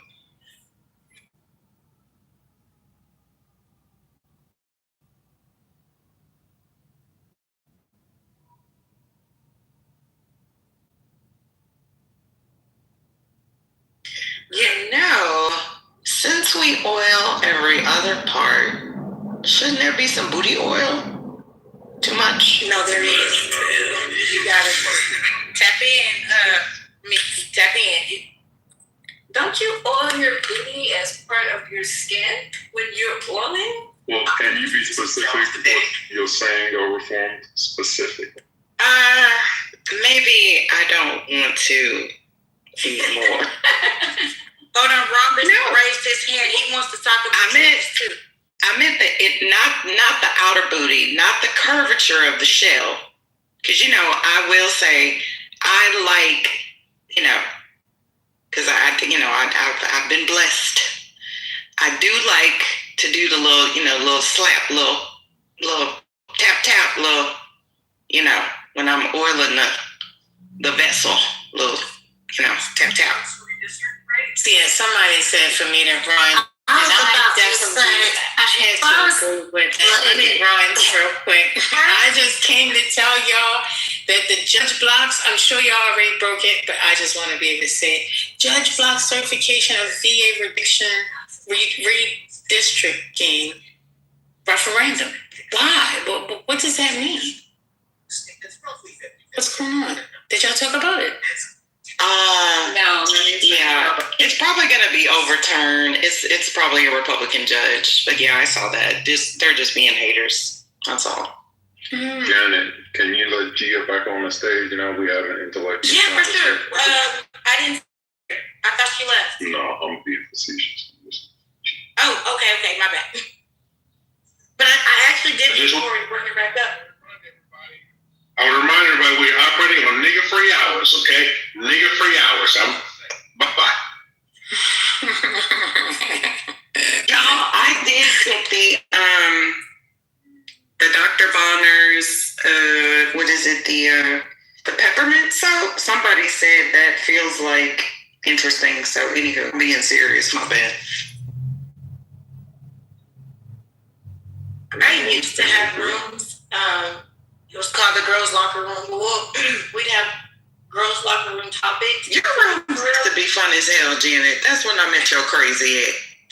No, I just don't have time to run rooms like I used to. You should restart that. That sounds fun. Yes, and I'm gonna. So thank you. It really was, and it was just ladies talk, and we would talk about being hygiene and different things, hydration. I remember one time we had a room. It was like 100 people in there. We were just talking about water, H2Os, H3Os, spring water, the important. I mean, and then like the effects on your female reproductive system. We had ladies in there that had PCOS. We had ladies in there. We talked about like the nursing. I remember one time we had we were talking about breastfeeding. When you have a little baby between 0 and 12 months. I mean, just lady locker room talk. And so I know like today's conversation during my washing hands and stuff. One time we used sex worker, baby. She put us on motherfucking game. She had told us, she was like, you want to layer how you moisturize and like layer your scent. So she said, I mean, this is coming from an exotic dancer, but it's really important that they keep smelling good, like their whole shift sort of thing, if you catch my drift. So she was saying, as soon as you get out the shower, you're going to want to, I think it was like a body spray while you're wet, and then you lock it in with the oil gel. I know they have like the Johnson & Johnson. We're not supposed to use Johnson & Johnson, but there's other brands out there. And you put it on while you're wet, because when you dry, you're locking in the moisture from the shower, if that makes sense. Because oil doesn't moisturize, it's a sealant. So then she said, after you dry off, and you smell good from the shower, you have a little mist of a body spray, you put your baby gel or your oil gel on, then you get out, you put your lotion on, okay, and then you put your perfume on. She said you are going to, and I can, this is actually how I do it now myself. I'm just saying I got it from a stripper. You are going to smell like $1 million forever. Like you can't wash that off until you wash your ass. I can vouch for that. That is the exact same, Janet, that is the exact routine that I do with the Johnson & Johnson Green Cap gel. I do exactly that sequence of it, what you're talking about, and it does lock it in, and get compliments all the time on how you smell. And just to center myself for a minute, I will be opening up the hydration bar. We already got our building, our storefront in New York, so all New Yorkers come in. I don't care what, don't get hating on me, Janice. Come on over. Are you in New York? Well, my country ass is out here in Texas. Oh shit. Where in Texas are you, Janet? Anytime, visit. So I contract all over the state, but mainly Dallas and Houston. I graduated from Prairie View. I was raised in Dallas-Fort Worth, so I'm in between. So I still don't understand why you would put on the gel before you put on the lotion. If the gel locks it in. This is a great male question to ask. So baby gel is you know how like when you're cleaning and you have like concentrate cleaners that you're supposed to dilute with water?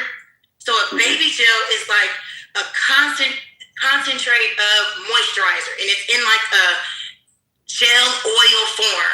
So it's not as liquid as like you use. It's kind of like just like a very thick. And so what's going to happen is it's just going to lock in moisture. Ideally, you're going to find it in like the baby section, like the. Oh, I know what it is. I just don't understand why he was looking for the moisturizer on before the baby gel.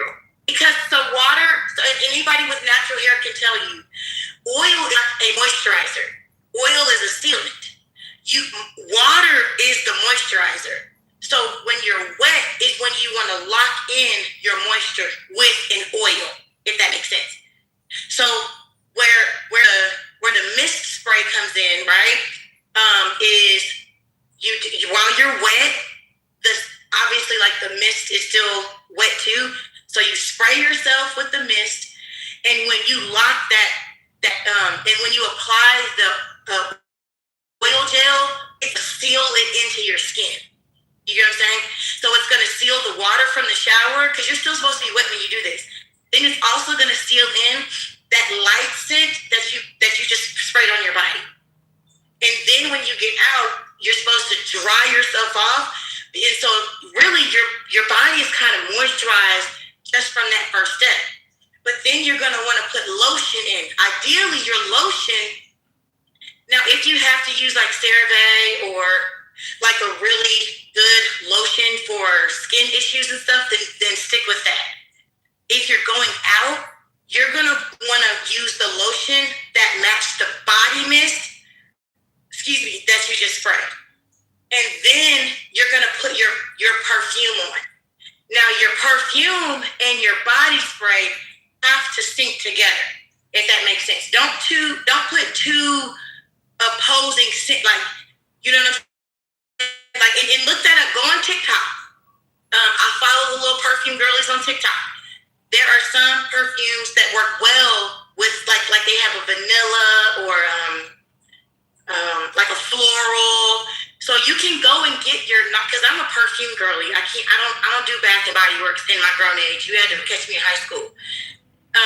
However, it is, as ladies, all have body mist spray, right? I mean, you should. I have some in my gym bag, just to, throughout the day.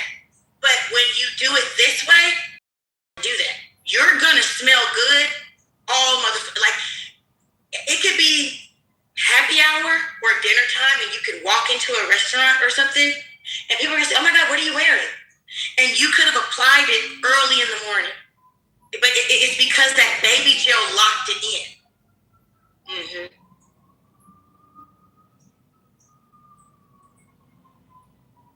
You tell them no lies. That's what my cologne consultant told me. Exactly the same thing. So well done. Mm-hmm. Well, we used to do it in I know you're a man, but we used to have spaces like this for women all the time. I used to always run shit, but I mean, like past relationship venting, right? Just being a lady, I mean, I don't know. Just sometimes it's just nice to have a space where we can just let our hair down.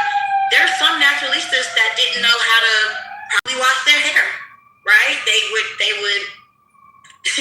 Did you know when you wash your hair, you need to let your hair actually run under the water for at least 5 minutes just to soak up the water, right? I mean, it's just little things that we just don't know in day-to-day life. And if nobody's ever sat down and taught you how to do these things properly, you could be doing things like bathing wrong. You could be doing things like washing your hair wrong, brushing your teeth wrong. I mean, it sounds goofy, right? Because you're like, well, how did you make it to this age? If you are gainfully employed, everybody in this room that's gainfully employed has smelled one of their coworkers.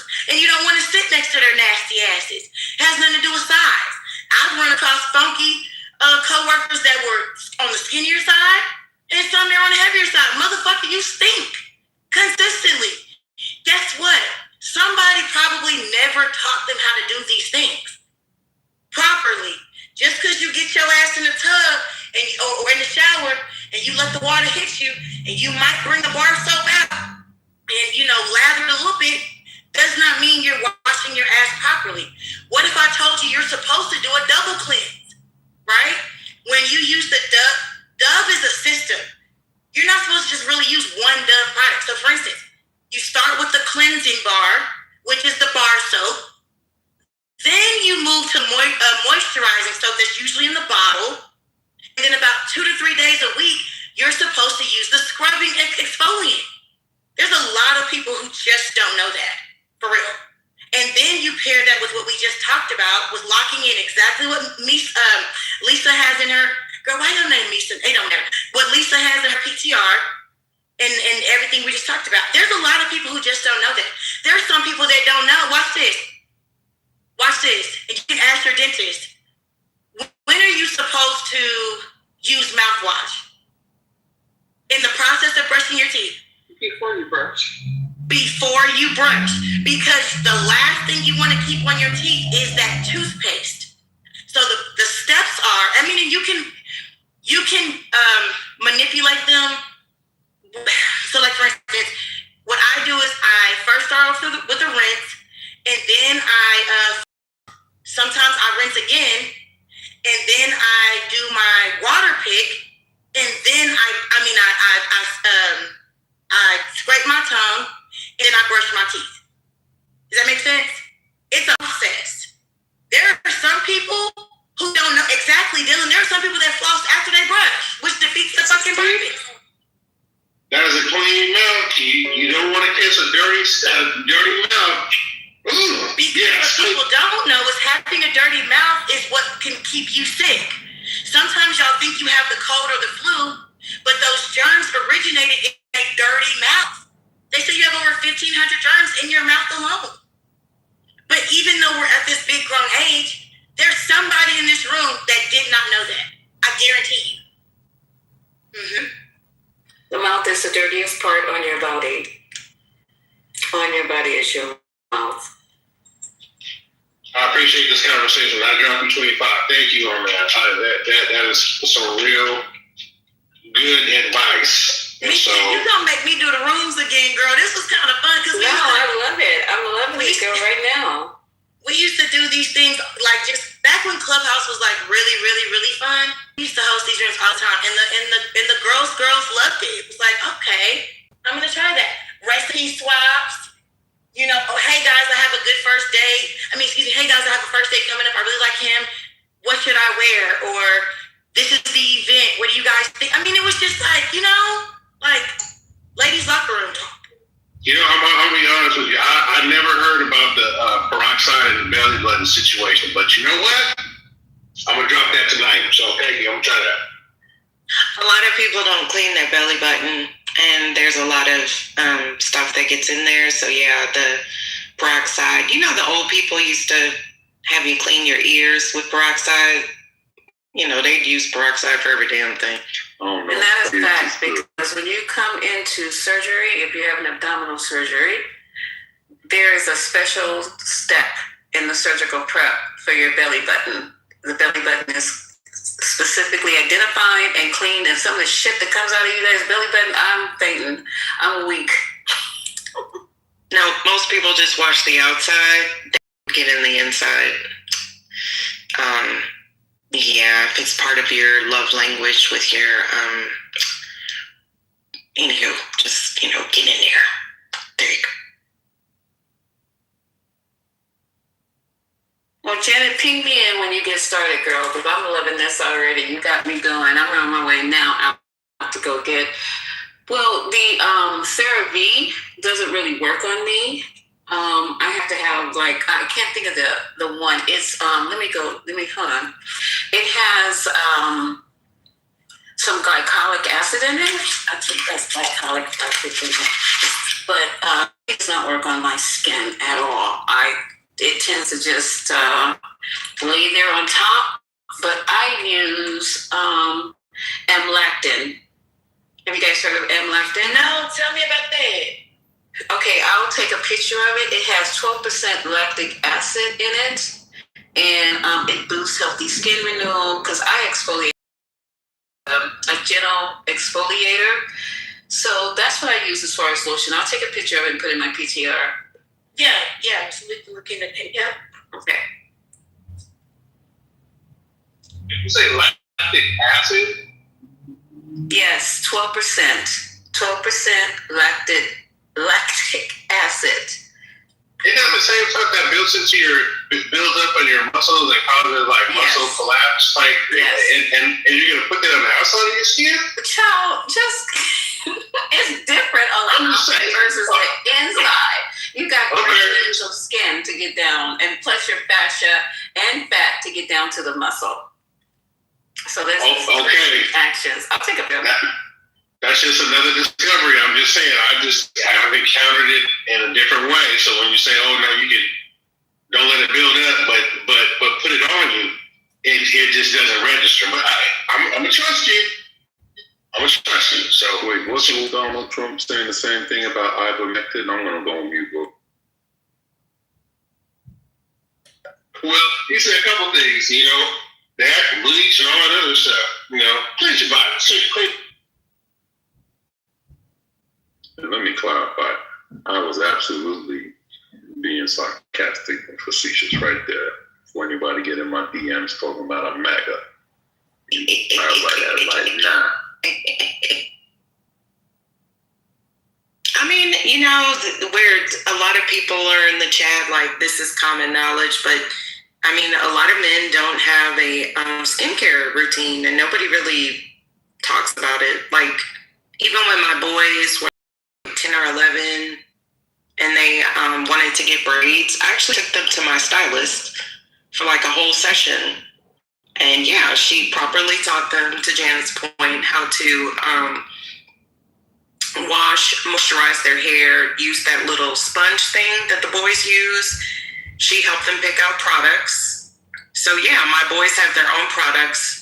They use Nivea for Men, which is a great skincare line, because who teaches men to moisturize? Nobody teaches them. So they also each had a session. Well, one of them children was hard-headed. He didn't want to go. The other ones had sessions with the esthetician. I use Sisley skincare products from Neiman's. They don't do all that. They ain't got it. Neiman's. They're not doing all that now. Okay. But yeah, they had and they also go get manicures and pedicures. So yeah. And it's their mothers who's teaching them this. Because same with my kids, they will get me not as much as I do, as often as I do, but they do go. Because it's nothing worse than a man with feet. I'm sorry. I'm gonna be honest with you. I'll be honest with you. The only way you can get a man to get a pedicure is if another man introduces him to it, right? Because I've heard other women trying to talk to me about it. I'm like, no. But when I had another one of my friends, I was like, no, man, it's cool. Go do this. And I was like, okay, I respect you. I see what you're doing. Okay, maybe it might be worth it. And to be honest, and last thing, I'm finished. Like, I didn't know about men doing chemical pills until I saw Charlamagne the God do it. And he peeled on half his faces, and it was a lot better. So, that's not work, bro. I'm not jacking that. I feel like men should just be clean, but they shouldn't be doing too much. Why not? That's clean though. You gotta be presentable. You gotta, trim your nails, but like put in that clear nail polish. I feel like it's kind of too much. So like you can have them just butt bag. They don't have to, because she prefers men that. It's too much for me. It's too. He says I don't know how to change your motherfucking time to me, right? Yeah. That may not necessarily be true. I just have this thing about seeing men get their nails painted. It just makes me cringe. So I get what you're saying. But what if I told you getting a manicure and a pedicure is hygiene, because everybody gets hangnails, right? And you can get them on your feet. You are supposed to get your toenails clipped properly, right? And because your toenail is always growing, you really should make time to get your feet done. Women don't want to see that green fucking toenail, huh? And have black fucking toenail. I don't know why. See, that's the problem. So you're going to make me go off. Because y'all don't understand, when we go to the pool, you got to show them feet too. We do not want to be up here cuddling and caking with your ass and you scratching me with that knife set you have for fucking toes. This is viral again. Hey, bro. You need Look, bro, I'm honest with you. It's very simple. Me and my wife talked about this. Like, look, we actually have in our family budget, we have a line item called health, right? And we agreed that both her and I can get pedicures and service that under that line item budget because of that particular reason. It is a health issue more than anything else. I'm just saying. I'm out. Right, and that shit can get infected. I was the clear nail polish, but you know, I can understand, like, you know, get your nails trimmed. You feel me? You can get your nails buffed. You don't have to get a clear nail polish. Because sometimes I don't get a polish. I just get a clear. You can get your nails buffed. And y'all, please go get manicure. Please go get facials too. Men need facials. Well, my boys are so used to that hot towel service.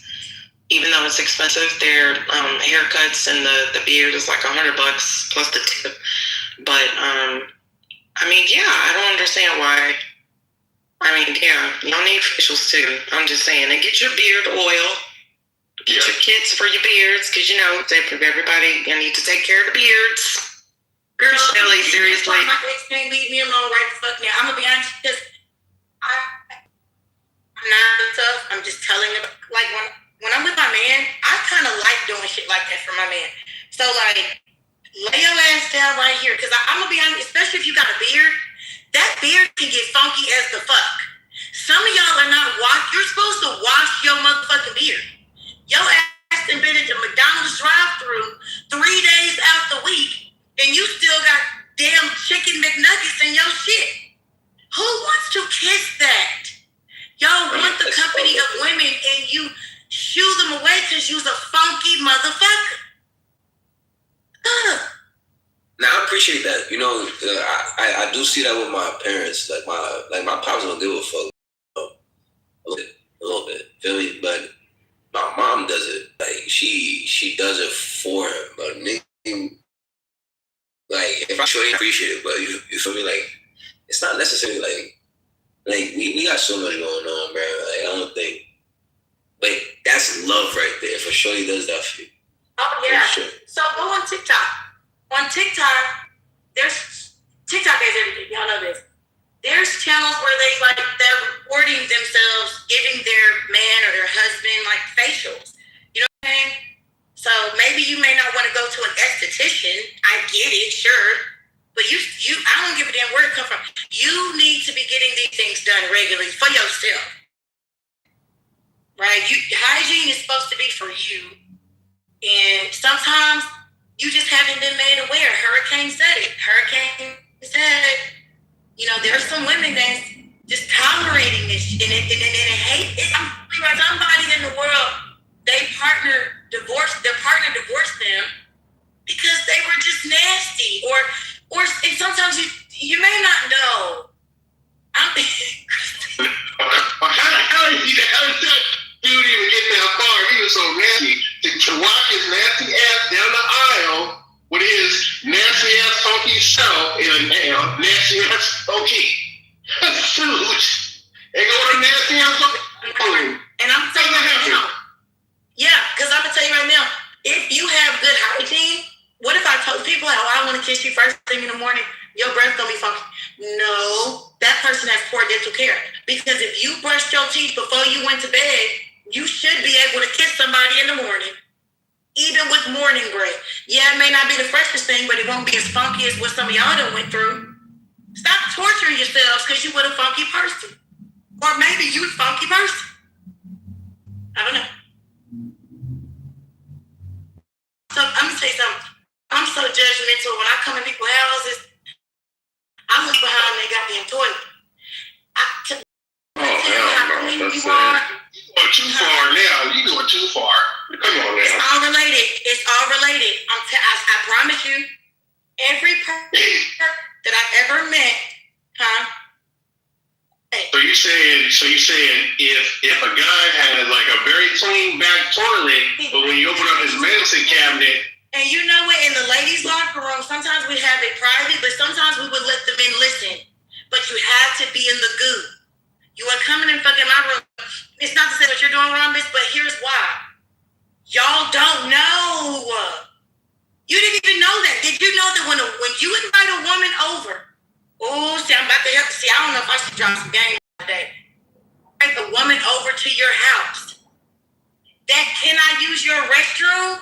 She's always holding her breath because she never knows what she's gonna get when she opens that door. When she opens that door and she sees a clean white tub, ain't no scum around the toilet, ain't no damn skid marks on the seat, the back of the toilet is clean, you have a better chance of getting you some coochie. I'm just trying to put it out there. I'm trying to help you out. I know about that game. No, that's true. That's true. I know about that game. Women, I'm the same way too. If she's entered into your place, there's a certain level of trust that she has with you. If your bathroom is disgusting, that will draw the coochie up. I'm just putting it out there. Y'all don't know. That's standard though too. That's standard for like any guest that you have over. You better make sure your shit is tight. I mean, you gotta burn a candle, incense if you into that shit. Double white, clean. Make sure the mirror is clean. You ain't got no specks on it. You know what I'm saying? It should better be clean because that's the number one high traffic area. It's a high traffic area. So I feel you on that. I'm gonna shut up because everybody act like they so clean in here, like they don't know what's going on. So y'all never went to college? You never dated in college, and a guy invited you to his dorm room, and you opened that door, and it was a fucking nightmare? So that never happened to you. And you was like, you know what? It is time. I need to go study. It's time for me to go. That's never happened to you. Y'all just perfect in here, huh? Okay. No. Hey, we appreciate it. We definitely appreciate it. At that moment, that's when I realized I had to be extra clean. When I saw that shit stain, on the back of the toilet, I was like, never again. And from that point, that has been the cleanest part of my house, So, but I feel it is top of the list important. Hi, Janet. How are you? I am great. You named yourself Saint? His creator. I have a question. Okay. Oh, Saint's creator. Okay. So you're yes, not okay. Got it. Hey, girl, what's up? Hey, boo. So while we're romanticizing, wait, you cut out. We didn't hear anything before romanticizing. I said, since where? Can you hear me now? Yeah, you're good. Okay. I said, since we're romanticizing domestic partnerships and encouraging men how to have better hygiene, can we talk about black femicide and IPV rate? Yes, girl. I've been waiting. Okay, no, I'm surprised. I'm not surprised about that in this room. What is IVP before you guys? Interpersonal violence. Okay, thank you. So, and for those that are wondering where that's coming from, I think in the last 3 months, in the last 30 days or something, I don't know, 45 days, a very short period of time, we have seen women from all backgrounds, y'all. We had a dentist get shot by her husband. Well, they were going through a divorce, but still, it's just been case after case after case. And it really, so that was fair, right? Because we're talking about relationships, and then what good is it if you're going to die by the hands of your lover? So, and it's by 51%, it's a public health crisis for Black women. Yeah. No, that's fair. So there was a bill introduced 2021 called the Protect Black, and maybe it's because it was a specific bill, but it was called Protect Black Women and Black Girls Act in 2021. Have you ever heard about that? Did anybody advocate for that bill to be passed? Do you know? Well, I didn't hear about it until probably 2023. And I'm just wondering, do you think that the Black community is misogynistic because Black women are being killed at high rates and nobody wants to address it, and no one's addressed it in this room, and I guess you guys are supposed to be politically correct, but it is, like I said, a public health crisis, and if you are planning on dating there's a high chance of you dying. And so I just feel like if you guys are pro nuclear family, then I feel like that should be a way more important conversation. You know, streaks and underwear, that is very important. Men being musty and all that, that is very important. But what's more important is keeping your life while you're with a man because he wants to control you. How do you feel about that? It also is a component of mental hygiene. I am on this crusade about mental health in this country because we got people walking around here purporting to be smart, healthy, intelligent, book learned, all that other bullshit, and they're mentally unstable.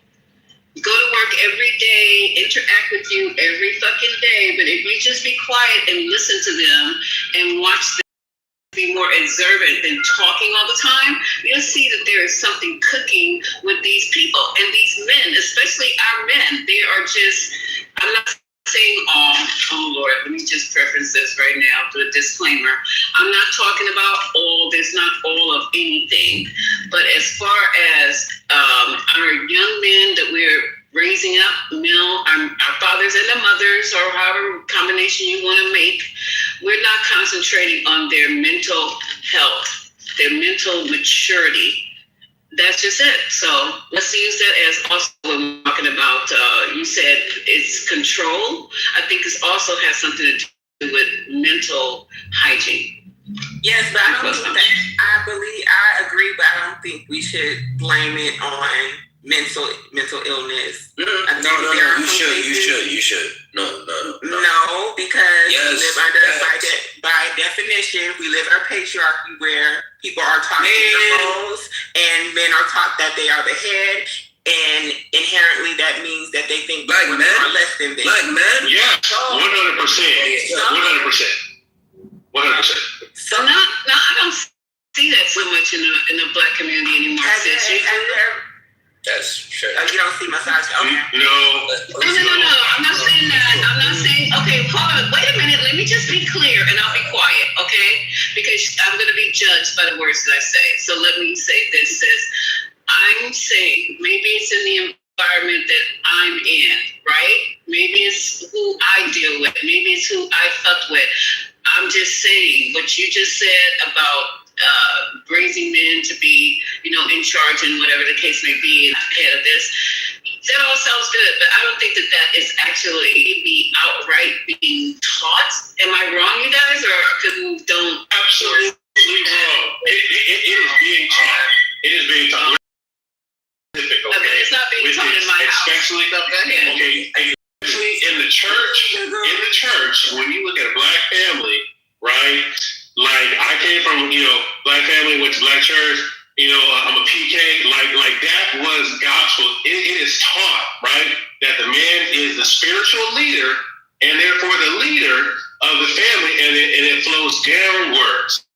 That is taught, right? Oh, how old are you? What generation are you? I'm just asking questions, sir. I'm not trying to judge. I'm asking questions if I can be clear. Okay, all right, thank you. I'm X. So yeah, man. Oh man, it is like very. So half the family in the South, grew up, West Coast, SoCal, right? Like on both sides in the church, it is taught that way. It is even in like subtly in like the sermons and in the messaging, but then behind closed doors, when you have like men's groups and stuff like that, it is definitely something that's in the air, like you are the spiritual leader, right? So not partnerships, not partnerships, because that's the word that I'm hearing now with people that are behind me, young people. They don't say that. They say partner. They don't say spouse anymore. No. Am I wrong or am I right? No, I'm asking you. We're having a conversation. Oh wow, am I the only one hearing this? Okay. No, that might be happening in like the younger group, Gen Alpha or whatever. That's what I'm talking about. The people that's what we're concerned about. The ones who are coming behind us. Because it's too late for y'all. It's too late. I don't even fuck around with you guys. It's too late. Okay, so we're teaching it though, right? We do come from that, and it's still lingering, and to a large extent, we are probably still teaching that to them. Now, are they going to pick it up? I don't know, because once they get into the later years, you're going to see No, are they nigga, we reflecting ain't picking that shit up, nigga, because that shit that's what I'm don't saying. work. Nigga, feet time. We talking All right, about this is okay. Mind you, this is a nigga-free zone. We got 2 nigga-free hours. That we're trying to do. Okay, please respect. All right, so check this out. I'll keep it respect. Check this out. Let me stop. News break. It's time for a news break, y'all. Welcome to Politically Correct. It's your boy Divine. I'm in the building. I got a. Wait, why are you stopping this? Wait a minute, Divine. That's not fair. That was a good conversation. Go ahead, Divine. Yes. I hear what you're saying, and I don't know how many women in this space are attracted to men who aren't leaders, though. I was just curious about that piece. I didn't say not a leader. I guess I'm saying that a partner.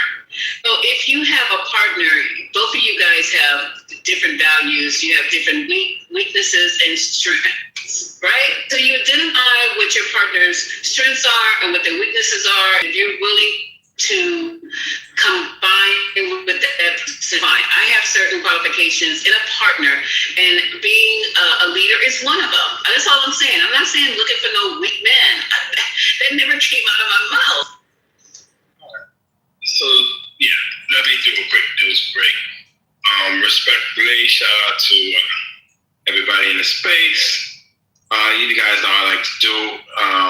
Let's try to find some fun and odd news. It's a bunch of repeats. Let's see. Let me start blocking people. What you blocking? All right, we have the Rally Tortoise. The Milwaukee Brewers have gained a new Rally Tortoise mascot after their manager was told he couldn't have pocket pancakes during a TV interview, whatever that means. Approximately 1 billion bees were set loose on a Tennessee highway after beekeepers' truck crashed, causing a literal bumper-to-buzzer traffic jam.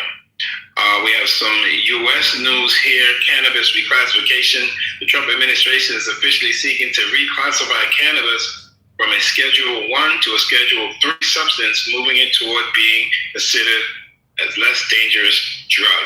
Pentagon leadership change. We spoke about this yesterday. Navy Secretary John Phelan has left his effective immediately amid the ongoing naval blockade and tension with Iran. West Virginia fatal chemical decommissioning plant in West Virginia has left 2 people dead and several others hospitalized.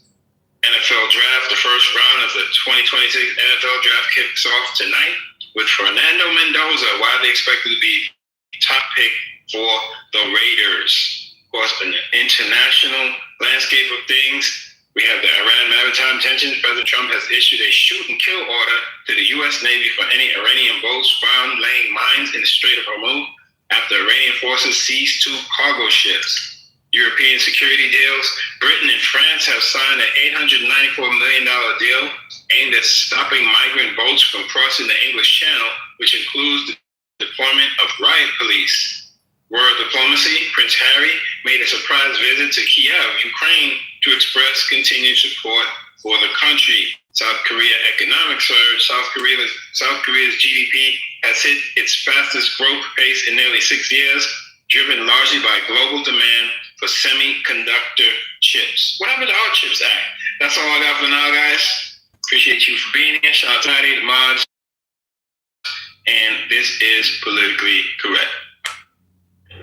You're permanently blocked for life for me, July. Get him, because he totally disrespected you. I'm just kidding. He knows I hope he knows I'm kidding, but is that lady still on the stage who brought up the femicide? I can't see the phone. She left? She left. Yeah, she left. All right. Good morning, everybody. How's it going?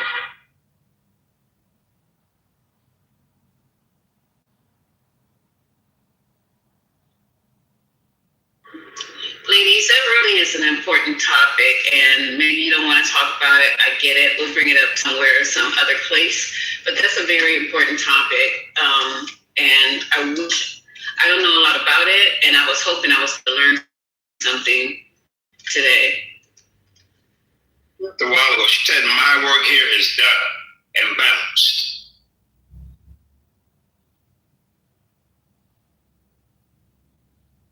But men don't want to talk about it, especially black men. Why are you trying to change the topic? Because it was getting a little too hot. Not trying to change the topic. I was just doing a new break. I was not trying to change the topic. What the boy in the chat said, the boy named Rusho, whatever the fuck his name is in the chat said, there's no such thing as female femicide. What y'all think of that? He said there ain't no such thing as women as femicide. That's straight denial right kill there. each other every day, B. That's what he said. B. That's what he said. It's like niggas kill each other every day.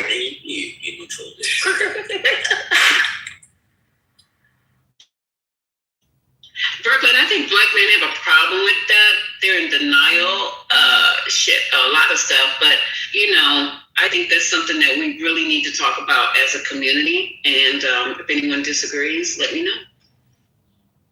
I don't know enough about it to talk about it. I'm sure all of the feminists are in the chat. Neither do I, but they can tell us more about it. But I know it's based upon. Now, could you please be quiet for a second? Just 1 second. Just please be quiet. Thank you. Just mute up. Thank you. Because you could barely hear. I could barely hear you. It's just fucking up what I was about to say.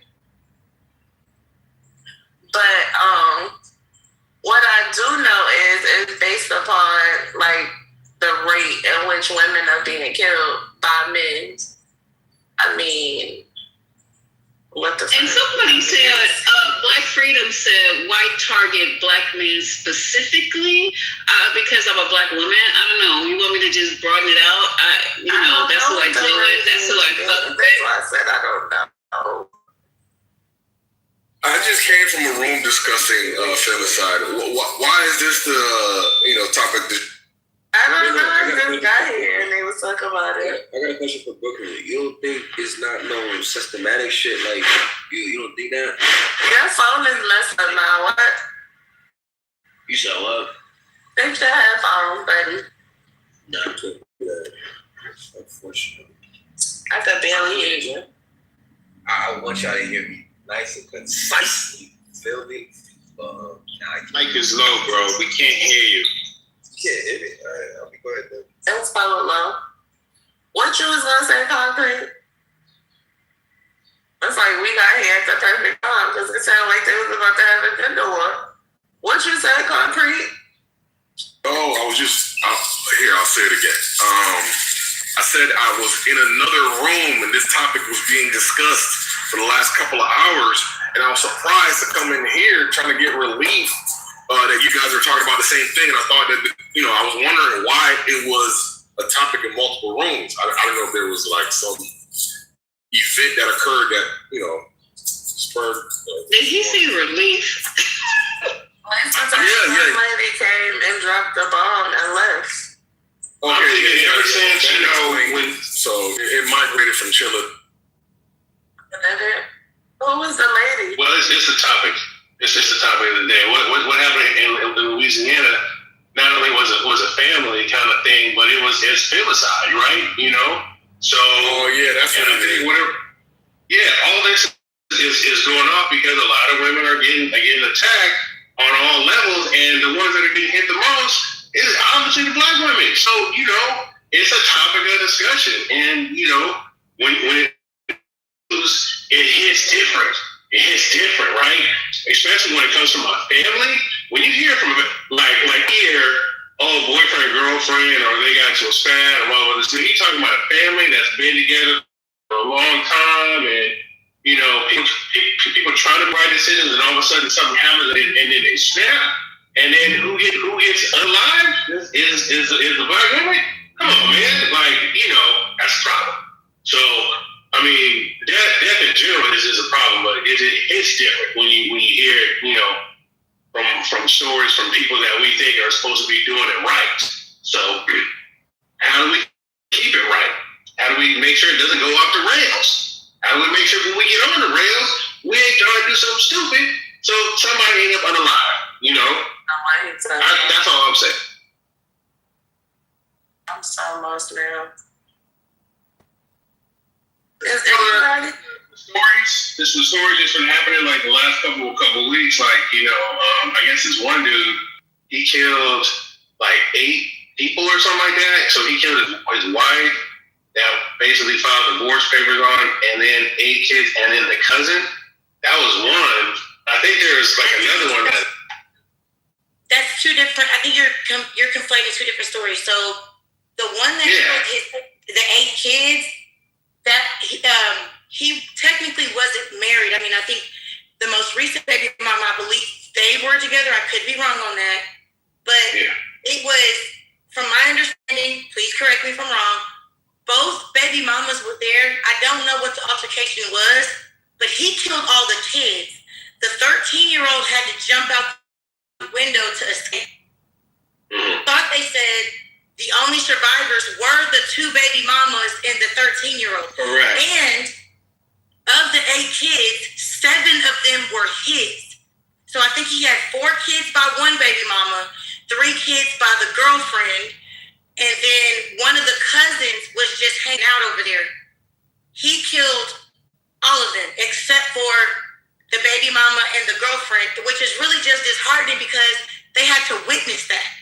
So the 13-year-old, he jumped out the window. I think he had a few broken bones, but he managed to escape. He got down the street. And if I'm not mistaken, tell me this. Hold on, baby. If I'm not nigga, can I tell you? If I'm not mistaken, the guy that killed him, he started chasing him too. It was really, really some weird shit for real. I ain't gonna hold you. And I didn't. Does anybody know what started it? What prompted this? Like, because he killed all his kids. He killed all his kids, but look. So since we're talking about femicide, right? Like, okay, there's a domestic abuse situation that was going on, and then you got the kids, right? Now, since we're talking about femicide, was one of the kids or multiple, multiple numbers of other kids? Were they black girls? If that's the case, and he unalive it, that's still femicide. That's still femicide. So I'm not to say to take away from the other boys that were killed, right? Because killing kids, period, is despicable, right? But I'm just saying, I think the conversation that I said still qualifies. That's all I'm saying. Yeah, it's very sad. And he was an army. He had problems from the army. I mean, that doesn't justify it, but he had problems from the army. That's what they said. Came back, one of these veterans came back with a lot of issues. And unfortunately, once again, mental health. Kids from the army.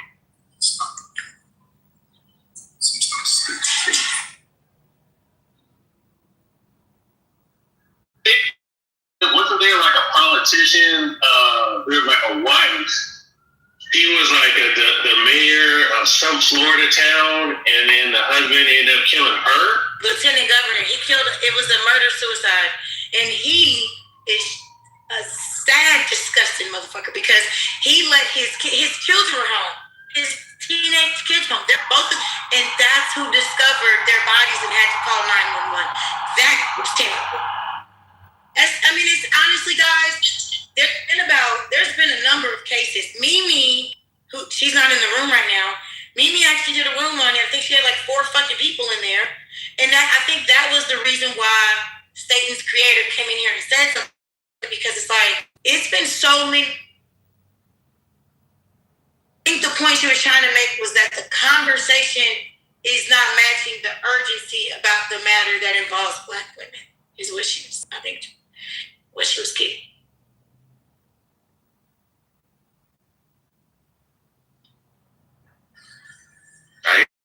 Yeah, but there's nothing that anybody can preemptively do about this.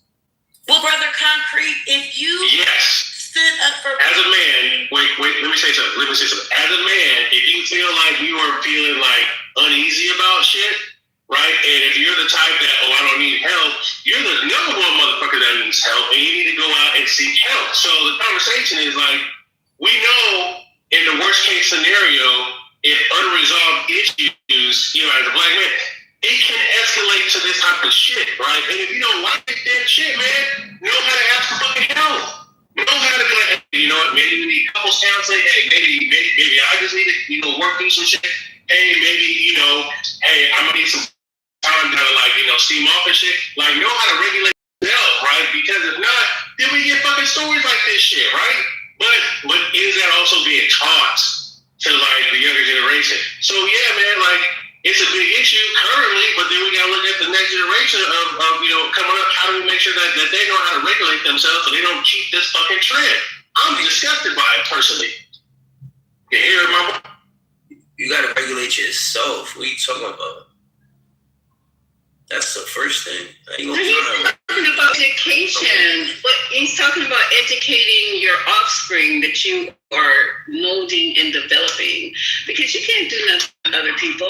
That's a personal decision you have to make to be able to seek some type of education, intervention, or medication.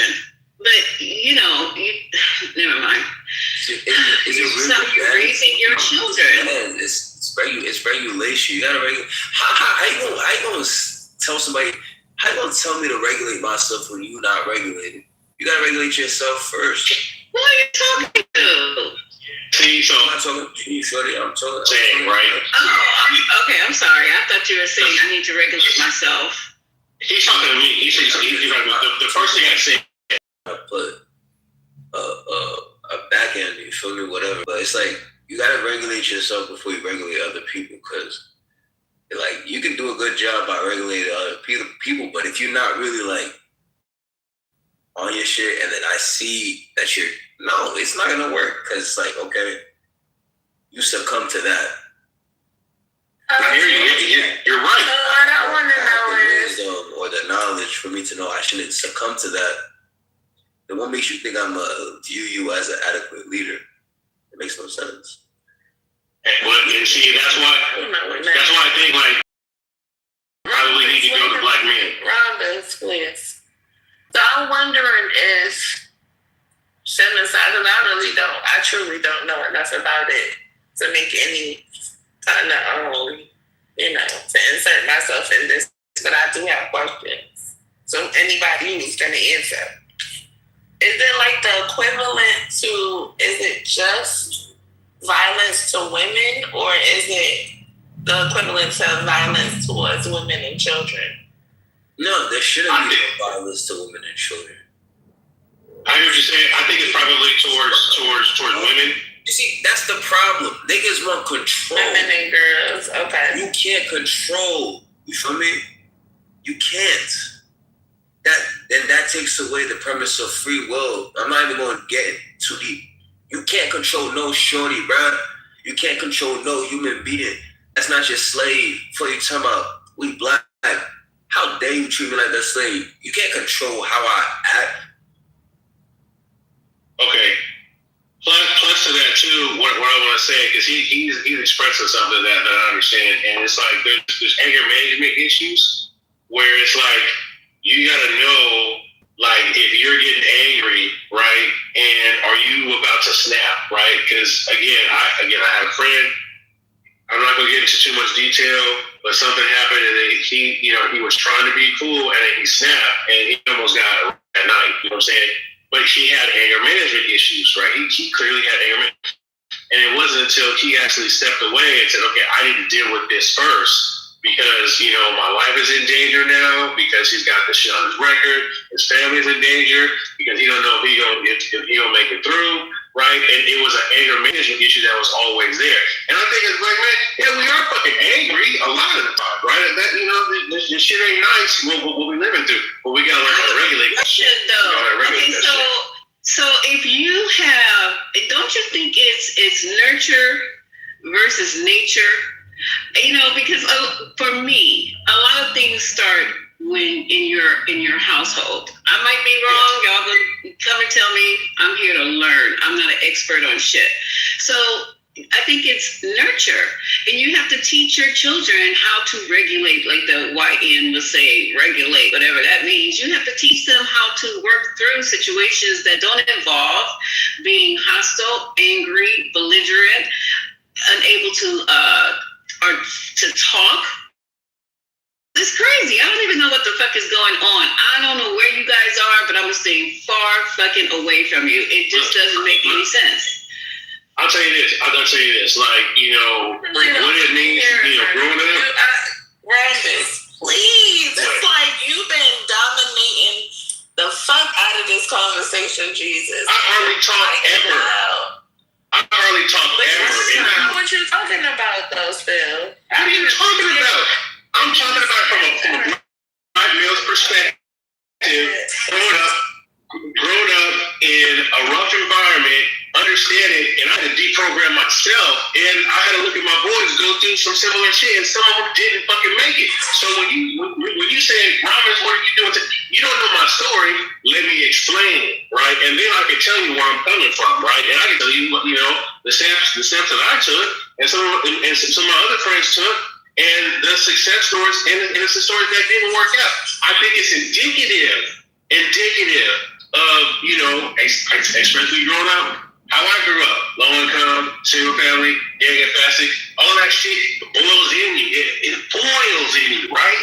So when you're taught how to deal with it, you're not really taught how to progressively navigate it. You're taught how to escalate, and next thing you know, you got a ball fish and you're ready to knock somebody the fuck out, or you're ready to slam somebody. You got to deprogram that. You got to know how to tap in, chill out, and go through it, right? And then hopefully, if you can learn how to get a handle on that, your life will be better. But then the other part, right? And this is the part 2 of the deprogramming. Then you got to be able to pass on. I grew up with a father who was fucking violent. He slammed my stepmom's head up against the wall and put a fucking hole in the wall. Right? Okay. I see that shit. Okay, all right. Let's reel it. So you gotta tell me. Oh, but I'm having a successful relationship now. Rhombus, please. You got me triggered. You got me triggered. You're triggering yourself because it's like now you telling us your personal story. You're not even talking about the topic. But sometimes wait a minute. Just give him a minute. Like, it leads to the I'm just saying, y'all let Sweet go on and on and on. Just let him say what he want to say. That's when he started doing that shit, Joe. All I'm trying to say is it leads to the I appreciate you opening up and sharing your personal experience, with your father, because this is stuff that we keep in a family, and we as a community don't like to sit up and talk about this stuff. You know what I mean? All the trauma that we're having inside of our homes behind closed doors, we don't want to talk about it. We just want to pretend like shit is all good and goody. I appreciate you. If no one else does, I appreciate you. Appreciate you. And I'll meet up. Ruben, the stage is yours.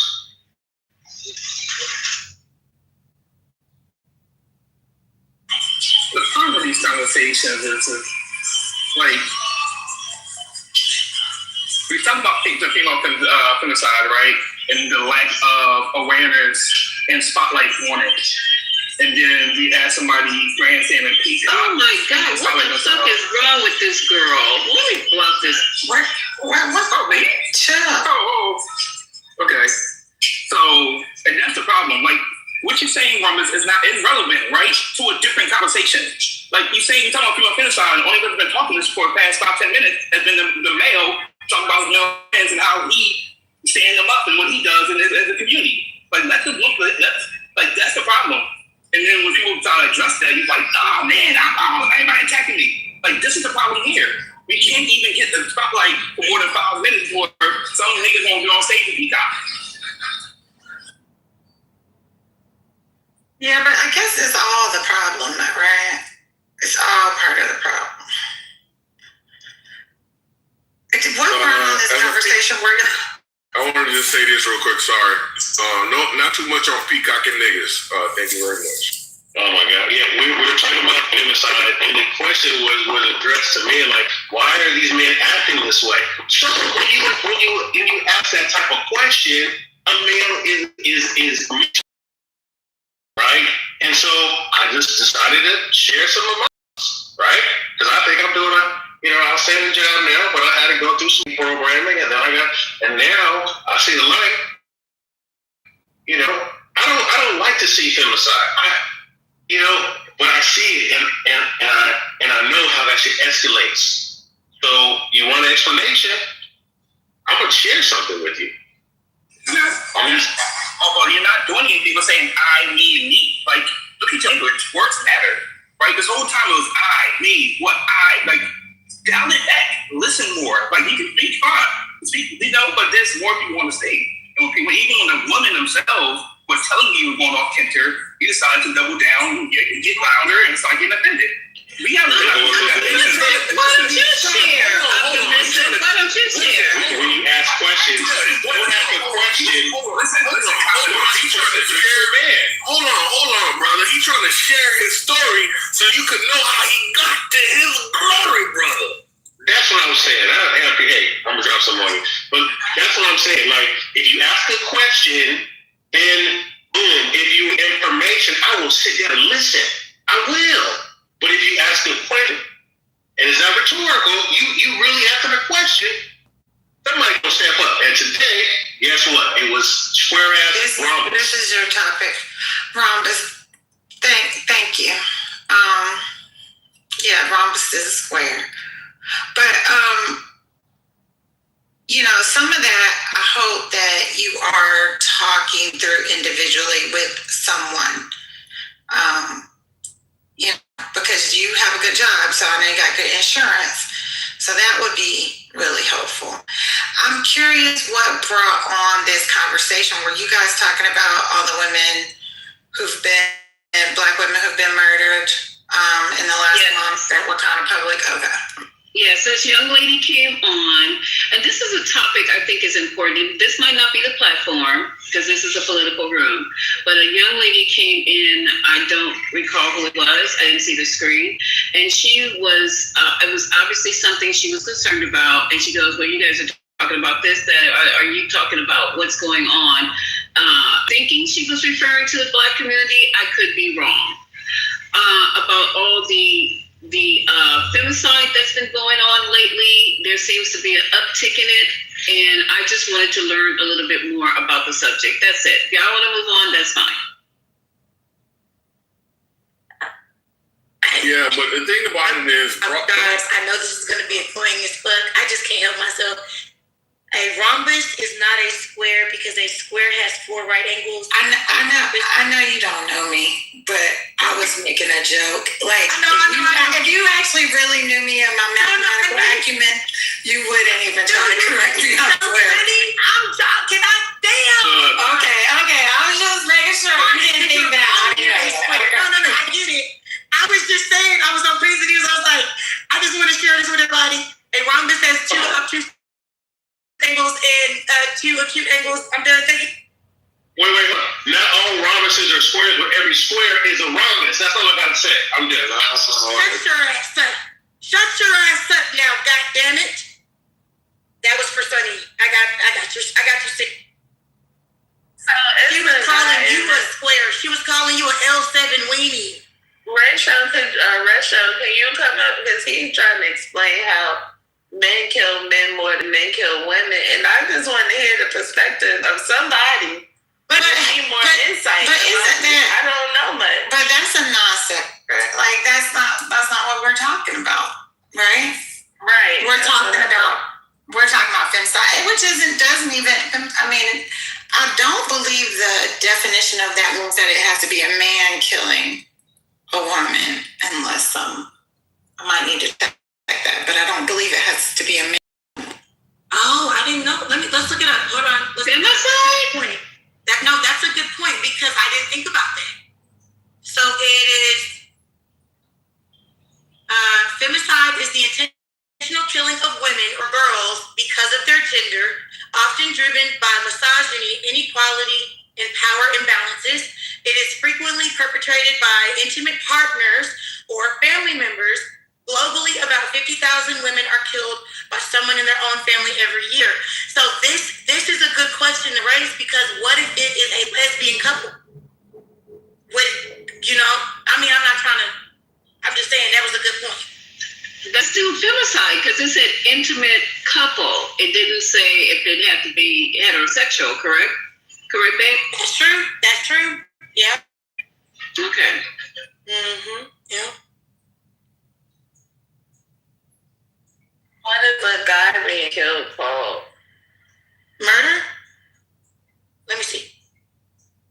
What?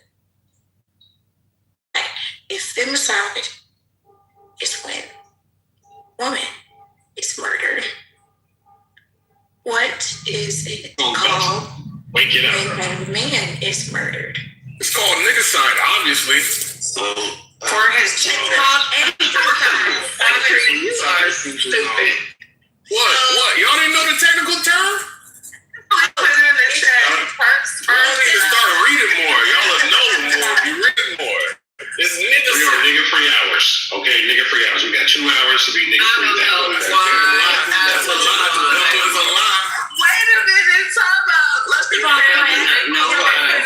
right, y'all want to see this? Class, absolutely not on my watch. We're learning. Now we're raising great points. Somebody said, "What's it called when men are killed?" There's actually, I didn't know this. It's called androcide. It is a systemic, targeted killing of men or young boys, often in the context of war or genocide. I didn't know. I didn't either. I thought it was funny. It's really some shit out here. But it makes sense because remember, King Herod called for the killing of all boys 2 and under. So technically, that is androcide. Wait a minute, but I just wanted to tell y'all the responses in the chat, because the chat is stupid. So when I asked the question, they said it's called spermicide. Somebody said it's called progress. Oh, wow. We're gonna laugh now. But if I were to start laughing at, let me go on. You can't lie, that shit was funny. But See how y'all laugh at the death of men? Because you was about to say something. I agree with that. I laugh at femicide. It wouldn't be funny. And while I do get your little jokey joke. Now I'm getting moved to it. Like, what's wrong with y'all? That's why these conversations are not fruitful. They're just, as somebody else mentioned, signaling the virtues to the broader audience. It's really bad. You've learned a new word you can use when you're speaking on behalf of men being killed. You can tell them about I would never engage in such a fruitless conversation unless it's on Clubhouse. Nothing else to do. And I'm using it 1 second, man. And I'm using it to pass the time in between other niggeristic forms of entertainment, right? Because this obviously is not the what is niggeristic? Look, I don't like y'all anti-negritistic. I don't like y'all y'all are being very anti-negritistic or anti-negro. You're showing anti-negritism, and I'm hoping that y'all can stop. Making sure that Need to write that down. Negristic. So what do you mean niggeristic? Yeah, so what the word is nigritic. There's a real word. It's called nigritic. There's no S. It's nigritic. And it means it's an adjective often considered offensive that refers, so you rude as the fuck, per this definition, that refers to or relates to dark-skinned people of Africa, their descendants, or the Negritos. Yep, nigritic. So nigritic. We learning in this bitch today. I like it. I like learning. I'm loving it. We learn every day.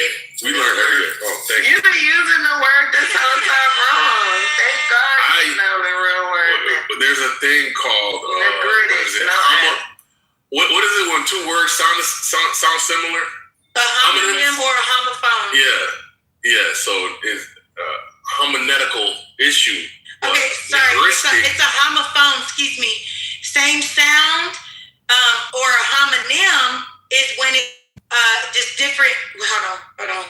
Similar sounds. No, not similar sound. So you have do on the phone. Just excellent today. So homophones are the ones that have the same sound but different spelling, right? So like bear and bear, like one is an animal and one is like you're naked. And then you have homonyms that have the exact same spelling but completely different meaning. What about similar sounds? Not the same, but similar. No, the same spelling. Let me help. Let me help you out. You have a bank, right? Let me give you an example. Educate me on this. I'm not asking you to educate me on a homonym. I'm just giving an example. I'm not trying to educate you. I'm not asking for an example. Well, I'm giving. I don't need the concept to be illuminated. I don't need the concept to be illuminated any further. I'm asking a separate question. But you're trying to be condescending towards me, and I'm asking a different question. Okay, first of all, stop centering yourself. All right, but you want to talk to me though. No, I'm talking to the stage. I said, let me give an example. Okay? The bank. There are two kinds of bank. You got the two of the bank. That is a homonym. I'm going on me. See, that was perfect example. That is a real, yep. Yep. Things that sound similar are different words. So I don't think there's a word for that. What he's talking Thank you, Sonny. I was trying to explain that to his ass. If there's I think he was trying to say niggeristic. He made up a word. No, he's not receiving, Brooklyn. He's not receiving that it's not a word. I know. He's not receiving that although he just made up a word, there is a word similar out there that is a real word. Big brother, you gotta stop this. First lady, thank God you're back. These motherfuckers that went everywhere from the county jail to washing and the dictionary. Now we in the thesaurus and everything. I can't just thank God you're back. Concrete, can you help me find out the difference between saying somebody's acting like a bitch and someone's acting like a biatch? Are those very similar or they different? Oh, so that would be a homonym. Because a bitch is a female dog. But it can also be some of the characters that came up in this motherfucker today. See how that goes? I know, y'all went from talking about femicide to now y'all going through the fucking work, through the dictionary. That is crazy. I apologize for my pardon there.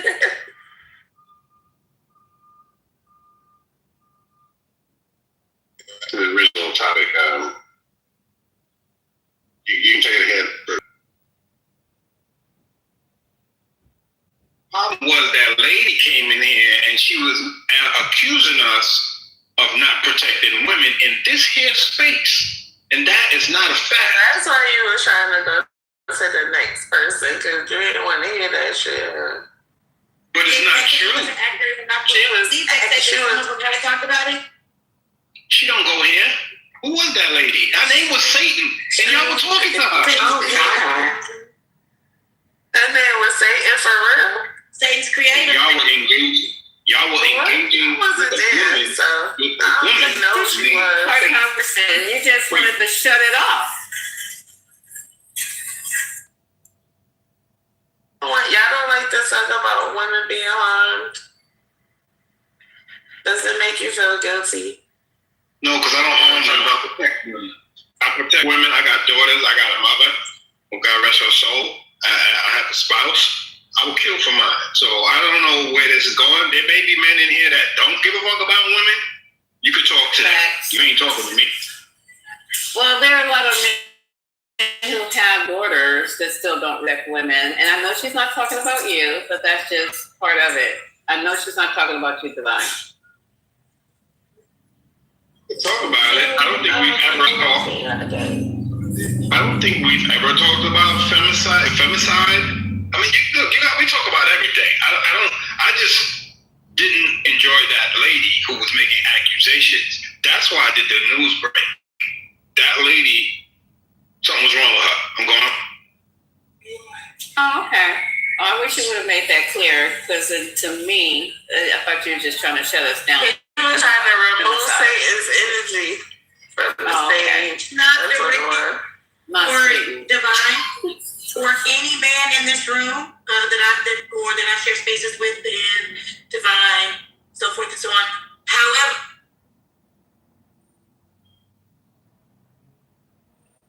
what happened? Oh, my bad. I think I muted myself. My bad. I said I don't believe that this is 100% not directed towards Divine, Ben, or any other men that we share spaces with in here. However, it is profound thinking to know that every woman knows another victim of abuse, right? Physical and or sexual. Yet no men ever fucking know a rapist. Or no men ever fucking know a man that beats on women. That's crazy to me how that works like that. That shit should be studied. No, I think they know them. They're just not their homeboy. Like, they're not somebody that they choose to be around. I don't know. Yeah, exactly. If I'm aware of a friend that's doing that, we ain't friends no more. I don't associate with people. I don't even have friends. I mean, y'all think it's crazy, but nobody rings my bell talking about Vine home. It's not happening. That's just. I think personally, and you can disagree with me, but I think it's exactly what Brianna said in the chat. Y'all don't check your homeboys. While I do agree with Sunny saying, hey, these are probably not the types of men, I get it, but according to the math, they have to know a rapist. You have to know a man that's abused his wife or his girlfriend or the mother of his child. You have to. What it is I don't believe that men check other men with the same energy that they are willing to check other women. Come to you is like, yo, Vine, I beat my wife's ass last night. That's something they do. They keep shit like that to themselves. So we would never know. You're right. We don't know. We find it out when it's on the motherfucking news. That's when we find out. What's so glamorized about beating a woman? I don't think it's a glamorous thing. What I'm saying is there has to be some type of character trait. So I'll give you an example on a football team. You are not going to sit here and make it seem like all 11 players on the field or all the players that make up the whole team are all great men. You know what I'm saying? Now, while they all may not be friends, what I am saying is you recognize fucked up characteristics in other men and they go unchecked every day. No. Niggas, listen, bro, like, niggas, when it comes to, like, actual nigga, I would never, I would never know if someone is a woman beater, nigga. Like, why are you being a woman, nigga? So let me ask you this. What about this? What if the consequences for violating women and children as well were increased? That's interesting. Right? I can't talk about it. We're on the internet. I think this just plays From stuff to audio, you 100% can contribute to a conversation on Clubhouse. I want to say, Janet, if you're looking, woman, bro. What are you talking about? That shit. Janet, I feel like that's taboo. Niggas will never say that shit to real niggas. Like, why you being on a woman, nigga? You a bitch. You can't, like, you need to control it. Can I talk in semantics and shit? Or do I gotta be, like, politically correct? Be your authentic self. Even why the fuck keep it real. Being on a bitch, nigga, like, nigga, what? Nigga, what's up with you? Do you have to say that every other word, though? Can I say this to Janet? Because you're saying, what is Misa, can I go after you, Misa? Oh, yeah, sir. I didn't mean to cut you off. I like you. All right, no problem. We're good. But, so what I wanted to say to Janet, when they increase the penalty for murder to death, and it don't stop these greedy motherfuckers from killing people, it ain't gonna change nothing, because in the heat of the moment, in their pathology, they're not thinking about all the statutes and shit of the law and criminal codes. It's not. We need to just teach them how to, from the ground up, from the DNA up, how to respect people, how to respect women, how to respect children. Laws don't stop no crimes. Am I not right or wrong? That's it, Lisa. That was the exact point that I was gonna make. That we have normalized certain pathologies within our society that is leading to these unfortunate outcomes, and nobody wants to talk about it. We gotta get back to where What do you mean does we this normalize certain pathologies? What do you mean by that? Pathology? It's normal, especially the Negroes. Yeah, I know. See, look. See when I say they don't want to talk about it? The nigga said, she know what I'm talking about. He know what I'm talking about. Because if he know what I'm talking about, that means you know what I'm talking about. And if he already can anticipate that it's going to be something, hold on 1 second, man. You're interrupting me, man. You're interrupting, please. I didn't he interrupted you, and then you said we don't want to talk about it. That's a genuine question. The problem right here, man. You're interrupting. I asked you. Yeah, and I was about to answer you, man. Just tell me. And you were interrupting. You were speaking while I was speaking. I apologize. So the respect. All right, it's okay. All right. Let me just land. And you're doing it again. You're trying to impose your will upon me. Please. Thank you. So this is the issue. This is the cultural society.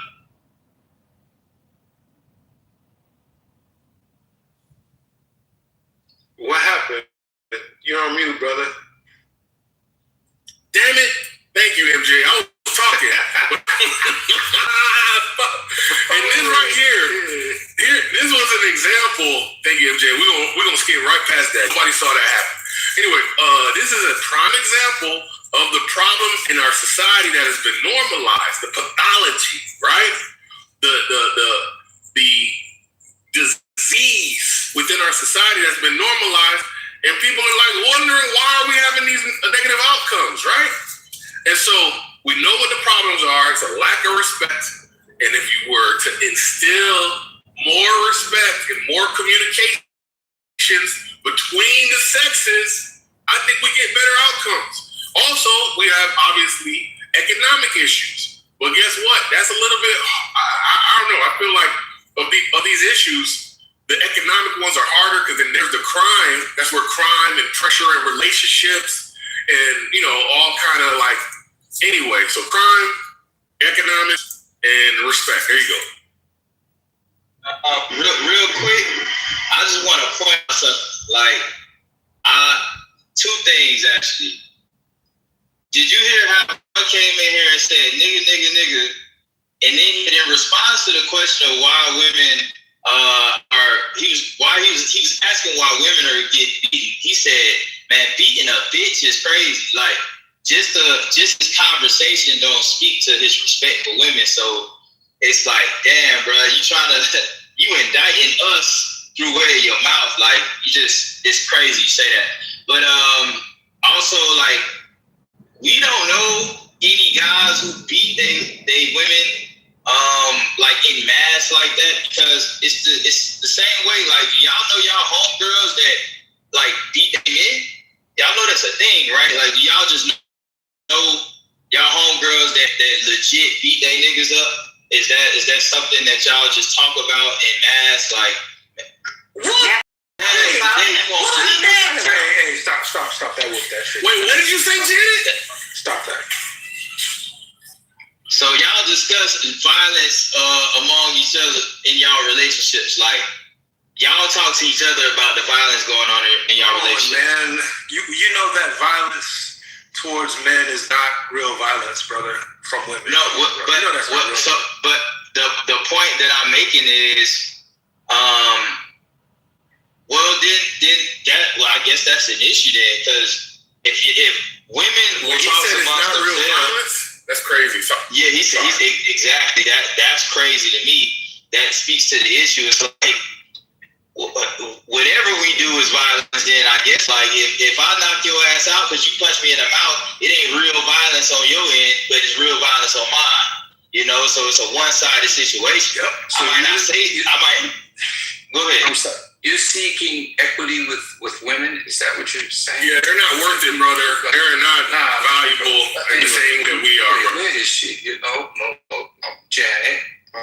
Here, let her speak, please. Please let her speak. Is she there? Hey, you cut him off to ask asked him whether or not he was treating women equitably. Pardon me for and now you want to give his mic time to somebody else? I asked if he wants equity with a woman. I mean, obviously, you should want equity with a woman. You should think of them as equal and worthy of equity. That's crazy, brother. Concord, you're not a protected provider, brother. Wait, how does that make? How does that mean that women don't get equity? What does equity mean to you, brother? What does equity mean to you, MJ? Please put it in your own words. Thank you. I'll wait. My equities are in my portfolio, sir. He don't want to answer.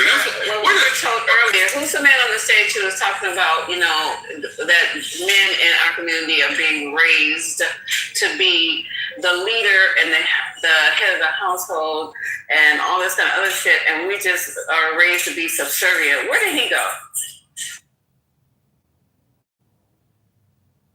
So, well, I don't want to trigger the men, and I don't want to make it any more of a gender war conversation. I'll save that for him. I know, that just blew my mind. For him, the church is teaching. I don't know what's really going on. I don't know where the fuck I'm living, on what island, but I didn't know that was still a fucking thing. I just find it real interesting when the point is brought up on female behavior and violence that y'all commit is brushed off as it's like, look how it's just brushed off. I guess it really don't be a man. Why y'all cutting that man off? So you gotta put your skirt down. Be a man and let your girl come in the house and punch you in the mouth. So the reason why it's probably, and I want to acknowledge that I did cut you off. I'm like muting you right now. And the reason why I'm doing that is because not only do I think that what you're doing right now is insensitive, you all are not dying by the hands of Black women like Black women are dying by the hands of Black men. I think the fact that you just imposed that idea very much gives all lives matter energy when people try to bring awareness to issues that address a certain demographic. The idea that you brought your ass up here with 7 fucking Clubhouse friends to say, do y'all have these same conversations amongst your girlfriends when they're beating their husbands? Statistically, sir, if we had to prioritize one or the other, it would not be you. So I'm going to politely help you shut the fuck up. No, that's disrespect. See? Why the disrespect? Wait, why does... Matter of fact, everybody whose name starts with a C just go right on to the goddamn goo. C, concrete, cool C, you say one dumb thing and your ass is going to be down there too, babe.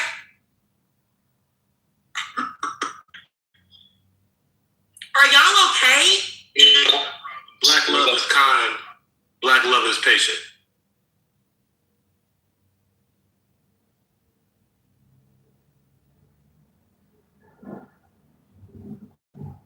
Yes, I am metaverse abusing you. See, are you going to stay in this metaverse domestic relationship, or are you going to leave? Let's see. So they're talking about intimate partner violence, right? Which, both genders, trans folks, all people, all groups of people experience. The severity does matter, even though none of it is okay. It's just that the conversation specifically was about Black women experiencing intimate partner violence, and then like all those other things are like offshoots of that conversation. I'm not clear about even what we're talking about anymore after the last comment. I thought it was kind of sad. I'm not gonna hold you.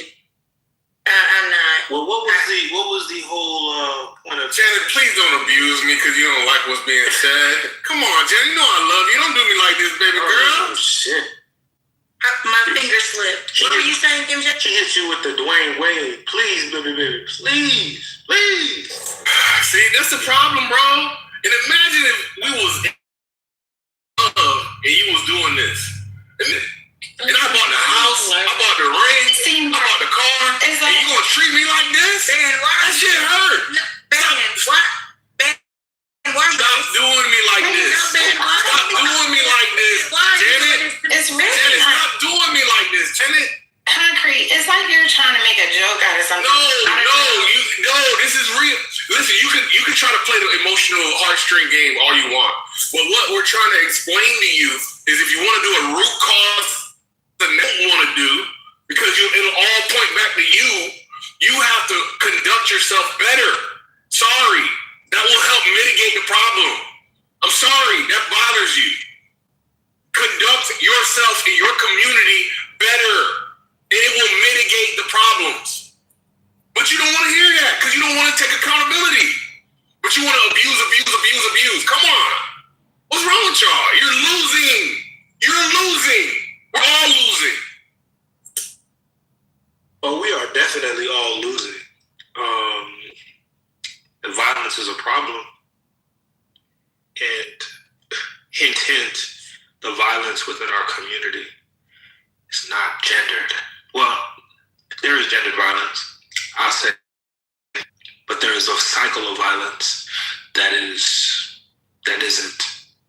It's rampant. It's everybody. Everybody's being violent towards each other, and if we don't recognize that, we're not really serious about solving the problem.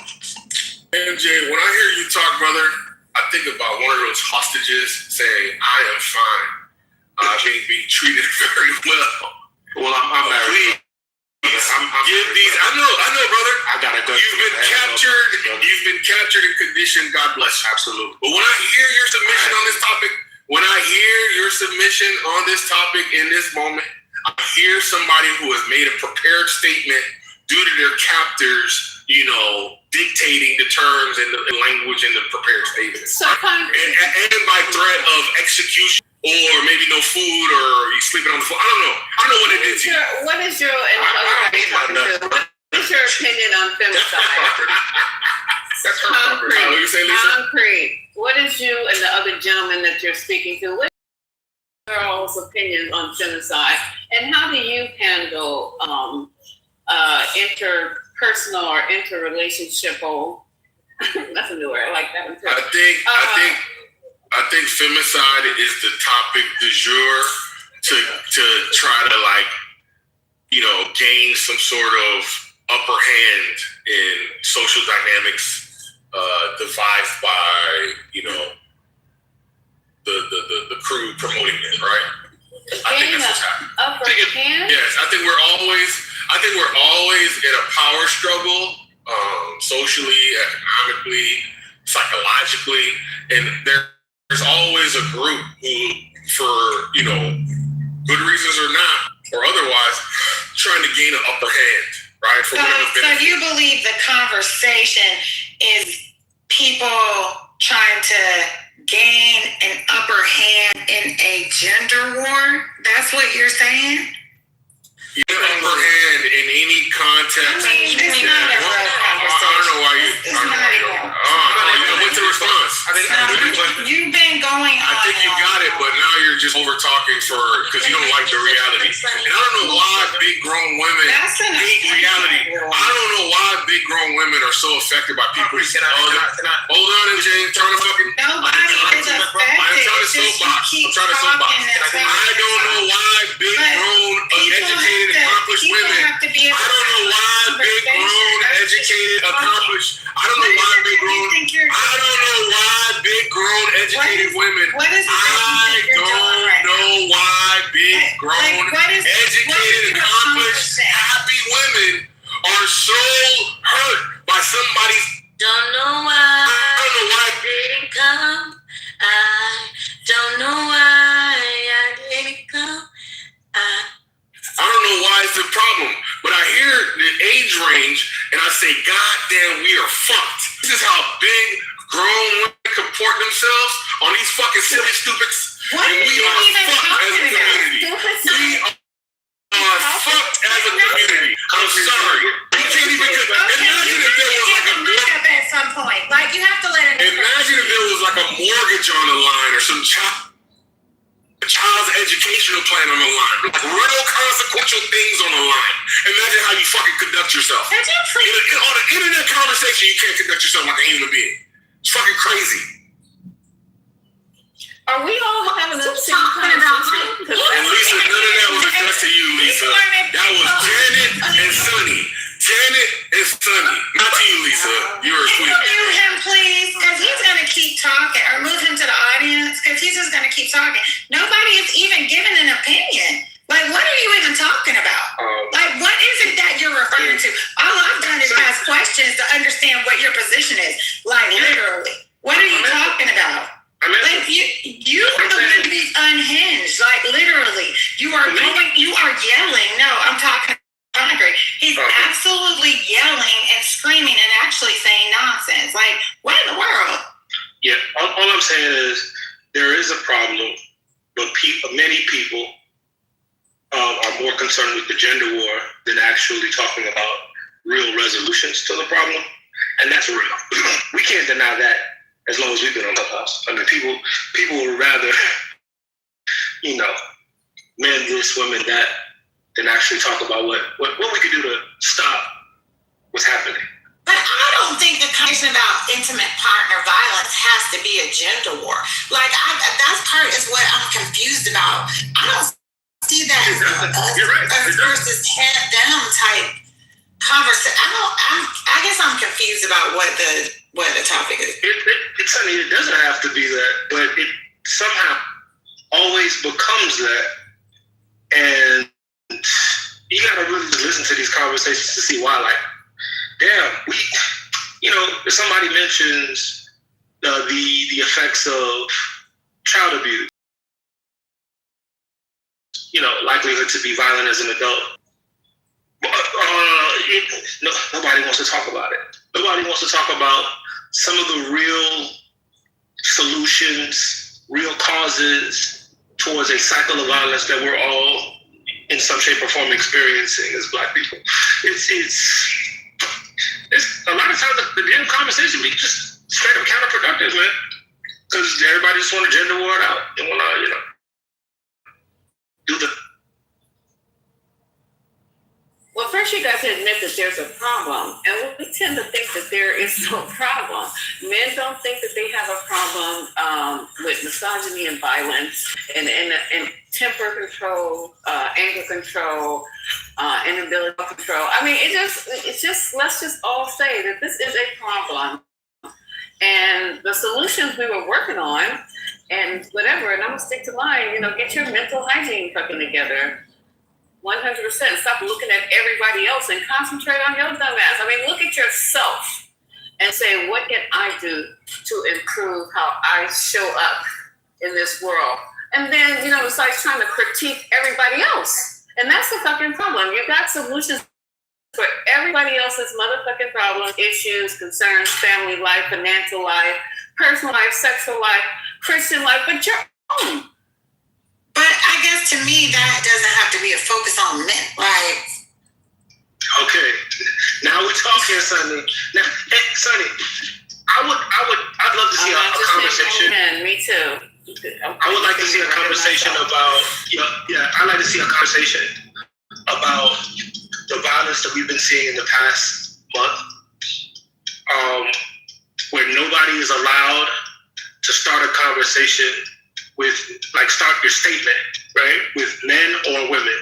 You can't say men or women to start. So I can't say men, blah, blah, blah. Black men this, black women this, women this, nothing. Because one of these young men killed people.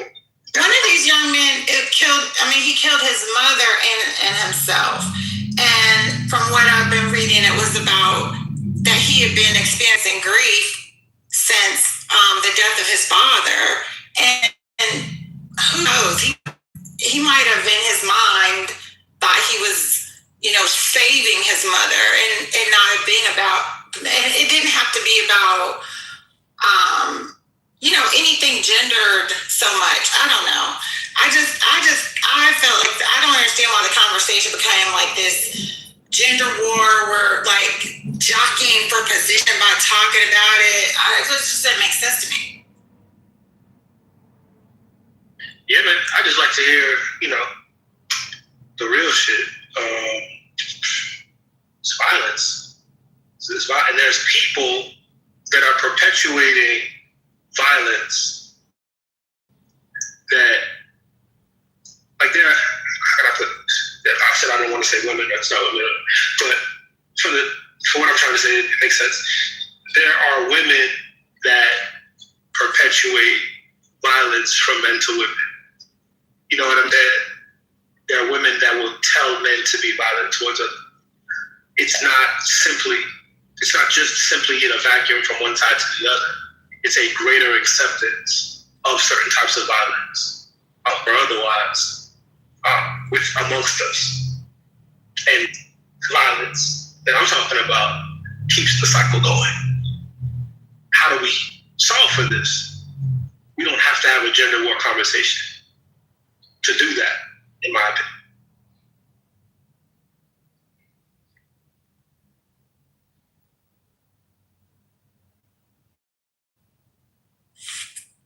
Oh man, I didn't know I was off mute.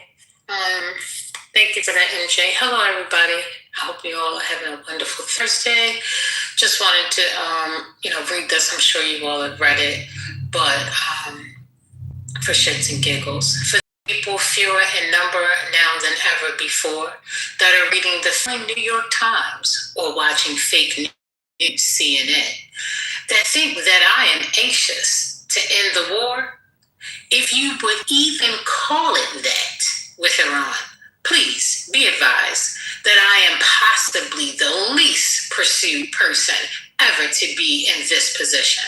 I have all the time in the world, but Iran doesn't. The clock is ticking. The reason some of the media is doing so poorly with subscribers and viewers is because they don't have credibility. Iran's Navy is lying at the bottom of the sea. Their Air Force is demolished. Their anti-aircraft and radar weaponry is gone. Their leaders are no longer with us. The blockade is airtight and strong. From there, it only gets worse. Time is not on their side. Carry on. Yeah, I just like to say he has all the time in the world because he and his fat ass is not out there bobbing up and down in the middle of the Mediterranean. And then another is any of his kids. So, yes. And then he failed to mention that the sailors he was talking about, the Iranian sailors that he's killed, or ours are sending messages home that they're hungry and they need a better, more food and better quality of food. Well, he said he got time today, so he said we got time. They don't have time. So do what you're gonna do. Make a decision. First Lady, we have one carrier that's been deployed for 1 year. They've been out for a year and they have not been home. Oh, I understand. I'm just telling you what the man said. That's all. But y'all can carry on with the war. The gender conversation. I'm with MJ regarding the fact of having a conversation without the gender war. Yeah, carry on. My name is Bennett, and I ain't in it. That was actually me. Can we just normalize? And this is, I just feel like Sunny too. Sunny, well, yeah, I think Sunny, you didn't understand why, but MJ was honing in on your point to say, hey, listen, I think we should have a conversation without the gender. So the both of you. So thank you. Go ahead, Jenna. But why the hell you put thumbs down on me? You want me to throw you out of here? Yeah, fucking up our karma. They just want the war. They just want can we just normalize that if there's a statistic that is very, accurate, it is astounding, can we normalize that it is a rude and insensitive thing to do to bring up a statistic that is not as damning or volatile as the one being discussed. I don't know why we have to tell that to grown people. You know, it's like if we're talking about kids being sex trafficked. You know, you say, hey, I want to bring awareness to this thing. And then you have some dumbass that says, you know, while y'all are talking about that, men are being emasculated in the workplace every day. At some point, everybody went through grade school and we learned place value. We learned greater than, less than. It's an inequality symbol. Some elementary, they say like the alligator, it's the biggest number. Okay, so you have the skill set to prioritize. Okay, can we do that in conversation? Is that fair? Are we able to do that? Is that not insensitive when people do that? Okay, thank you.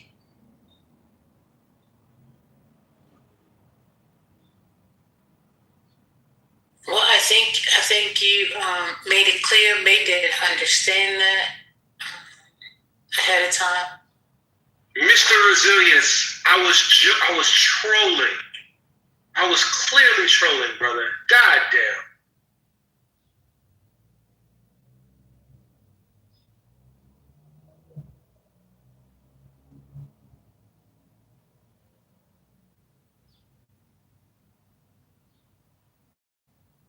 I don't know how y'all have time to read the chat with them. Let's see. It must be something. How these people don't understand trolling after 6 years of Clubhouse? This shit is wild to me. You can't see a troll when you hear one. You can't hear a troll when you hear it. It's wild.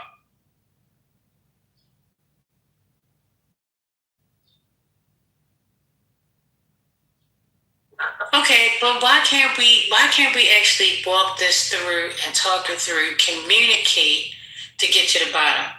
Clearly, it's very uncomfortable. Wait a minute, hold up. But see, sometimes you have to get uncomfortable to get the breaking, and the breaking is needed in order to heal. Wait, 1 second. See, I think what she was trying to say is that how it started out, it came across like as if you were trying to say that the men or trying to compare the two just wasn't fit for the conversation, right? And maybe you were going to end in saying something totally different. That is possible. You don't know that. Why? Because she cut you off. So for that, I had to say, Janet, we should have just listened to the man to see exactly what he was saying. But are you talking about Concrete? No. Concrete tried to argue and say, let off. That's how that situation blew up. And then he started, going off on his thing. But see, when she asked you to stop, if maybe sometimes in these situations, if you just let the situation calm down a little bit, then come back and say, okay, that wasn't really my point. If I could finish, I will explain exactly what I was trying to say. A lot of times communication, just urging that you understand where that person is coming from, it just opens up the door for a better back and forth. But the powerful in trying to say, oh, I'm going to do this, I'm going to do that, then that's where the problem comes in. Okay, honey. So, I don't know, Janet, if you don't feel comfortable with the conversation, that's fine. I'm good, but I'm going back on mute. Thank you.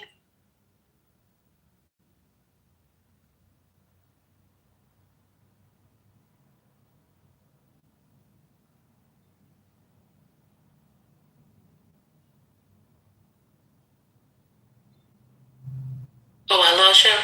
Y'all gone? Okay.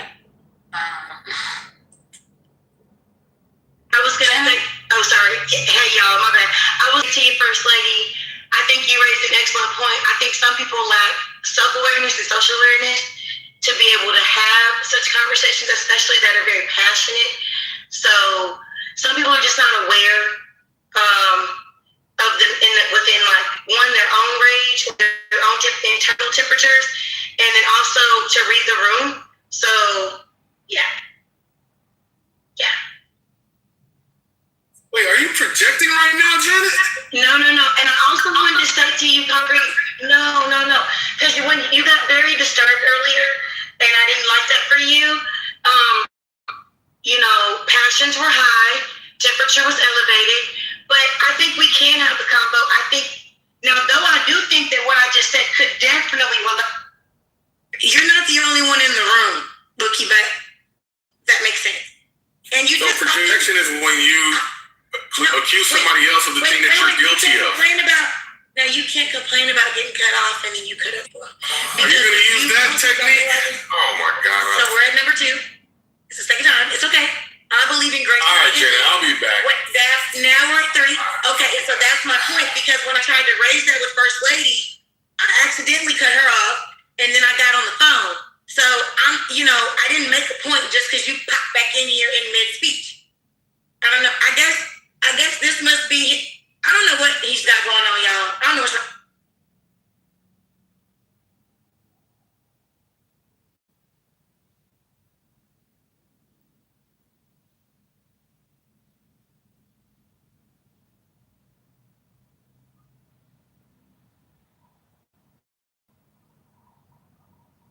And why does he keep storming out of here, flipping his hair? Like, what is that? What? Marsha? Like, what is that? Is somebody going to tell him to stop doing that? I literally feel the hair flip when he storms out of here. Okay, brothers, so I need a man in the room. Somebody's got to tell him not to do that no more. You're not going to say, so I'm not going to say it, but yeah, that's hilarious how that happens. I knew you must have been busy earlier. Glad you came off the mic. Oh, that's fine. Every time never fails. Once you put that on them, it's a wrap.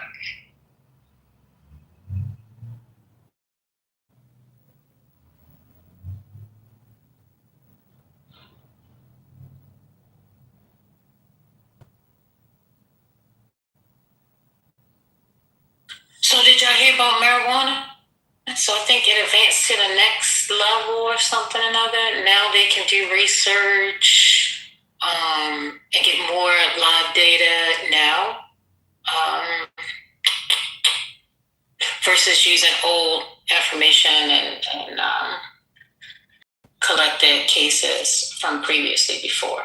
So whatever did go through, it allows that. Did y'all hear about it? Anybody? Jenny, did you speak to your brother? Did you talk to him? Did you hit him up? No? Okay. What did you talk about? I didn't hear what you said. I was saying that, yeah, something about the marijuana. They had something. Oh. Yeah. So, okay. Yeah, I heard something though from a distance. Apparently, what's Gemini? Gemini would know. Exactly. That's why I asked. What's Gemini when you need him? He's the expert. Right. We'll see.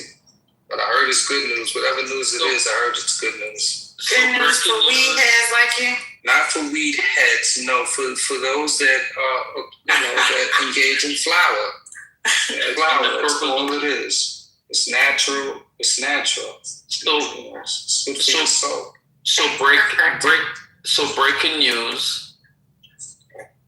There's a lawsuit from the former only black member of the NTSB, National Transportation Safety Board, the guys who investigate plane crash and whatnot. So he's suing. So within his court case, they got Freedom of Information Act request to get the number of black people that were fired by Trump in particular high-ranking civilian position. So out of all the people Trump fired in high-ranking positions, 77% of them were black. This is within what division? Sorry. All across government. Oh, wow. How would you chosen? If you're Basically, if you're black, you got fired. That's why the guy is suing, and his case is going through the courts right now. He used to be the former mayor of Jacksonville, and Biden appointed him to the NDSB. And he said all he received in his case was a letter and email saying you're fired. There was not for cause, there was not performance, nothing he didn't do. Because it's a board, you gotta serve out the term on your board normally. People normally do. Presidents normally allow people from those boards. And he's suing, and he was able to get access to that information. 70-something% of SESs that Trump fired were black. That is, and we remember we've been talking about that, but we didn't know the number. I was just talking about anecdotal people I know who lost their jobs in DC. But I didn't know it was that high. I would have bet my life that it was like 50. But 70-something% is fucking ridiculous. I believe that's because of DEI. That's why. Nigga, shut the fuck up, man. But please, anyway. Stay on mute, Lucy. Stay on mute, man. Lucy, why are you a truck driver? Because of DEI? That's the only job the white man could have given you? Shut the fuck up. No, but DEI could have gotten you into a position you weren't entitled to, and that's why you're fired. And you were not fired for performance. Because see, normally when you're fired, this motherfucker. But even still, that's not DEI. So. Well, that's why more black people are in the high position. I'm not going to argue with someone who is clearly not informed on what DEI actually is or the inclusion part. So it's just crazy to me that you have made this generalization about what it is when it's clear that you know nothing about it. So I don't think respectfully, I don't think you can contribute to this part of the conversation. Go on. I do, because it includes minorities and people. And who's anti? Man, shut up. So the point here, somebody asked for some SCS. Lucy, shut the fuck up, bro. Chill out. We don't want to hear from you right now. He can learn in the goo. But they're part of DEI, though. What's your point? You have no point.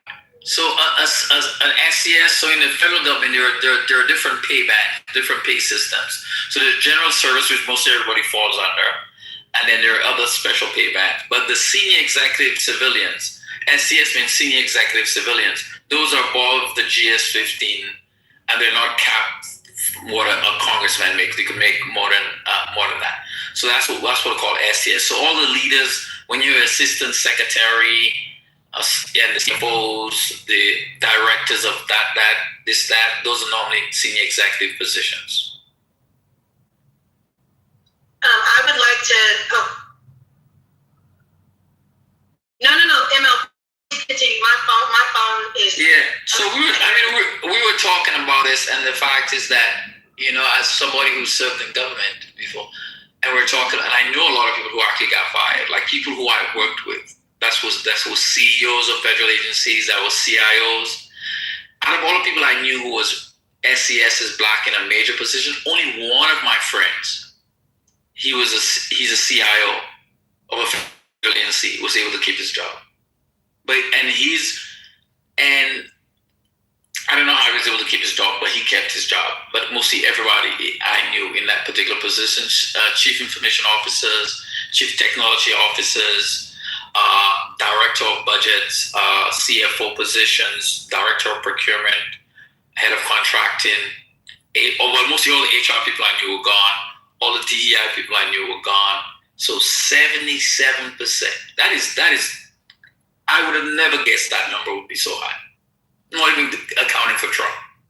That's how egregious they were.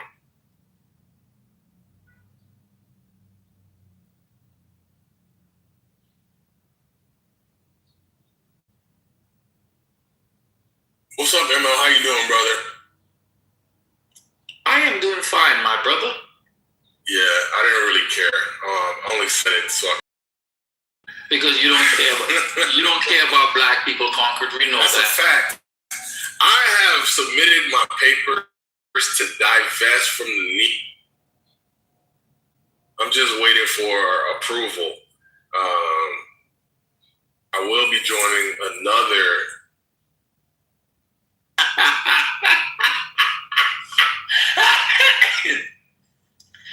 There is a God. The hand of God came down, Congress, and shut you the fuck up. But anyway.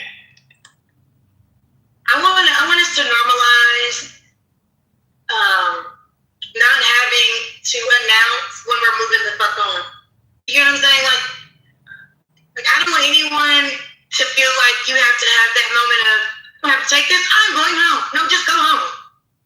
You know what I'm saying? Like if you want to move in a direction that suits you, we encourage that.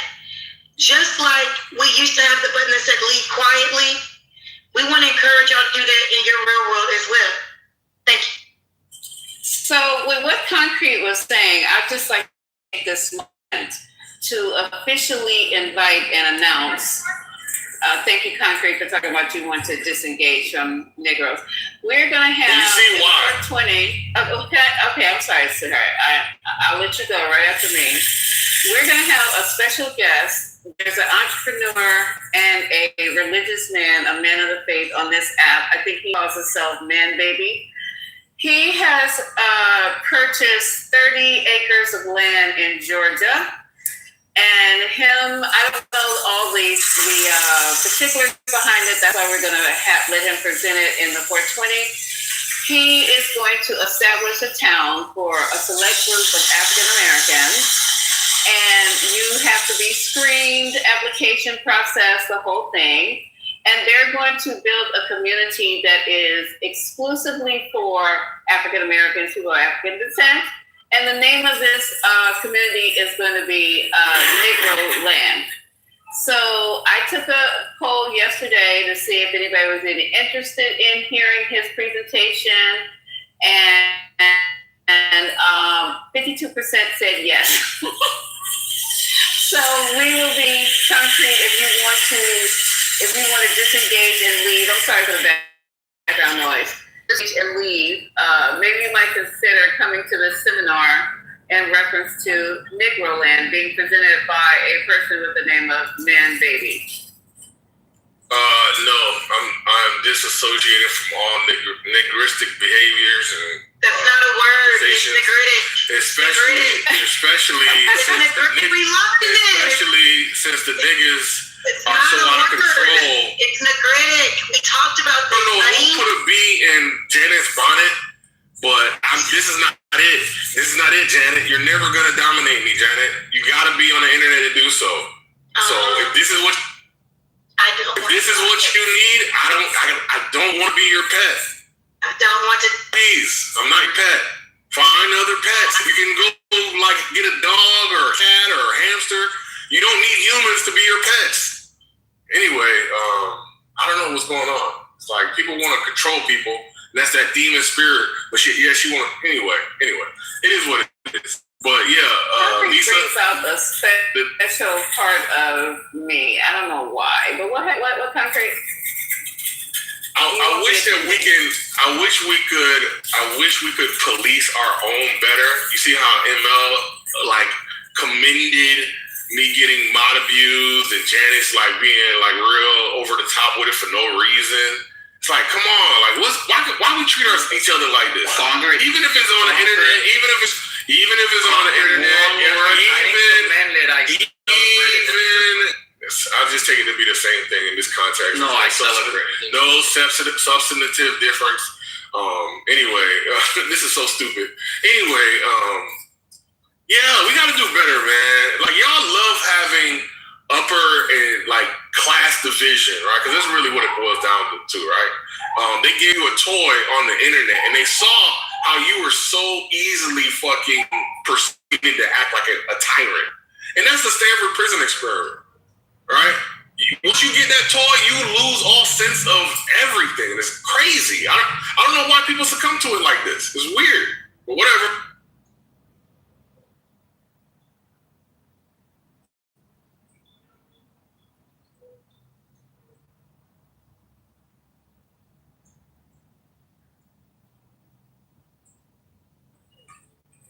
Yeah, there's no perfect perfect experiment, Maya, but you obviously are missing the point when you respond, oh, it was flawed. That's a subjective opinion, right?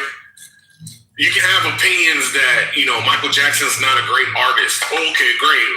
I have also the opinion that Donald Trump is the best president ever. Okay, great.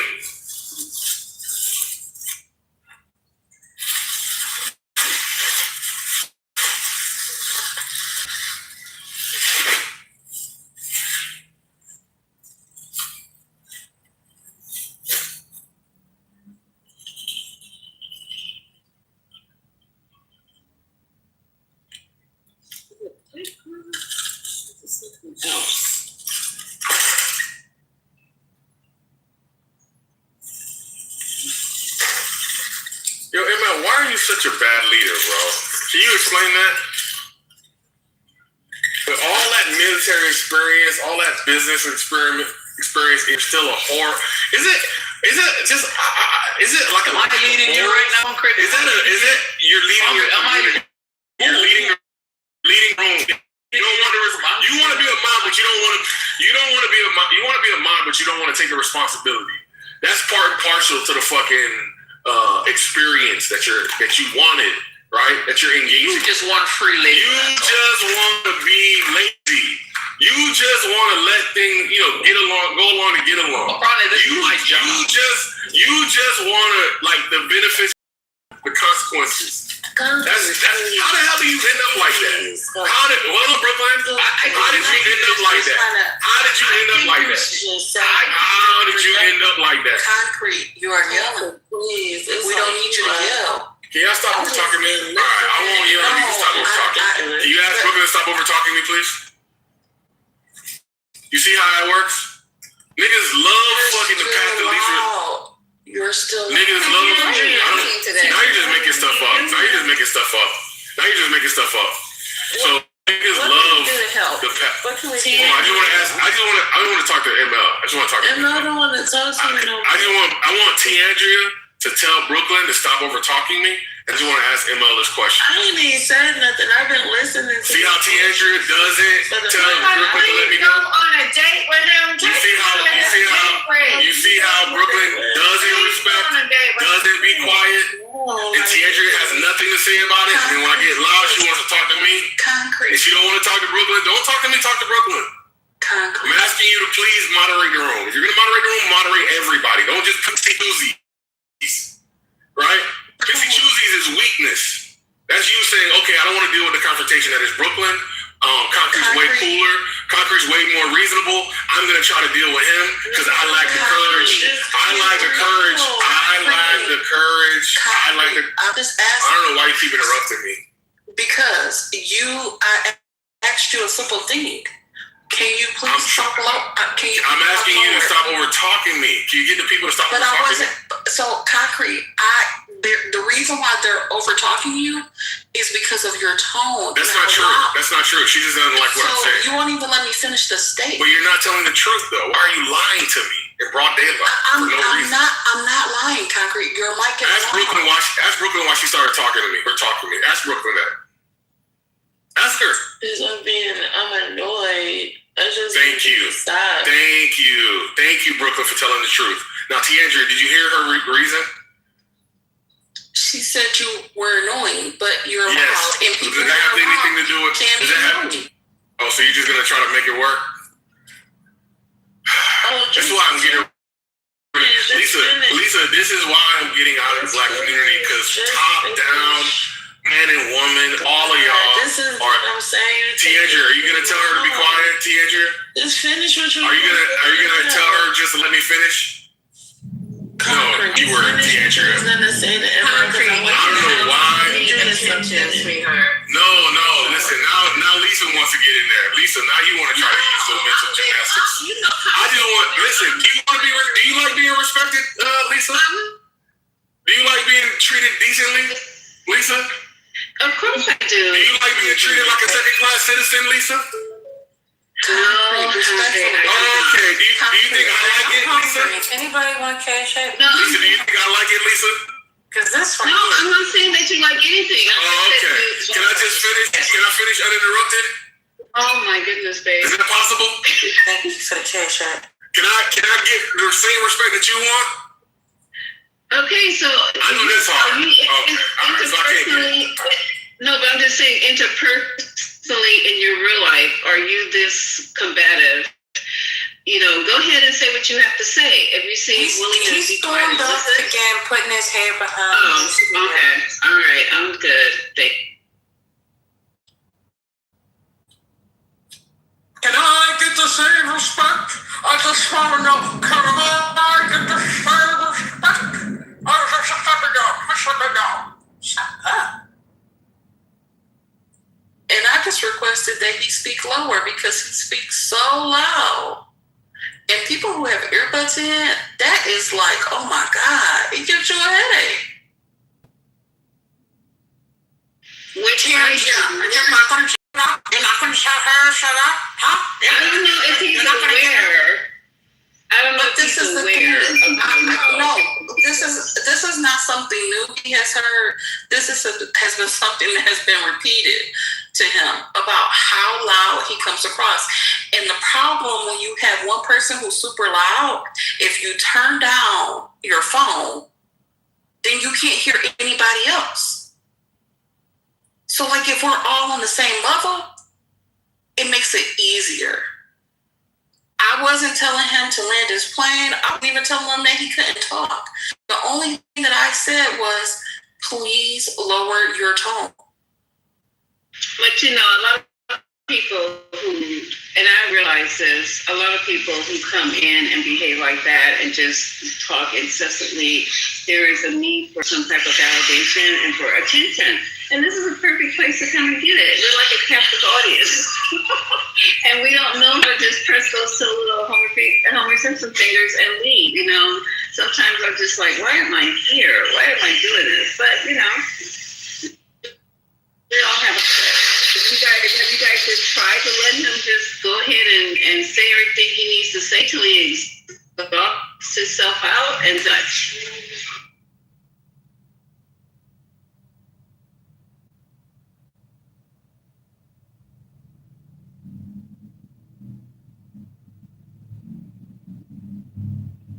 Then I'll just leave.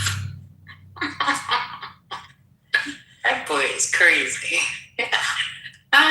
He knows how to stir up a room, I tell you. What else is new?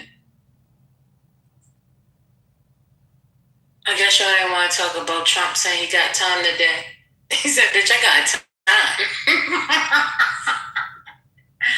Oh, he said, sin. Y'all are trash. He said New York Times, trash. All y'all, they're just trash. No reason. And that's why your ratings is going down. So we can only be validated how many followers we have. Mm-hmm. Like Clubhouse. Wait a minute. I see that, girl. How many followers you got? How many views you have? Mm-hmm.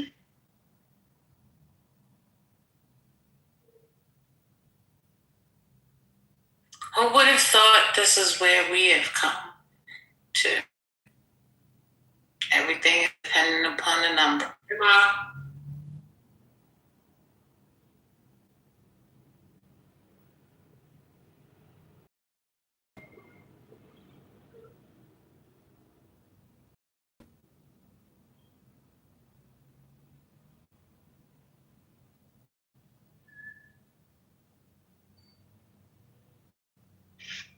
Were you in here when the Iranian man said he didn't care if Trump nuked his country? I still haven't got over that.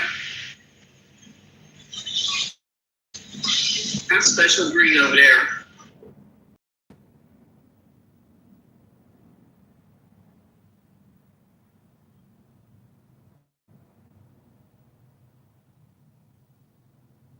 No, I'm not ready for that. I'm not ready for that mindset. What did you say, Lisa? Was I here for the Iranian? The Iranian who said, his name's Hardy? We're not ready for these people. He said that he doesn't care if Trump nukes his country. We're not ready for that. It's also in here, we're not ready for that kind of war. We're not ready for people who have that mindset. Because we're not. We're not prepared. We're not ready.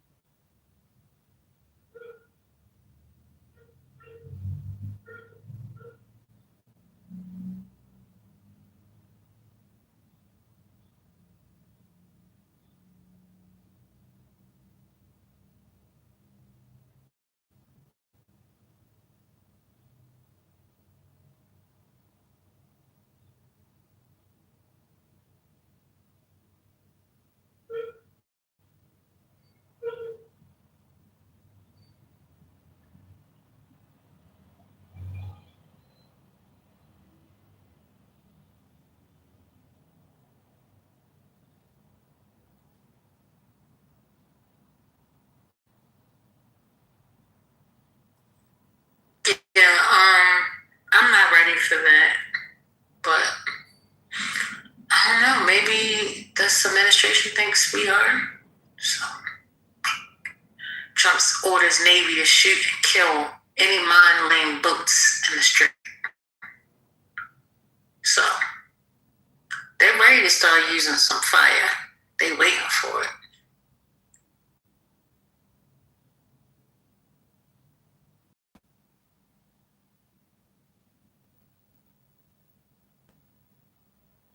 And our wonderful gas oil prices have again rose.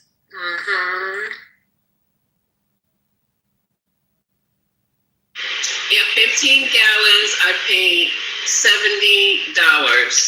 15 gallons of gas, I paid $70. I made sure I got it even.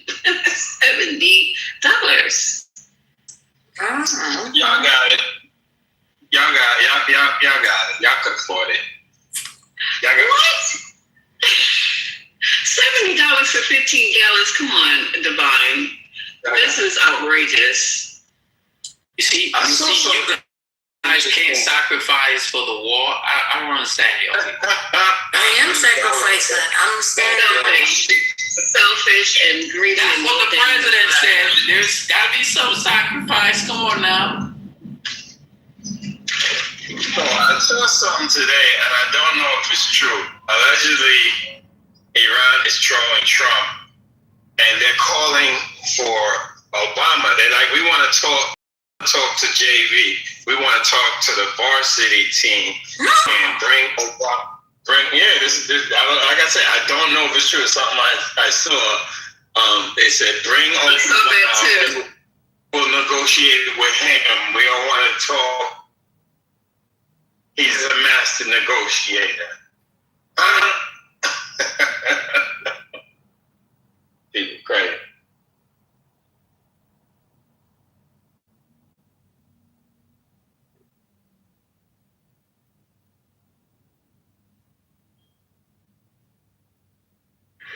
I know you guys are missing Obama right about now.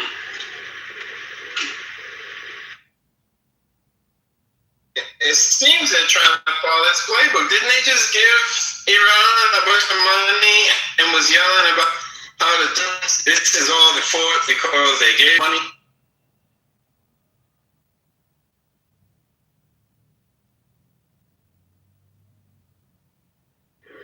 I'm not sure what you're talking about. What money are we giving Iran right now? I don't know.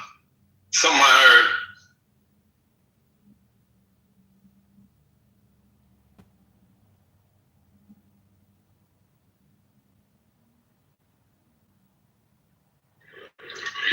So are we gonna? Well, since we're getting our money, everybody's asking for a check.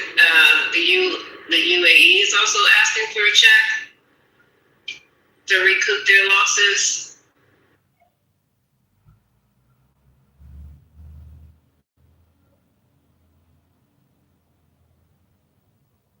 What was the question again?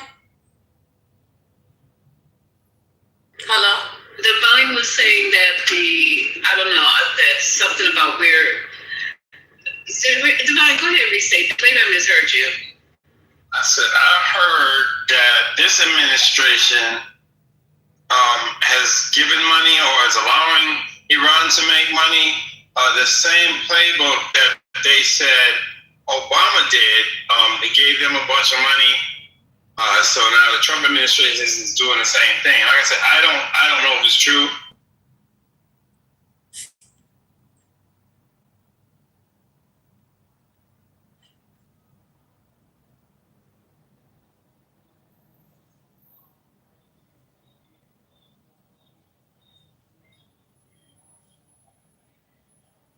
Well, in other news, 10 victims have been taken to the hospital after a mall Louisiana shooting in Baton Rouge, Louisiana. So, hope nobody was severely harmed. I don't know the breaking story behind it.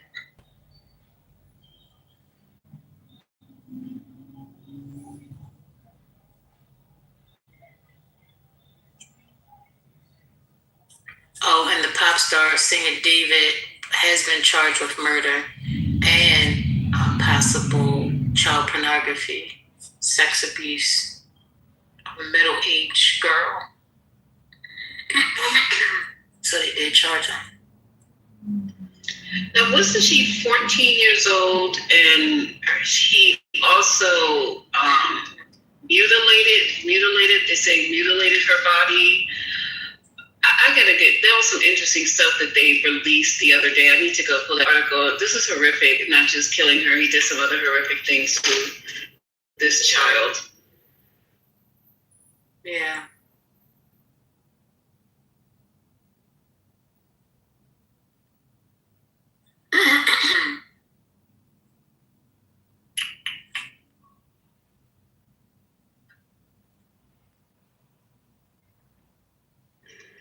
And didn't the mother know that she ran off with David when she was?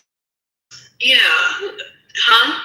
I said I think so, cause they went to him and he was like, "Oh, I haven't seen her," or something. But I don't know what took so long, because if they had a live before they recorded the day before, I don't understand why they couldn't have found some evidence on him a long time ago. But everything.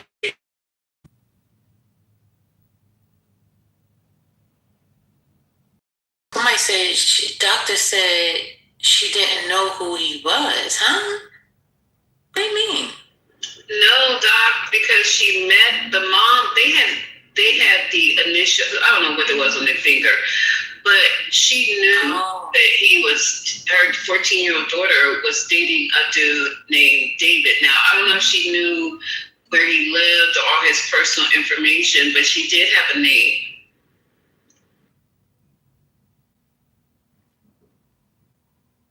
Because she knew they had matching tattoos. So they literally had matching tattoos. The girl had, to my understanding, had ran away a few times. Yeah. At 13, she went missing. That was what I heard. Yeah. In addition to that, there were reports that he maybe had given the mother money. And that they were, but it's so much speculation going on right now. But she knew who he was. Some of the other people that were like surrounding, because like 13, you're in school. So when she ran away, she would also stop going to school. So some of the teachers, there was talk about how she was dating someone who was famous and had money.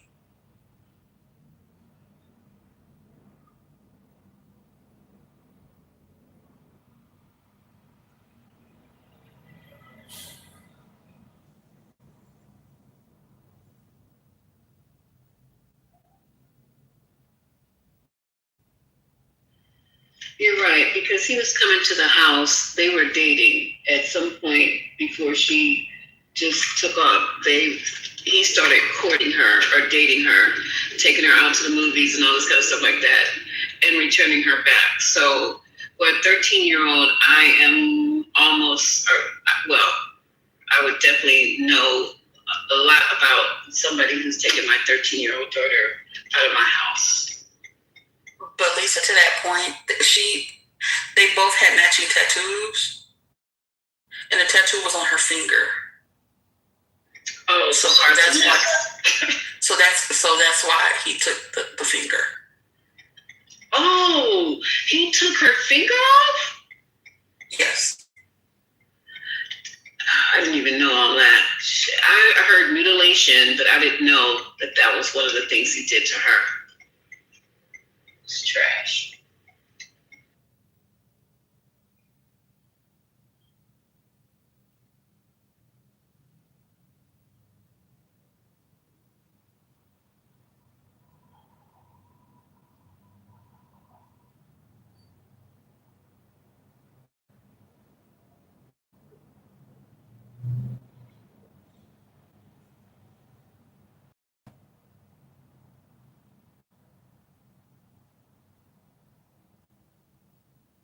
Dang, they got that close. He was able to it said 10 Trent.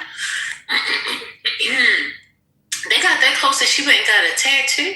Oh my goodness. Yeah, and the mother knew it was a matching tattoo. That was wild. Well, wait a minute. And then how do you say that the mother knew but didn't know who this David guy was? Like, because the mother actually knew. But okay. What is you're telling me that the mom knew, but she didn't know that Dave was an entertainer or popular? She didn't know that part? Because that's what the mom is now saying that she didn't know, but some of the people that he knew said that he was paying the family hush money.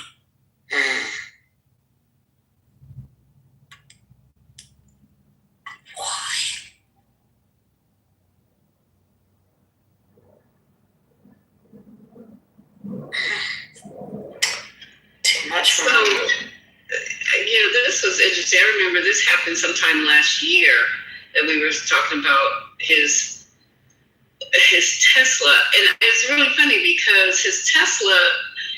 How do you think that you're going to kill a child, cut her finger off, wrap her up in plastic, and put her in the trunk of your Tesla, park it in Hollywood, and everything's just gonna go away? That you're not gonna be the prime ass subject. Huh? And the car is registered. Develop proven, Lisa. You know that those words, reasonable doubt. Hopefully, everybody in my car. Circumstantial. They gotta have that circumstantial evidence. You know how it goes. No witness. They gotta really build the case, do their due diligence. Yes, it's his car. Yes, his prince is gonna be on the car. Yes, he knows her. Yes, there's a relationship. But prove that he killed her. We could damn well say yes, he did. Is that what you know? Is what you could prove? Oh, Divine, they got the phone records. So apparently, and I think he might have broken up with her, and she threatened to expose him for dating her, even though she was underage. So he invited her to come to his house. So they have a lot of records. There it is. Yeah, but this is definitely going to be a case of circumstantial evidence, specialized witnesses, those forensic guys, and piecing together the timeline, because he's not going to take the stand, you know that. Do I think he's guilty as hell? Yeah. But, people with money and good lawyers It's a crazy country we live in. He ain't got that kind of money. Is he? Yeah, I was getting ready to say, is he well off? I thought he was a social media rapper kind of person. He ain't that rich. He's actually We don't a know singer. Listen, independent artists make a shitload of money. It's the ones that's on the major labels that's broke. I'm just saying. Okay, Devon. Be talking about masterpiece. The boy was touring in Europe. You got a lot of no-name fans with a lot of money. I'm just saying, merchandise, ticket sales, after-show parties, take a picture with me for a gang of money after the show. I'm not saying he's wealthy, but he might have that lawyer money.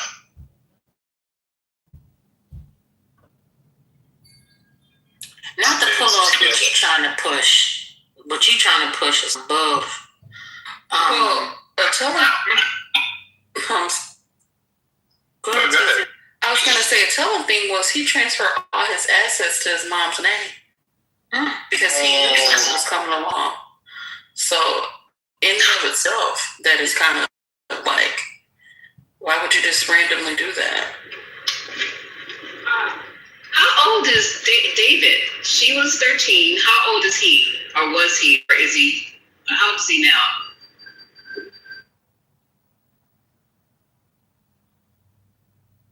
Let me look it up. He was over 18. I want to say early 20s, but I could be wrong.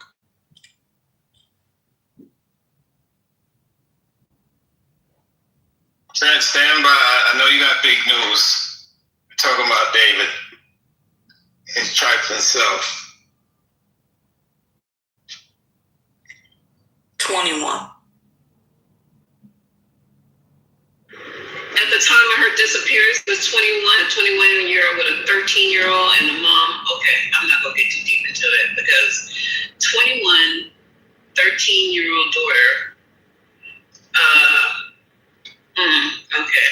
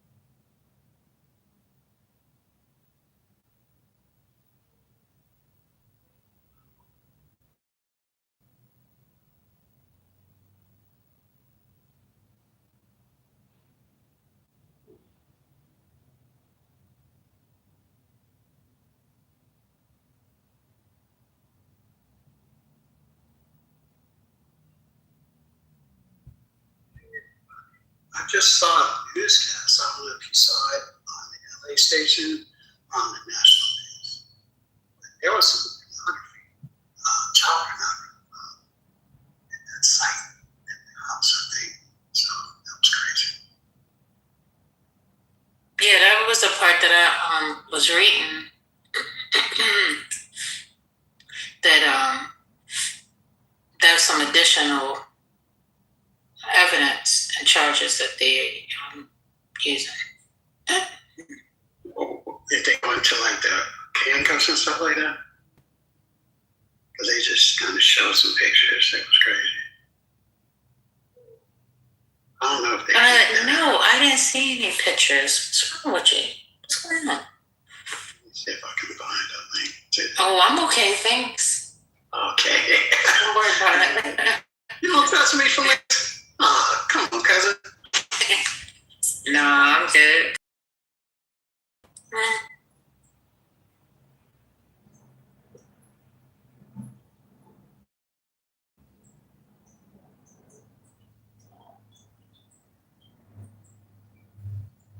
I'm amazed that he put out so much content that seemed to forecast what has happened. What are you talking about? do you think? They said his songs talked about the stuff that he did. Look, I watched videos. I watched all the videos. I didn't listen to all the songs, but I watched all the videos, and it was just like a script. He got the girls grabbed and thrown against the wall, and got her arms getting cut off, and it's just so like. And then he got himself in one video. I think it's called Rehab, and it's like there's this one character called Pain he created, and Pain looks just like his anime version of himself, but it has bandages around the eyes, like he's blind. But when the bandages get stripped away, it's like he's the evil side of David. And that's the one that stabs and the girl's arms off.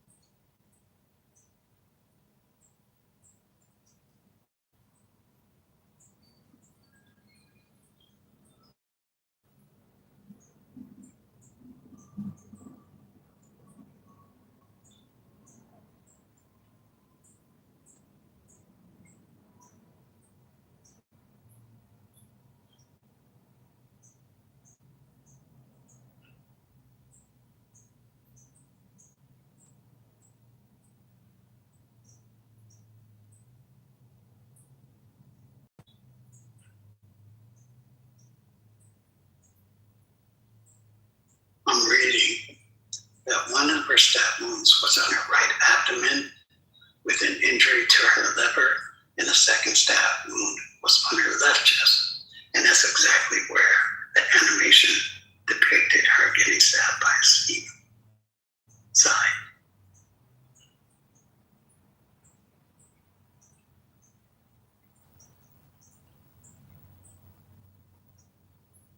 He looks deranged. I ain't gonna hold you. Have you seen him before? Oh my goodness. I've seen him. No, I'm gonna have to look. Something about his eyes. Something about his eyes.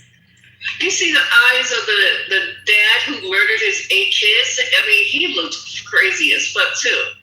Yeah, he did. He did. First lady, look at that man. He looks crazy. The one picture I saw is when he was standing next to the wife or the girlfriend. I don't know which one. But when he was standing next to her, he had a smile on his face and he was holding her. That picture didn't look I didn't see that one. Okay, I don't know which one. It's one of him by himself. I don't know where it came from, whatever, but he looked like he was struggling, like he had some demons. And I was listening to a psychiatrist speaking on some program, I don't know what I was listening to, and he said anybody in your family who has consistent discussions about demons, point blank and period, he said they're in a special place, and you need to seek intervention. We just don't talk about demons. That's just not something that we just, at least to my knowledge, the people just engage in unless there's something deeply wrong with you. Well, but see, here's the thing though. We don't know yet if the whole demon thing is something that's actually external to the person or if it's actually something that's internally an internal construct, you know? No, I don't. Explain it to me. I don't understand. I mean, I'm just saying, like, it doesn't mean that the person isn't crazy, but what's making the person crazy? It could be some external force, you know? It doesn't really take away from the fact that these people are, dangerous. Does it matter, though? I mean, it doesn't matter. Oh, okay. If it's internally or externally that's causing your situation, the bottom line is that you need intervention. You need help. And there's nothing wrong with that. You know what else it could be a central problem here? They found meth in the girl system, So everybody involved could have been outside of their, their normal. In the 13-year-old system? Methamphetamine? Yeah. How do we know he didn't drug her? Well, I'm sure that was part of the grooming process, keeping her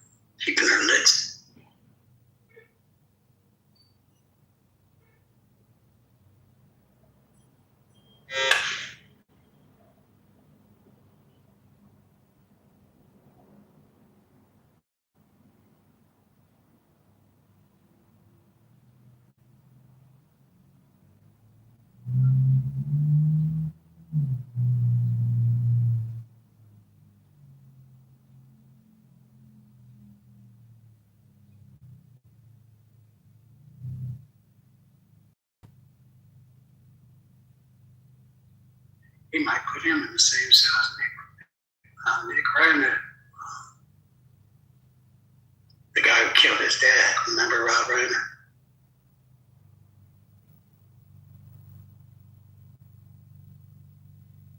Damn, breaking news. Not too far from me, somebody was reported hanging today at 6 a.m. Black? I don't even know. Because I follow the local city I'm in. I use a news app called Newsbreak, and it collects things. So I follow this little thing because it's local. Right? It gives me all the news, but it follows this thing. Let me listen to this.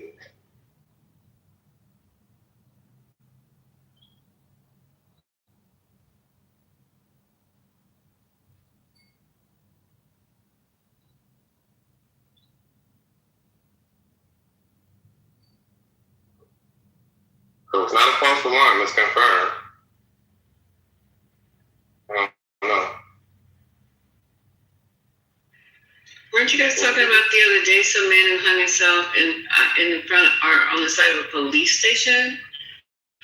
Well, was that ever resolved? That was the police have always said when they see somebody hanging, they call it a no foul play. But just the common sense of understanding what hanging is and how difficult it is to be able to tie a noose and then climb up the tree yourself and then hang yourself. You know what I'm saying? In DC, where they don't even have trees to support body weight like that. Right. Unless you're in a city park, like they do have some parks where people go hiking and biking and stuff, like mountain biking, maybe. But even the trees are not like in the South where you got big ass heavy trees that can support human weight. I'm saying this as a person who hunts and I climb trees with a fucking stand. We don't have trees like that up here. Most of it, they probably had it back in the day, but this place is too urbanized with building and shit. So everything is small. Thin branches. I wonder where they're using to hang themselves too. That's another telltale. Right. Like it's so hard to do that because you gotta, hang by the neck and break the neck. Like ain't no ladder, ain't no steps to it, shit like that. Like I got a tall tree in my backyard, but it won't support no human though. And it's got a big branch that is split, and the branches ain't strong enough to hold my body. See, it's unlikely that black person to hang themselves too. Well, yeah. No, this person in the report they say they were Hispanic, but no, they were black. Just because they had a Latin name. Hell, Brazil got the most black people in the world outside the continent. So the Washington hanging, that was a black man. Yeah. But the initial report when it first came out, they said it was a Hispanic person at 19. Wow. I was trying to WUSA 9, which is the quote-unquote black channel that you can trust, quote-unquote. It's one way of diffusing. Well, we could tell it was a diaspora deflector who probably wrote that, you know what I'm saying?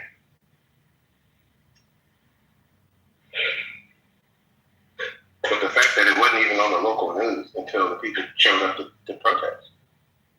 And that section of DC is like not area. It's not like in the hood or nothing. That part of Northwest, people got money over there.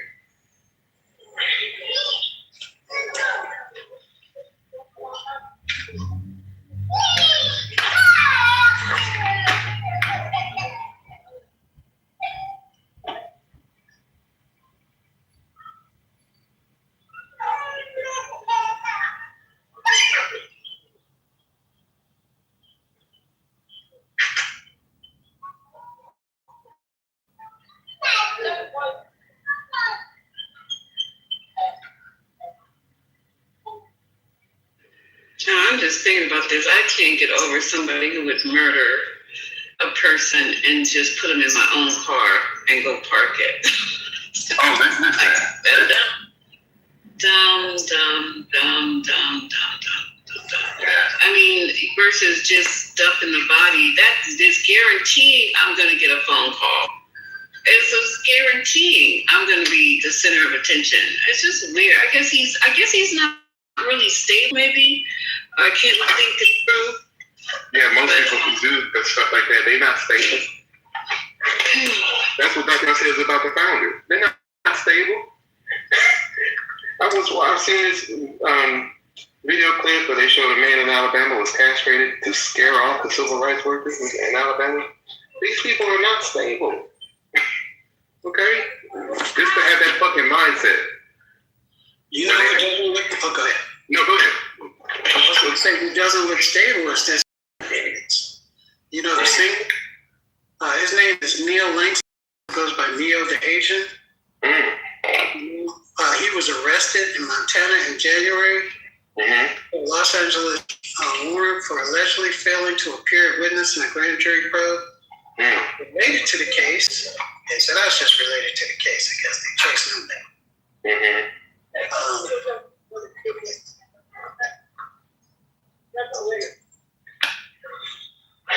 You know, and he's in a video though.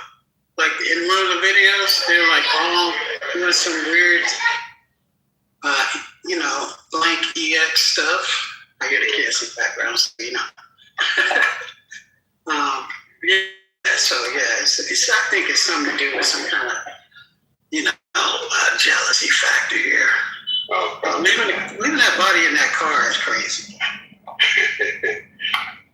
Yeah.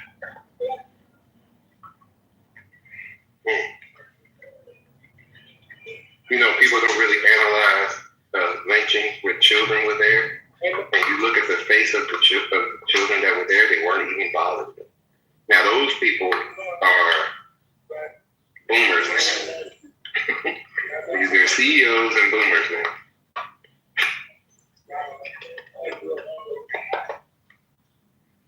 So David's got a picture of both of them laying kind of on some pillows, and David's hand is underneath the Neo the Asian's body, and David is wearing a T-shirt that says "Sounds gay, I'm in it."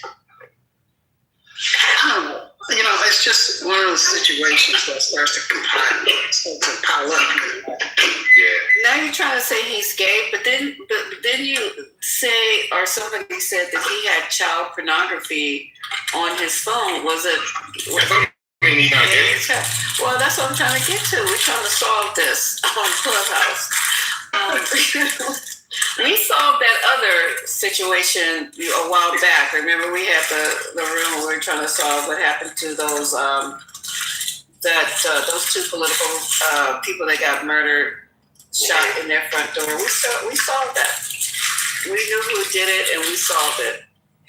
But I'm just trying to. It's just to me, David, a young man dating a 14-year-old. I'm starting to go back to the parents, the mother, the father. When you let your daughter leave the house, I hope I'm getting this right. And he was 21 at the time when he started showing up to the house. He's 21 now. He's 21 now. I'm sorry then. So I don't know how old that was, but. Well, it's probably, think about when you go to the parents, right, which is a good starting block. These things are normalized. So I would question how the parents grew up, right? So I think I was having a discussion earlier where they were talking about the murder-suicide, right? And what we consider abuse, what we don't consider abuse, or whatever the case, these things are ingrained. How you grow up, what stuff. I believe that. I truly believe it. It's nurture versus nature. It's money. It's money. A lot of times. It's money. A lot of times the parents will allow.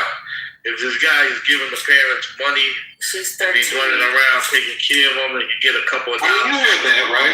Again, hold on, let me finish, brother. Hold on. Unfortunately, they will allow. I've seen it. They will allow their daughter the day that they will. Listen.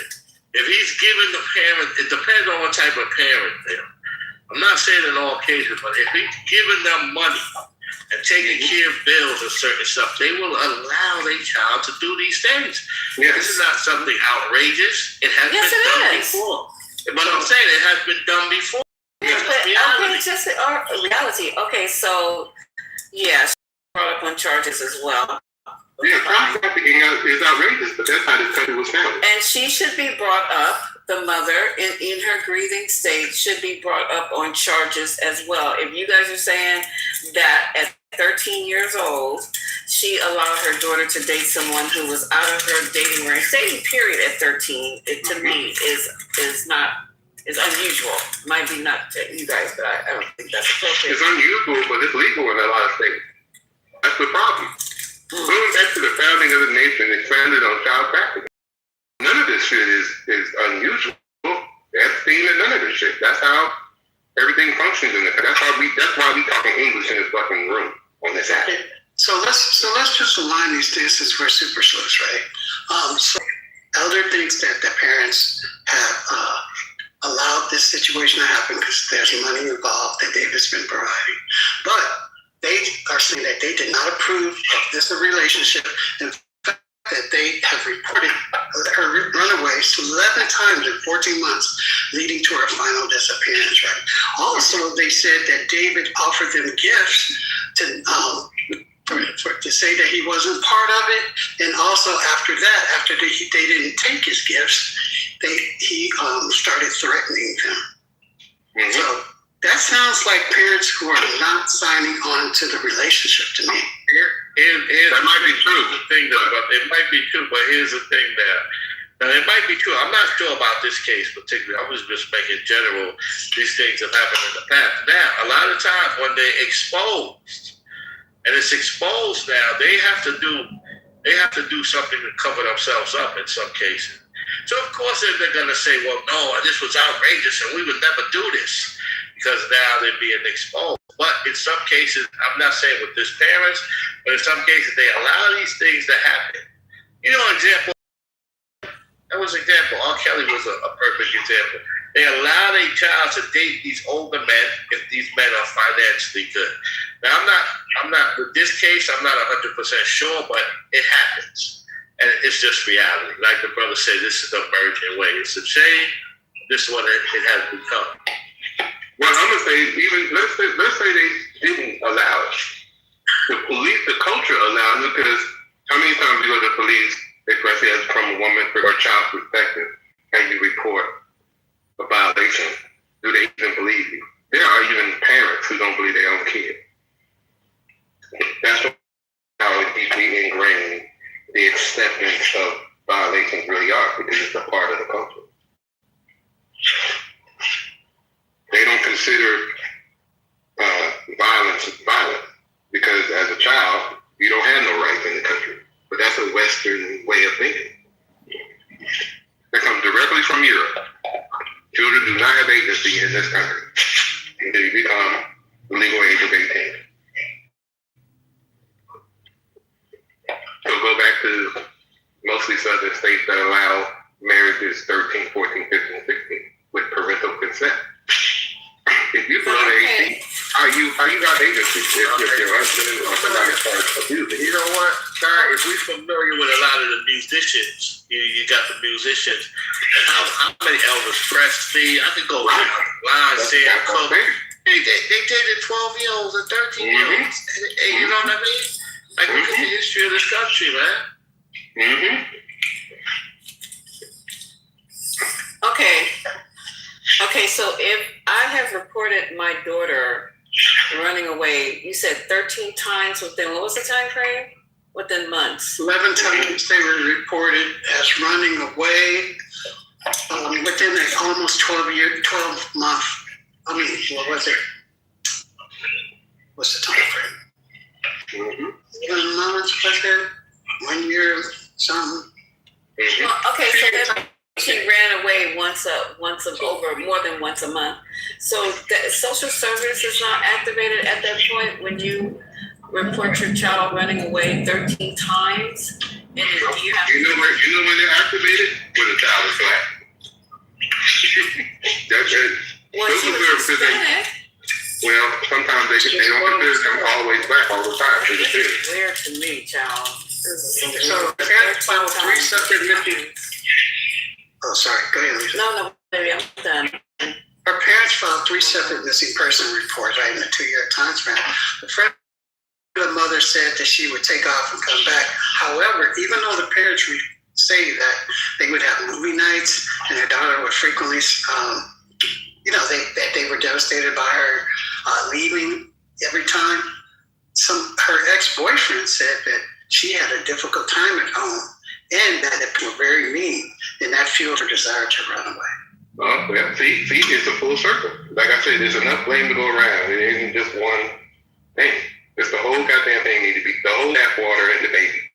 Throw that bitch away and start over. Because like I said, parenting, you know how many parents treat their kids a certain way and they don't consider it abuse? They'll tell the kid, what the fuck is wrong with you? Bow down to me because I'm an adult? Come on now.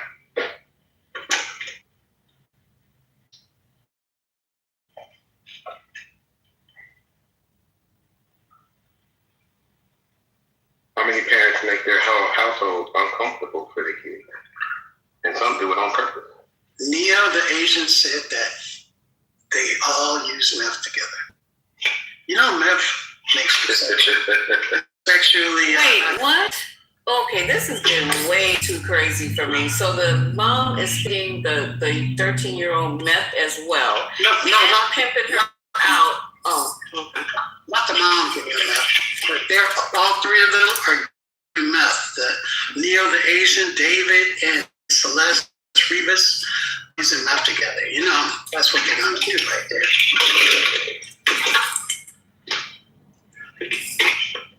I saw this channel on YouTube, this white family in Jersey. Same thing. These people, the parents had money too. These kids, all these kids are strung up on everything. Like habitual users and abusers. What a big diggity out. Hey, Ty, you remember that? No jail time. Ty, you remember a song by the Whispers called Lost in Scotland? Mm-hmm. Y'all are making it seem like it's so normal. I'm sitting here outraged. This whole situation. It's not normal. You're right. No, it's not normal. Girls walking out the house, mom taking payments. She reported. So if she was taking payments, why are you reporting it to the popo 13 times if David is paying you to let your daughter go out with an old ass, well, not old, but with somebody who's clearly out, should not be associating or dating or even talking to, dealing with. So how is that going on? The mother is alive. You said the mother was getting paid, but yet she is reporting her daughter missing every freaking month of the year. And then eventually... See how that's not making sense? Something's not right here. The law enforcement will ignore it like they do all the time. Unless your name is Renee Ramsey. No, but you're missing what I'm saying. Something's not right with this picture. If David was paying the mother to be allowed to have relationships with her daughter, right? That part.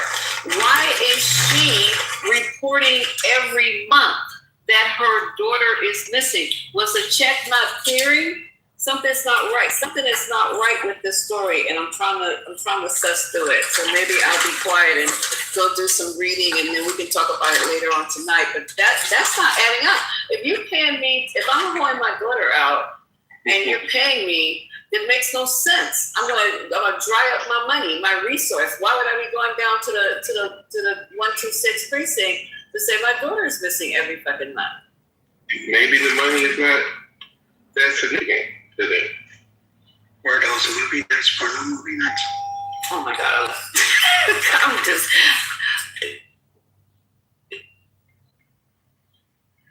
Sorry, we gotta put it on the board.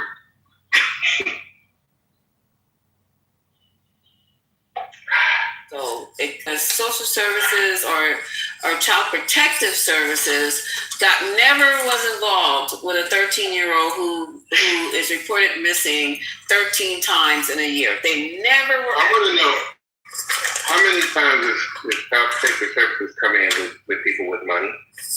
I don't even think they do with people with money. They don't have this lady, this family, the parents.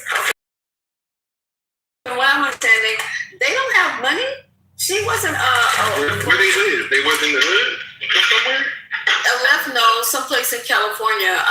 What neighborhood did she come from? Not saying that the neighborhood means anything, but what neighborhood did the Hispanic girl live in Southern? I'm not sure.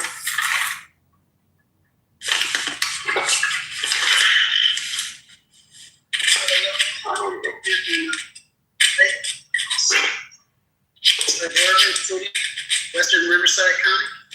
Oh, that's in the suburbs. That's not Los Angeles. Riverside County, yeah. So on Jameson Street. So you gotta, everything's the hood. You gotta have money to live in Riverside. No, please tell him what Riverside looks like, please. I don't even know. I don't really know. Oh, here you go. So they live in, a former neighbor reported that the family lived in public housing between 2018 and 2020. Oh, they have public. Well, when I was there, they didn't have no damn public housing. Yeah, Riverside is not. No, that's where you go when you can't afford. I could be wrong. California could even jump in. The cost of that was 30 years ago, so it might be cheaper different in now. Riverside. Yeah, that was more than 30 years ago. So they lived in public housing. So she needed that money that you said David was giving her to date her daughter.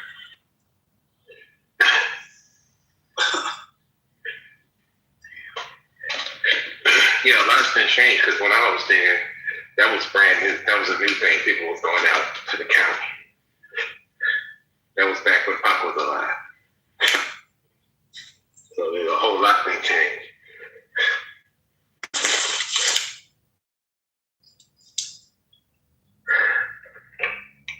Yeah. I had enough breathing dust. I did some work. I got to replace my ceiling in my family room, so I've been tearing it down. Oh, okay. The fucking old school insulation, the fiberglass. Yeah, gosh. I had safety goggles and mask and all Oh my that. God, I'm just looking at the screen. Y'all, we're boring the room. Let's talk about politics. I was like, nobody wants to hear about David killing a 13-year-old. But they don't want to hear about David. They want to hear about We got to something. They want Get the Trump conversation going. So Trump is firing all the generals. He's firing up everybody. He's saying, is this new? No, but Trump himself said he's unhappy with generals and he'll fire any of them. Is this new? It's ongoing. It's ongoing, right? Oh, okay. Because when that chief of the Navy, he ran from XF trying to say, you can't fire me. He ran into the wrong Trump, and Trump said, yeah, you didn't build my battleship fast enough. Are you talking about the Trump fleet that he wants to build, the Golden Fleet? That's right. That's right. They're not moving fast enough. That's crazy. As an ex-Navy person, like, what the fuck is wrong with this thing?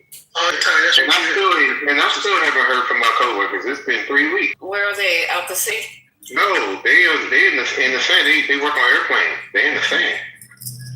What do you mean they're in the sand? In the middle. That's what we call it. Oh, they're in the Middle East. Okay. They're airplane mechanics, but they're not on a ship. You know. So we lost 2 workers. So now there's only 2 of us working now. And like I said, I had a selfie from them a couple weeks ago in the bunker, but I ain't heard from them since. But what's the breaking news on Trump and the war, you guys? I mean, I've been in this room. This is the first time I've been in this room all day in a long time. So I've been talking to you guys, running my mouth.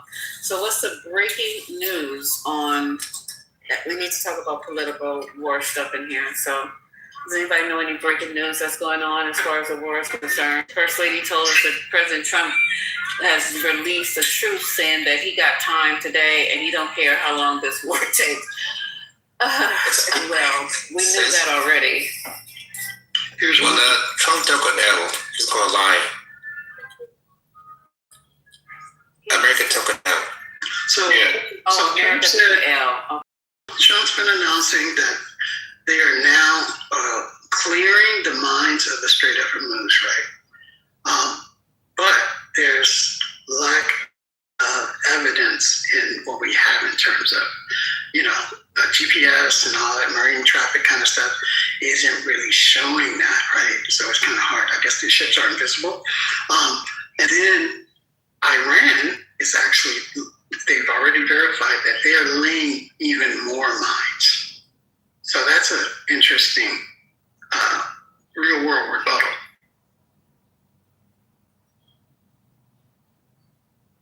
Okay, so you heard that the order that he put out to the Navy was to kill, he said to use the word kill, any small boats that are in the strait, to kill them. And then because he said that the Navy, 139 Navy vessels that belong to Iran are under sea. So this... Yeah, kill all the little small gunboats that are terrorizing everybody, I guess. I mean, America didn't understand. They're fighting 3 different countries: Russia and China. China's providing all the locations, So Middle East is messed up. Iran, you're fighting 3 different countries. You're fighting Iran, you're thinking you're fighting Iran, but you're fighting actually China and Russia. They're doing the same thing. And how is that possible, sir? You're saying they're supplying them with artillery, drones, bombs?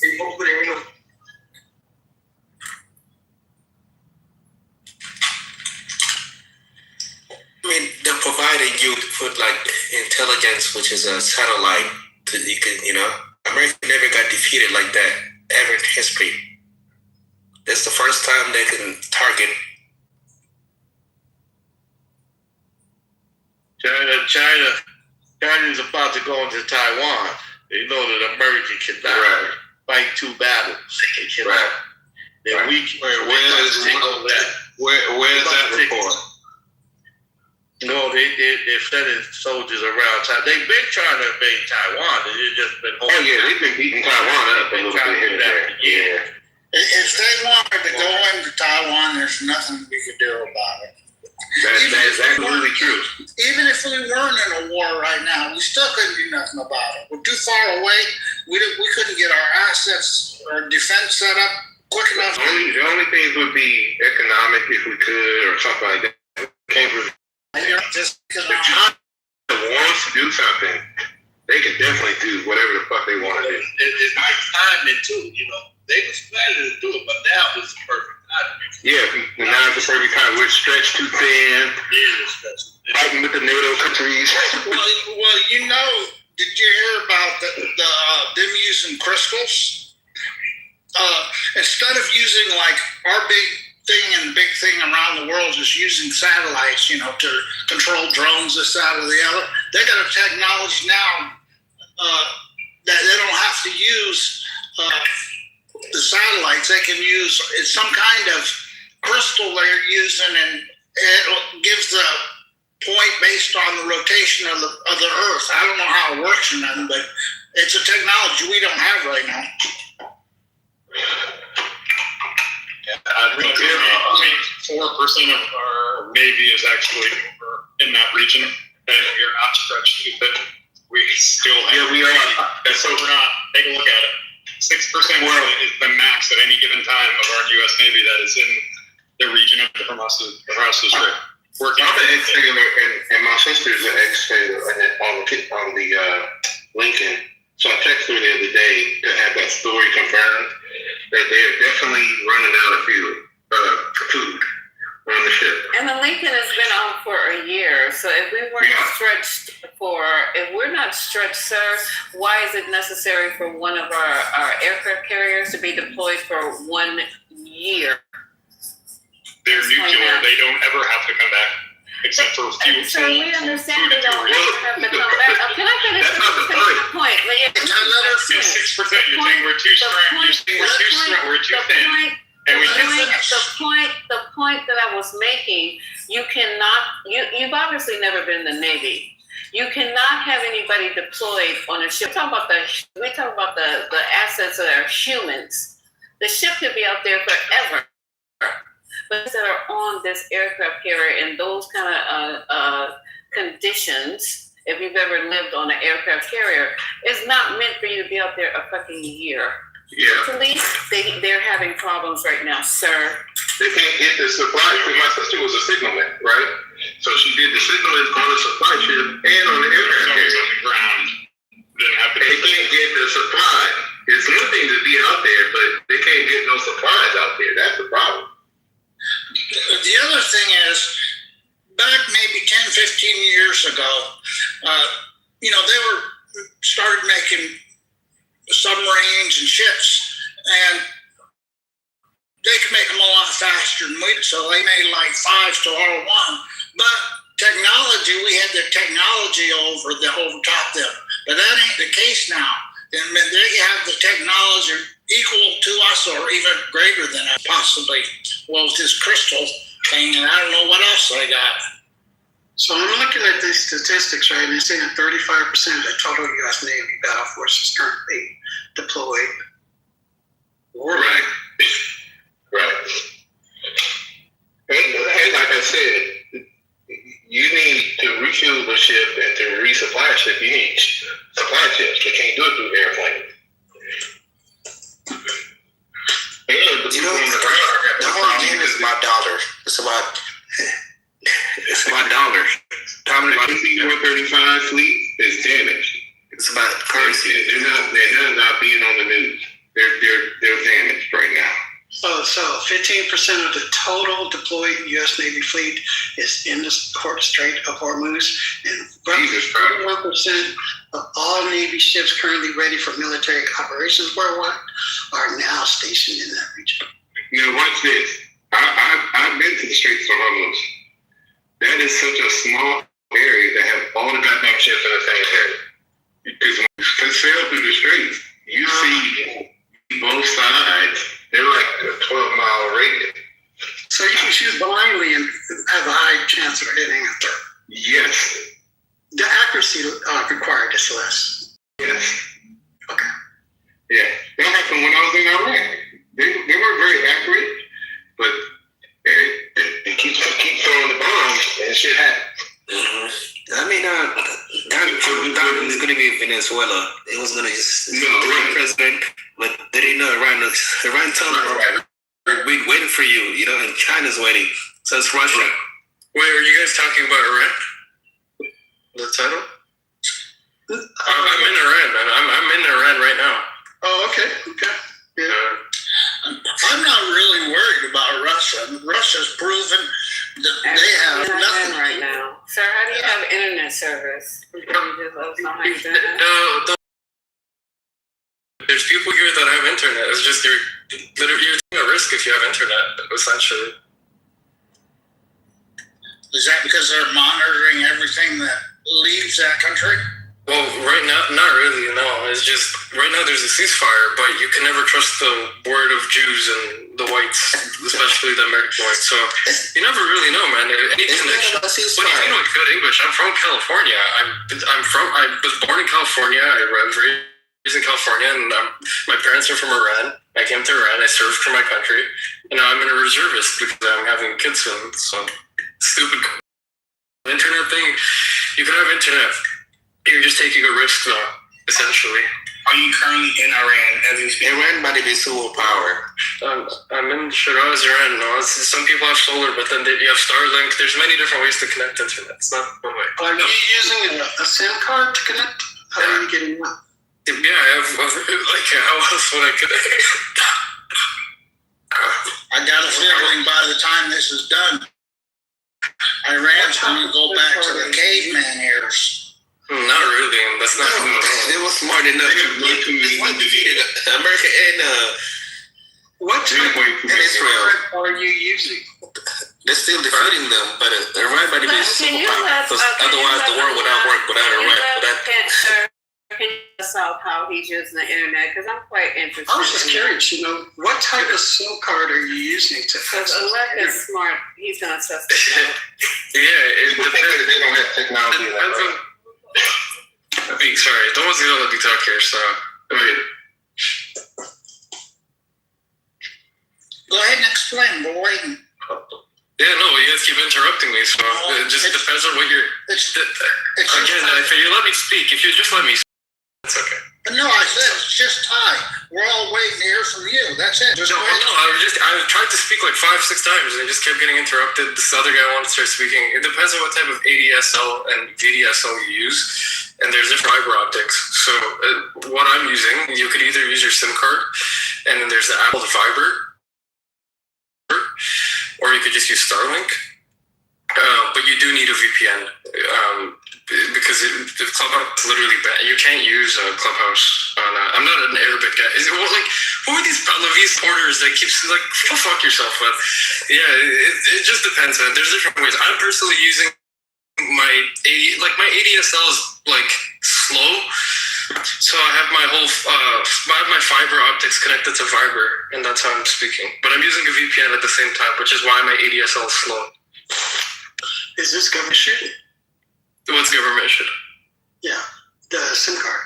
I was a reservist, so like my whole family, like everything, we all have our SIMs.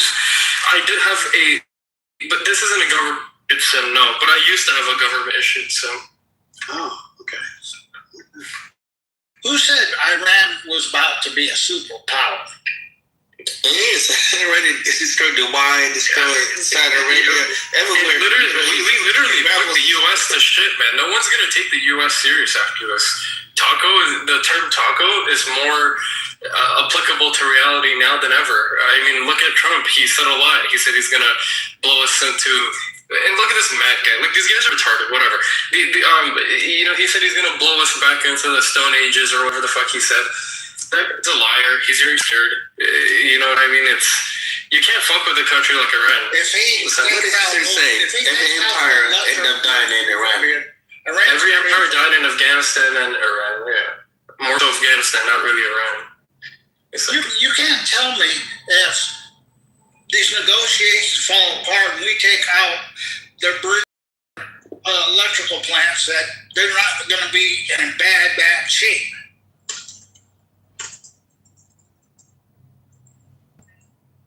And Trump will do it. If it comes down to these negotiations falling apart, he's going to do what he said what he planned to do. It's about money. It's about America losing their power. The whole war is about power. It's not about power. Money. When dollars lose, it's dollaration. But you got to understand, they still have to go into the ground. They have to fight a ground war. You guys know the U.S. didn't gain anything from the war. They lost money doing this. It's going to be a different war. It's the casualties. They already told Trump, his generals have told him, you can win this war, but the casualties is going to be at least 50,000, at least. They cannot deal with them type of casualties. That's why Trump doesn't want to go in there and do it. It's going to be a bloodbath. I don't think win, but it's going to be a what? How do you see that? They have because Iran is 82 million people. That's why. Look what happened in Afghanistan. You're not going to conquer them like that. You're not going to conquer them. Okay, it's going to be one at a time, though. It's going to be one at a time. Go ahead, Sir Lynn, and then the other guy you can follow. This dumbass doesn't know how to compare it to past wars. Compare it to Afghanistan. Hello, sir. We're going to have this conversation one at a time. So go ahead, sir, finish, and then the other guy, and then you last. Right. Iran is about 82 million people. I don't know. You will not be. Iran is not like Iraq. You will not be able to conquer Iran like that. You're gonna go in there. They've been waiting for this war for 47 years. You know that if you go into the ground, if you go into a ground war, you understand that there's gonna be major casualties. That's gonna happen. That is just what it is. It's gonna be like Vietnam. So you're not gonna conquer you like that. All right, that's the Persian. That's one of the oldest countries. That's the Persian Empire. They're not going to allow you to conquer them like that. This is a holy war to them. So for the casualties is going to be great. Yeah, but everybody's not in the war. No, thank you. Thank you for the. Who's gonna try to leave their kids to go out Why there? are you cutting him off, sir? I'm not. He said 2 words. No, he's speaking the truth though.